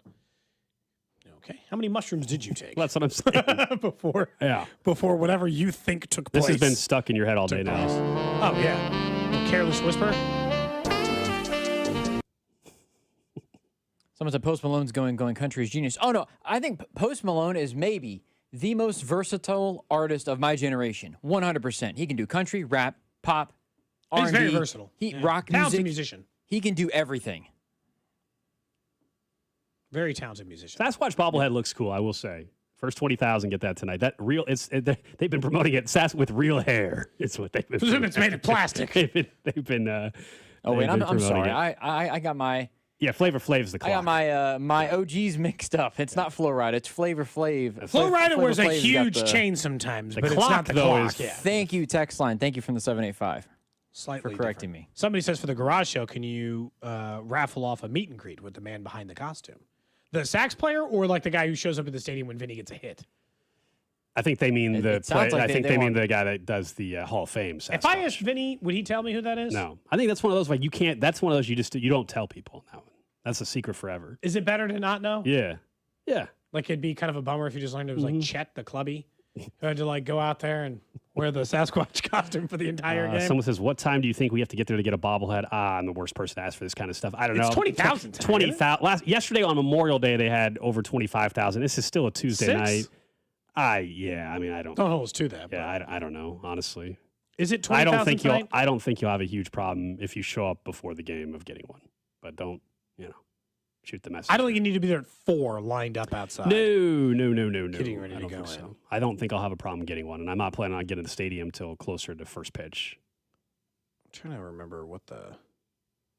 Someone is right. Is it 20,000 or 10? It's 20. For this one, it's 20. Yesterday was 10,000 for the QT Cups, I think. Yeah, 20,000 people getting the bobbleheads. That's Cody. I don't know what their ticket sales are for tonight, but like, my guess is it's going to be right around 25,000 or so again out there tonight, maybe less. I will say, if you love bobbleheads, our Cody and Gold garage sale is not going to be short on them. We have a number in house from the giveaways 10 years and further back. Our guy Jake Eisenberg said his wife would really appreciate if some of his bobbleheads would find their way into the garage sale. Eventually, you got to reduce the clutter, Gold. You got to get rid of some stuff. So there's like from all kinds of Royals greats and recent ones too. So we won't have any trouble finding bobbleheads for you if for some reason you don't get those. I'll even try to get a. Someone says Urseg bobble on Monday. Yeah, Urseg bobblehead was not on Monday. Yesterday was Monday. That was the QT. The stainless steel giveaway. I was there. The Urseg bobblehead was last week. Did you take the stainless steel giveaway cup? Of course. What are you gonna do with it? Don't you already have too many cups? I do. Yeah. Just put in the garage sale, I guess. You want me to put the QT cup in the garage sale? Sure. I mean, you're right. You're drinking out of a cup you were given. That's a Rally House one. Shout out to Rally House. I do have too many tumblers. I mean, look, Everybody does. If you want the QT tumbler box is in my car, I didn't take it inside. Yeah, great. You want it? Yeah, sure. It can show up in the garage sale. Put it in the garage sale. If you really missed out on getting that, congratulations. Alex's personal stadium giveaway. I didn't drink out of it. It's in the box. I opened the box just to look at it. The box has been open, but it's back in the box. Okay, I didn't use it. I actually been opening up the bobbleheads that we have here, most because they're not sealed. Why are you opening the boxes? They're not busted, and I'm not selling some cracked piece of ceramic. Okay. Before we put it in for the garage sale, and the boxes were open. I'm not taking them out of all the packaging. I'm just physically making sure that the bobbleheads are Someone intact. says if you didn't drink out of it, we don't want it. Fair enough. That's not weird at all. No king shame on the show. You know? Well, that'd be a weird. Like that's not even a king. Oh, you drank out of that water bottle. Definitely shame. I'll be honest. You think? Some of them hit a Drew certain thinks level. that we should shame only when it really gets bad, when it gets dark. Yes. Somebody was talking about one of that game-used Hooters outfit from him that was unwashed, and he was like, "That's it." They don't want Drew to wash his Hooters outfit. Used as if I went on a run. I mean, that's like if I go on a run. The good news is, what was the temperature that day? It wasn't a wet, it wasn't a warm day. He wasn't sweating that day. That'd make it even worse. Actually, if that Hooters outfit goes for more than $200, Drew will go for a run for it before he gets it to you. He'll wear the Hooters outfit when you pick it up, and you can not. take it off of him when you pick up the item. Oh my goodness! Hey man, this is about raising money for the museum. Oh, someone brings up a great. We're gonna get this thing canceled so fast. Someone brings up a good idea. Now I don't know if you really want. Someone says we should autograph the QT Cup as a show. Do you want that? People want that? Wouldn't you want that autographed by Vinny? Yeah, as a player. I don't want to ruin the item. If you'll spend more on it, we'll autograph it. But yeah, that can be up to you after you purchase it. Yeah, if it leads to more, if that's what it takes for you to make a bid on the item. You know. Yeah, we promise we will put signatures on it if that's what you would prefer.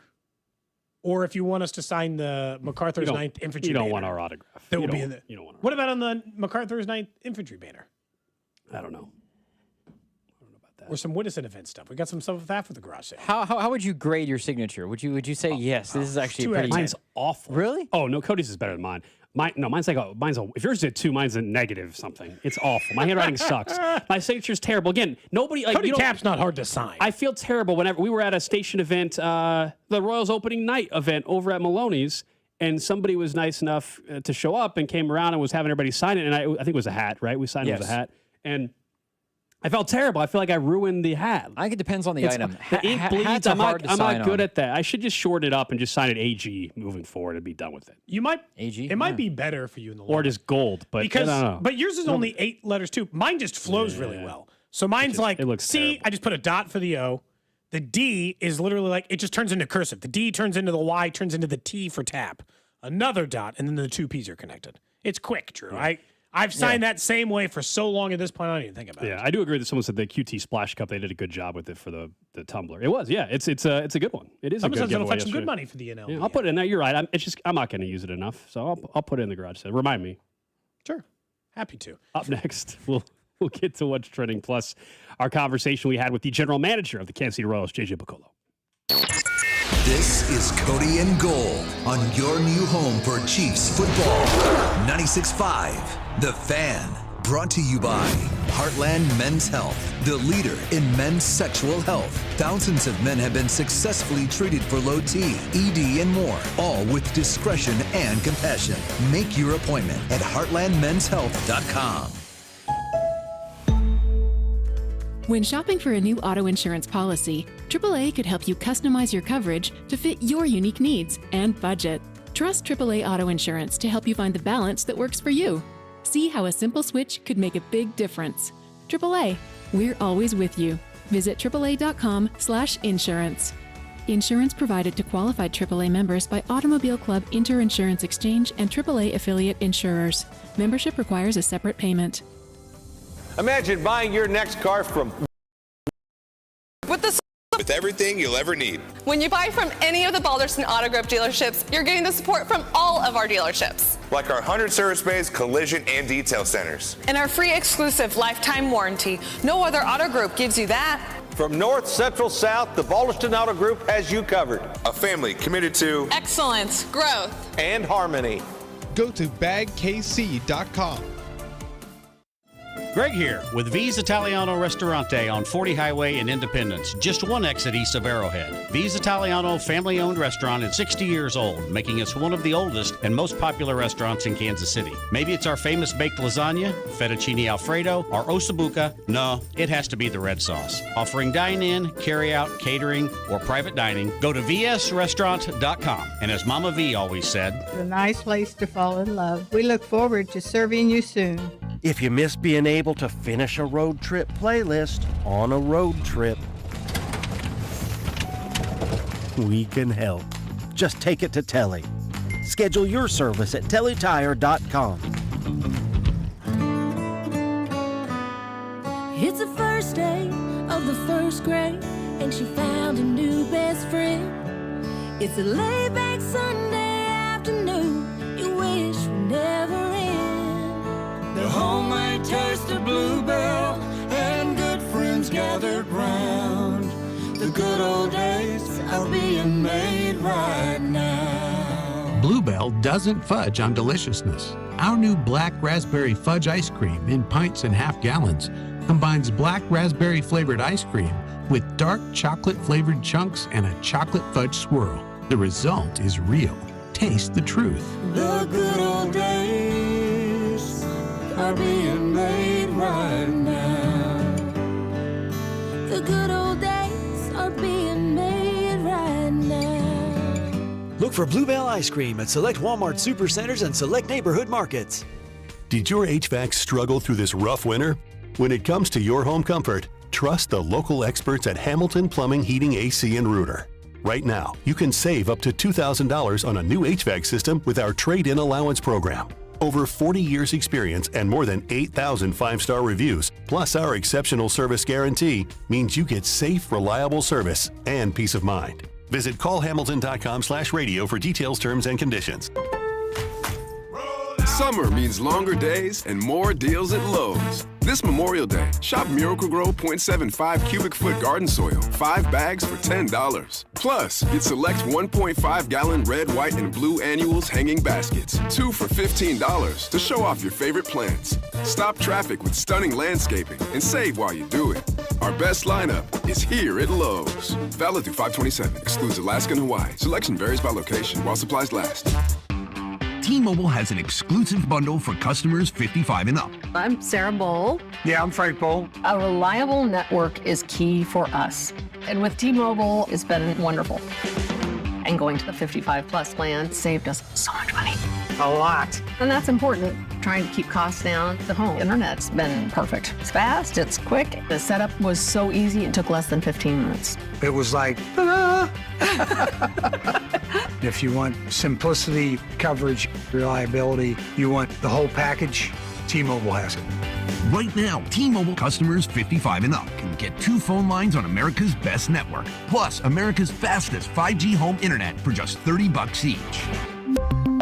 $30 per month each line with autopay plus taxes and fees. Minimum age 55. Pricing for home internet rely on 2 lines of Essentials Choice 55. $35 connection charge per line required. Best mobile network and fastest 5G home internet based on analysis by Ookla of Speed Test Intelligence data 2H 2025. All rights reserved. Replacing your HVAC doesn't have to be an emergency. Plan now, pay less later. For a limited time, take advantage of an HVAC replacement with financing starting as low as $149 a month. More options, better timing, and less stress for your home.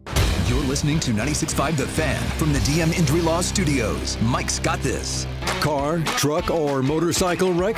Remember, Mike's got this. 816-888-7500. Mike's got this.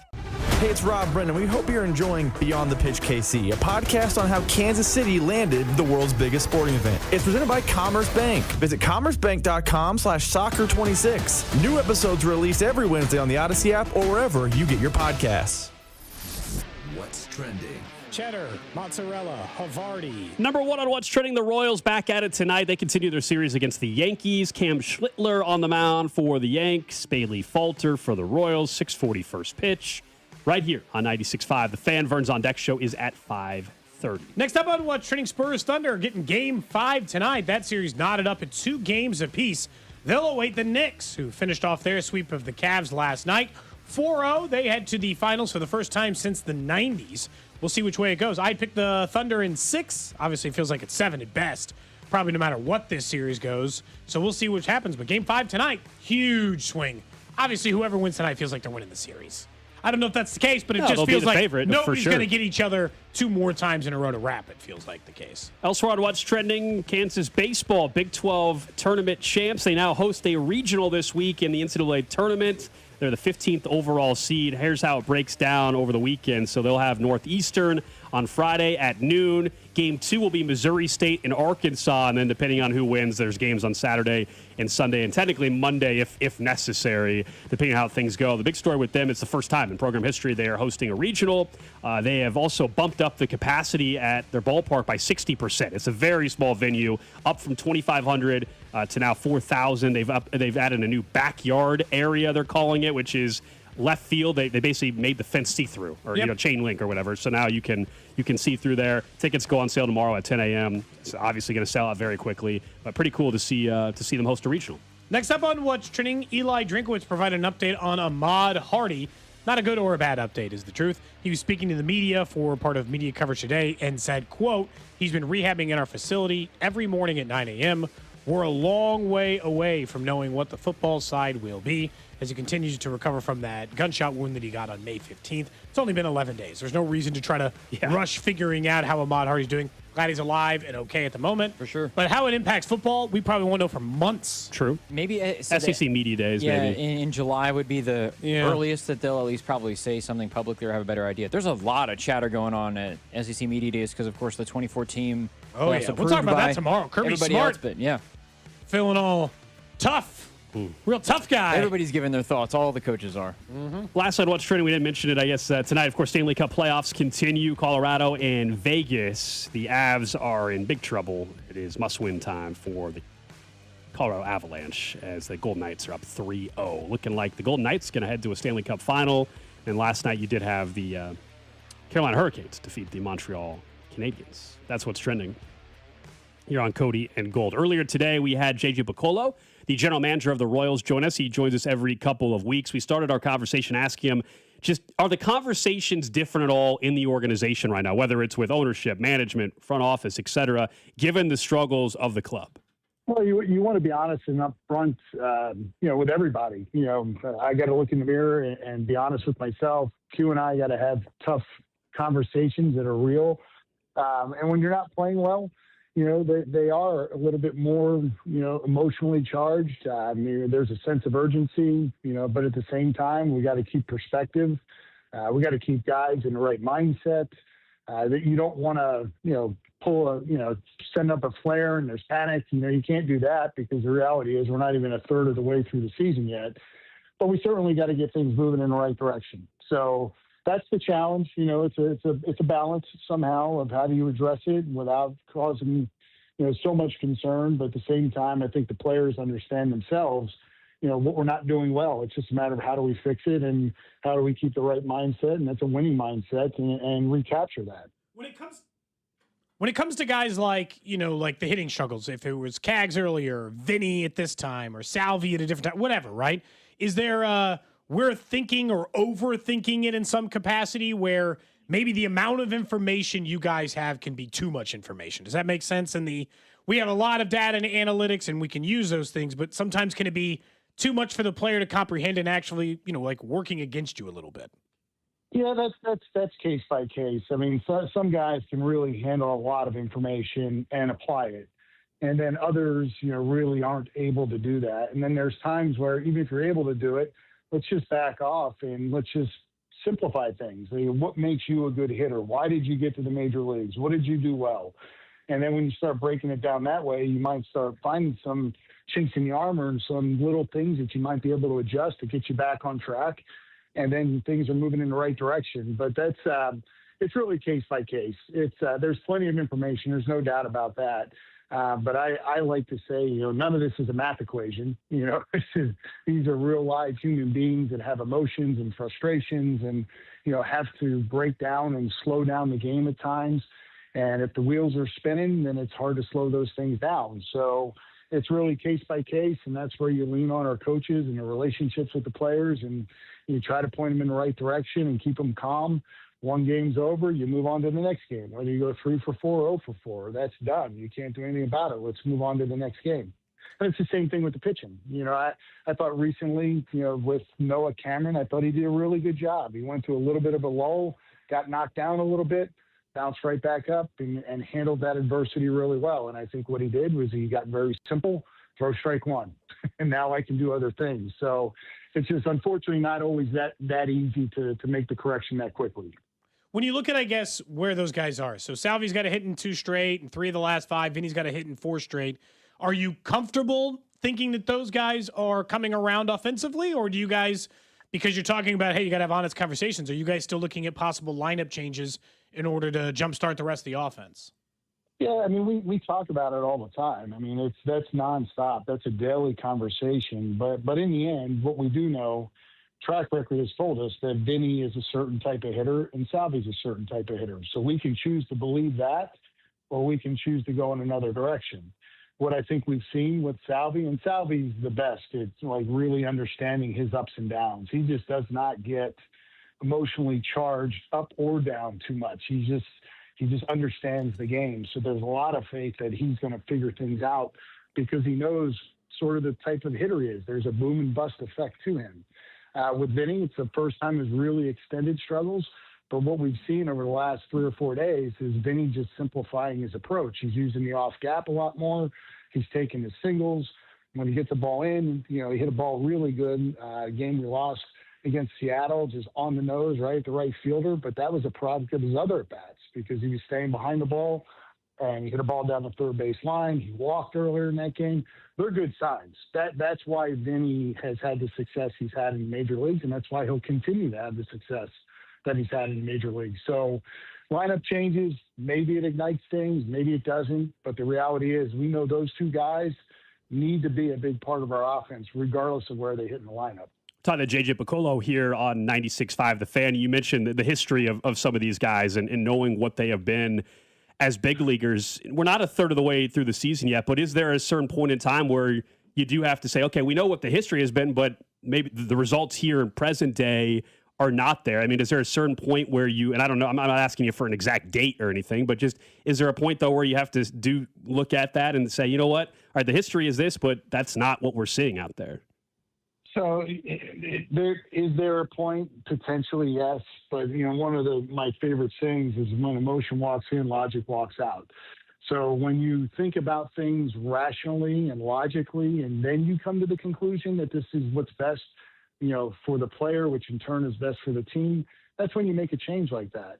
But we are not there. And the other part of this is if you have somebody that's pushing the envelope, driving to be your 3-hole hitter, that's a different discussion as well. But right now, we don't feel like we've had somebody that's really showing signs that they will give us a better chance in those spots than Vinny and Salvi. So it's not just those 2 individuals, because now when you take any other hitters and you slide them in a 3-4, you're changing the dynamic of what you're asking them to do as well. So there is a little bit of a cause and effect to this, and you got to be careful, if and when you do it. But it is something that you constantly look at and you play with and you try to figure out what's best. And right now, the way Q's running them out there, that's what we think is best.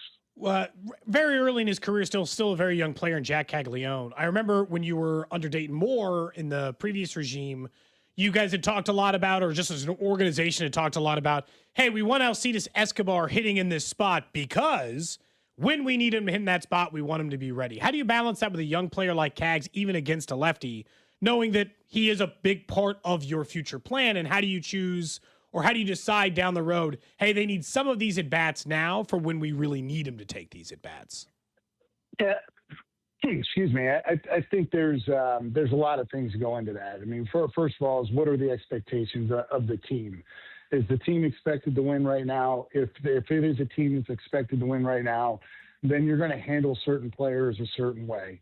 Sure. If it's a team that's not expected to win right now and you're in that rebuild mode, we're playing for the future, then you take a totally different tact. But the most simple way I can put it is, we've got a group of guys right now that we think we can compete at the top of our division. We're not off to a good start. We understand that, but we still feel like we have the talent to compete in our division. So there is an obligation in my mind, not only, to our fans, but to our team and our individual players on this team to do what's right for the team. And that may have different effects on different players. At the end of the year, I hope we can sit here and say Carter and Cags got a lot of at-bats against left-handed hitters, but when you're expecting to win, production comes into play. So sure. What we've tried to do right now is balance it out. We've given some opportunities for them to to play against left-handed pitchers. We've given opportunities to let them hit against a left-handed reliever. And with those experiences, the production should get better. When the production gets better, that's when you don't have these conversations as much. But right now, when you guys can go down and break down the numbers, you'll see what they tell you. So we want to have a competitive at bat in a high leverage situation.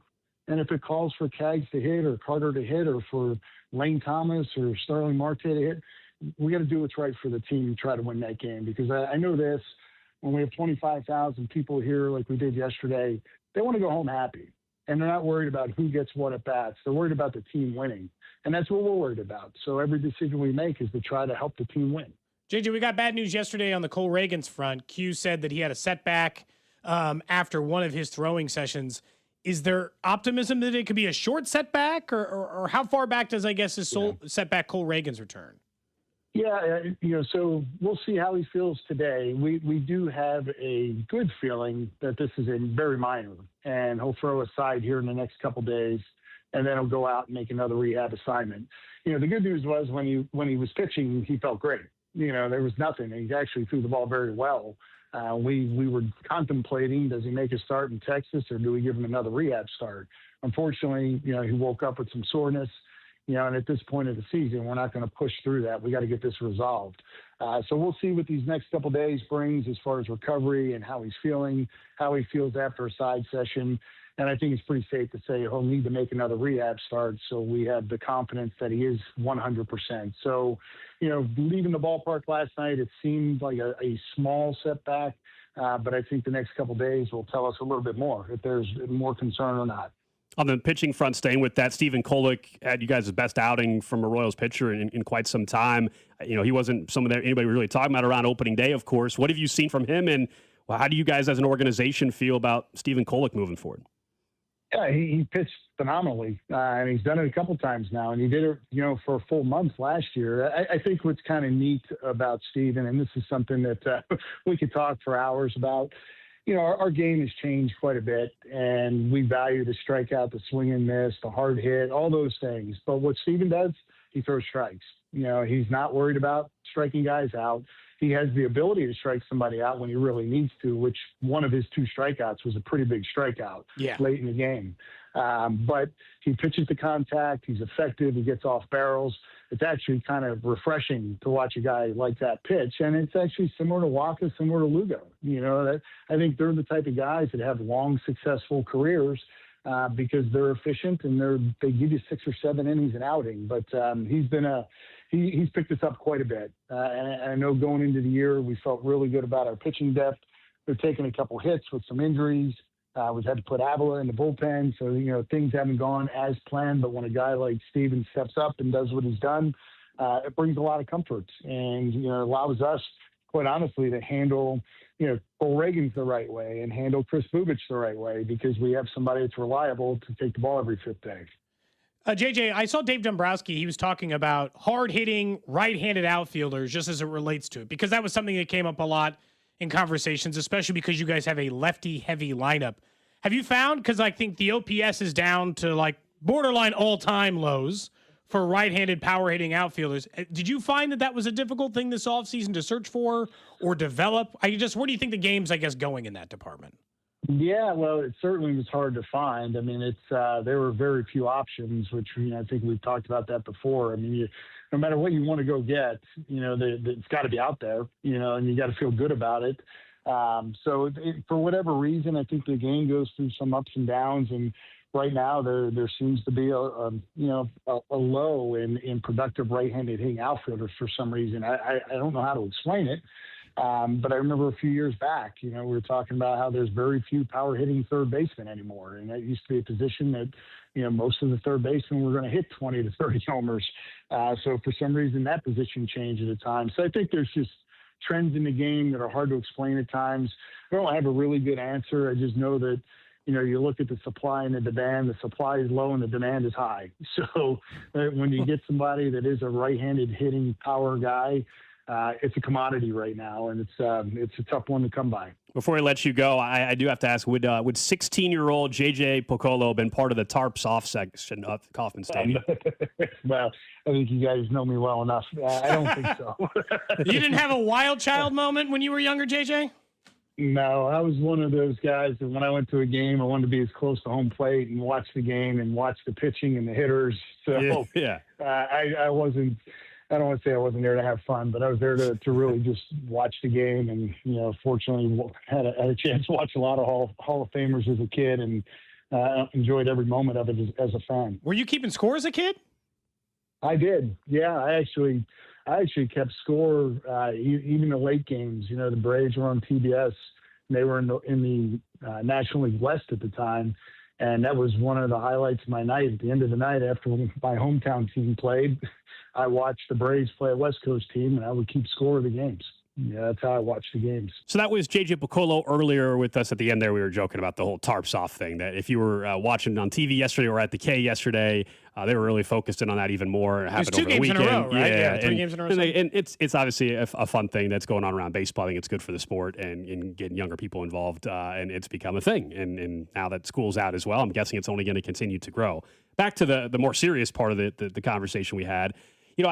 I think, look, is it fair to say that in order to move somebody in the lineup, well, then you got to have somebody that's pushing you to make the decision? As in, there's got to be a player who's just white hot. That's more than fair. If Cags was hitting 350, he'd be hitting third. That part I don't disagree with. I think that's more than fair. The part that I still get frustrated with, and I understand that they, you don't want to panic, and I get it. The history part of it and the numbers and the history, some of that is like at some point though, when you're 10 under 500. And recent history should matter. The performance present day. When is it not early for that to be the situation? And at what that means, no young player's history ever matters. Like we pointed out, Jack Caglione had reverse splits in the minors and in college. It's like, does that history matter, or only their history as a major league player? Because man's got like 70 at bats against a lefty. I guess the real question is, and if we, if Jack Caglione was just tearing the cover off the ball, he's not. He'd be hitting higher in the line. Yes. Would they actually would they actually move Salvi or Vinny down in the order? Their strongest argument is genuinely though. I mean, you can shift it if you want. You want Starling Marte in fourth, Isaac Collins, Lane Thomas. Right. I don't want that. I want Vinny and Salvi. I just want them to hit.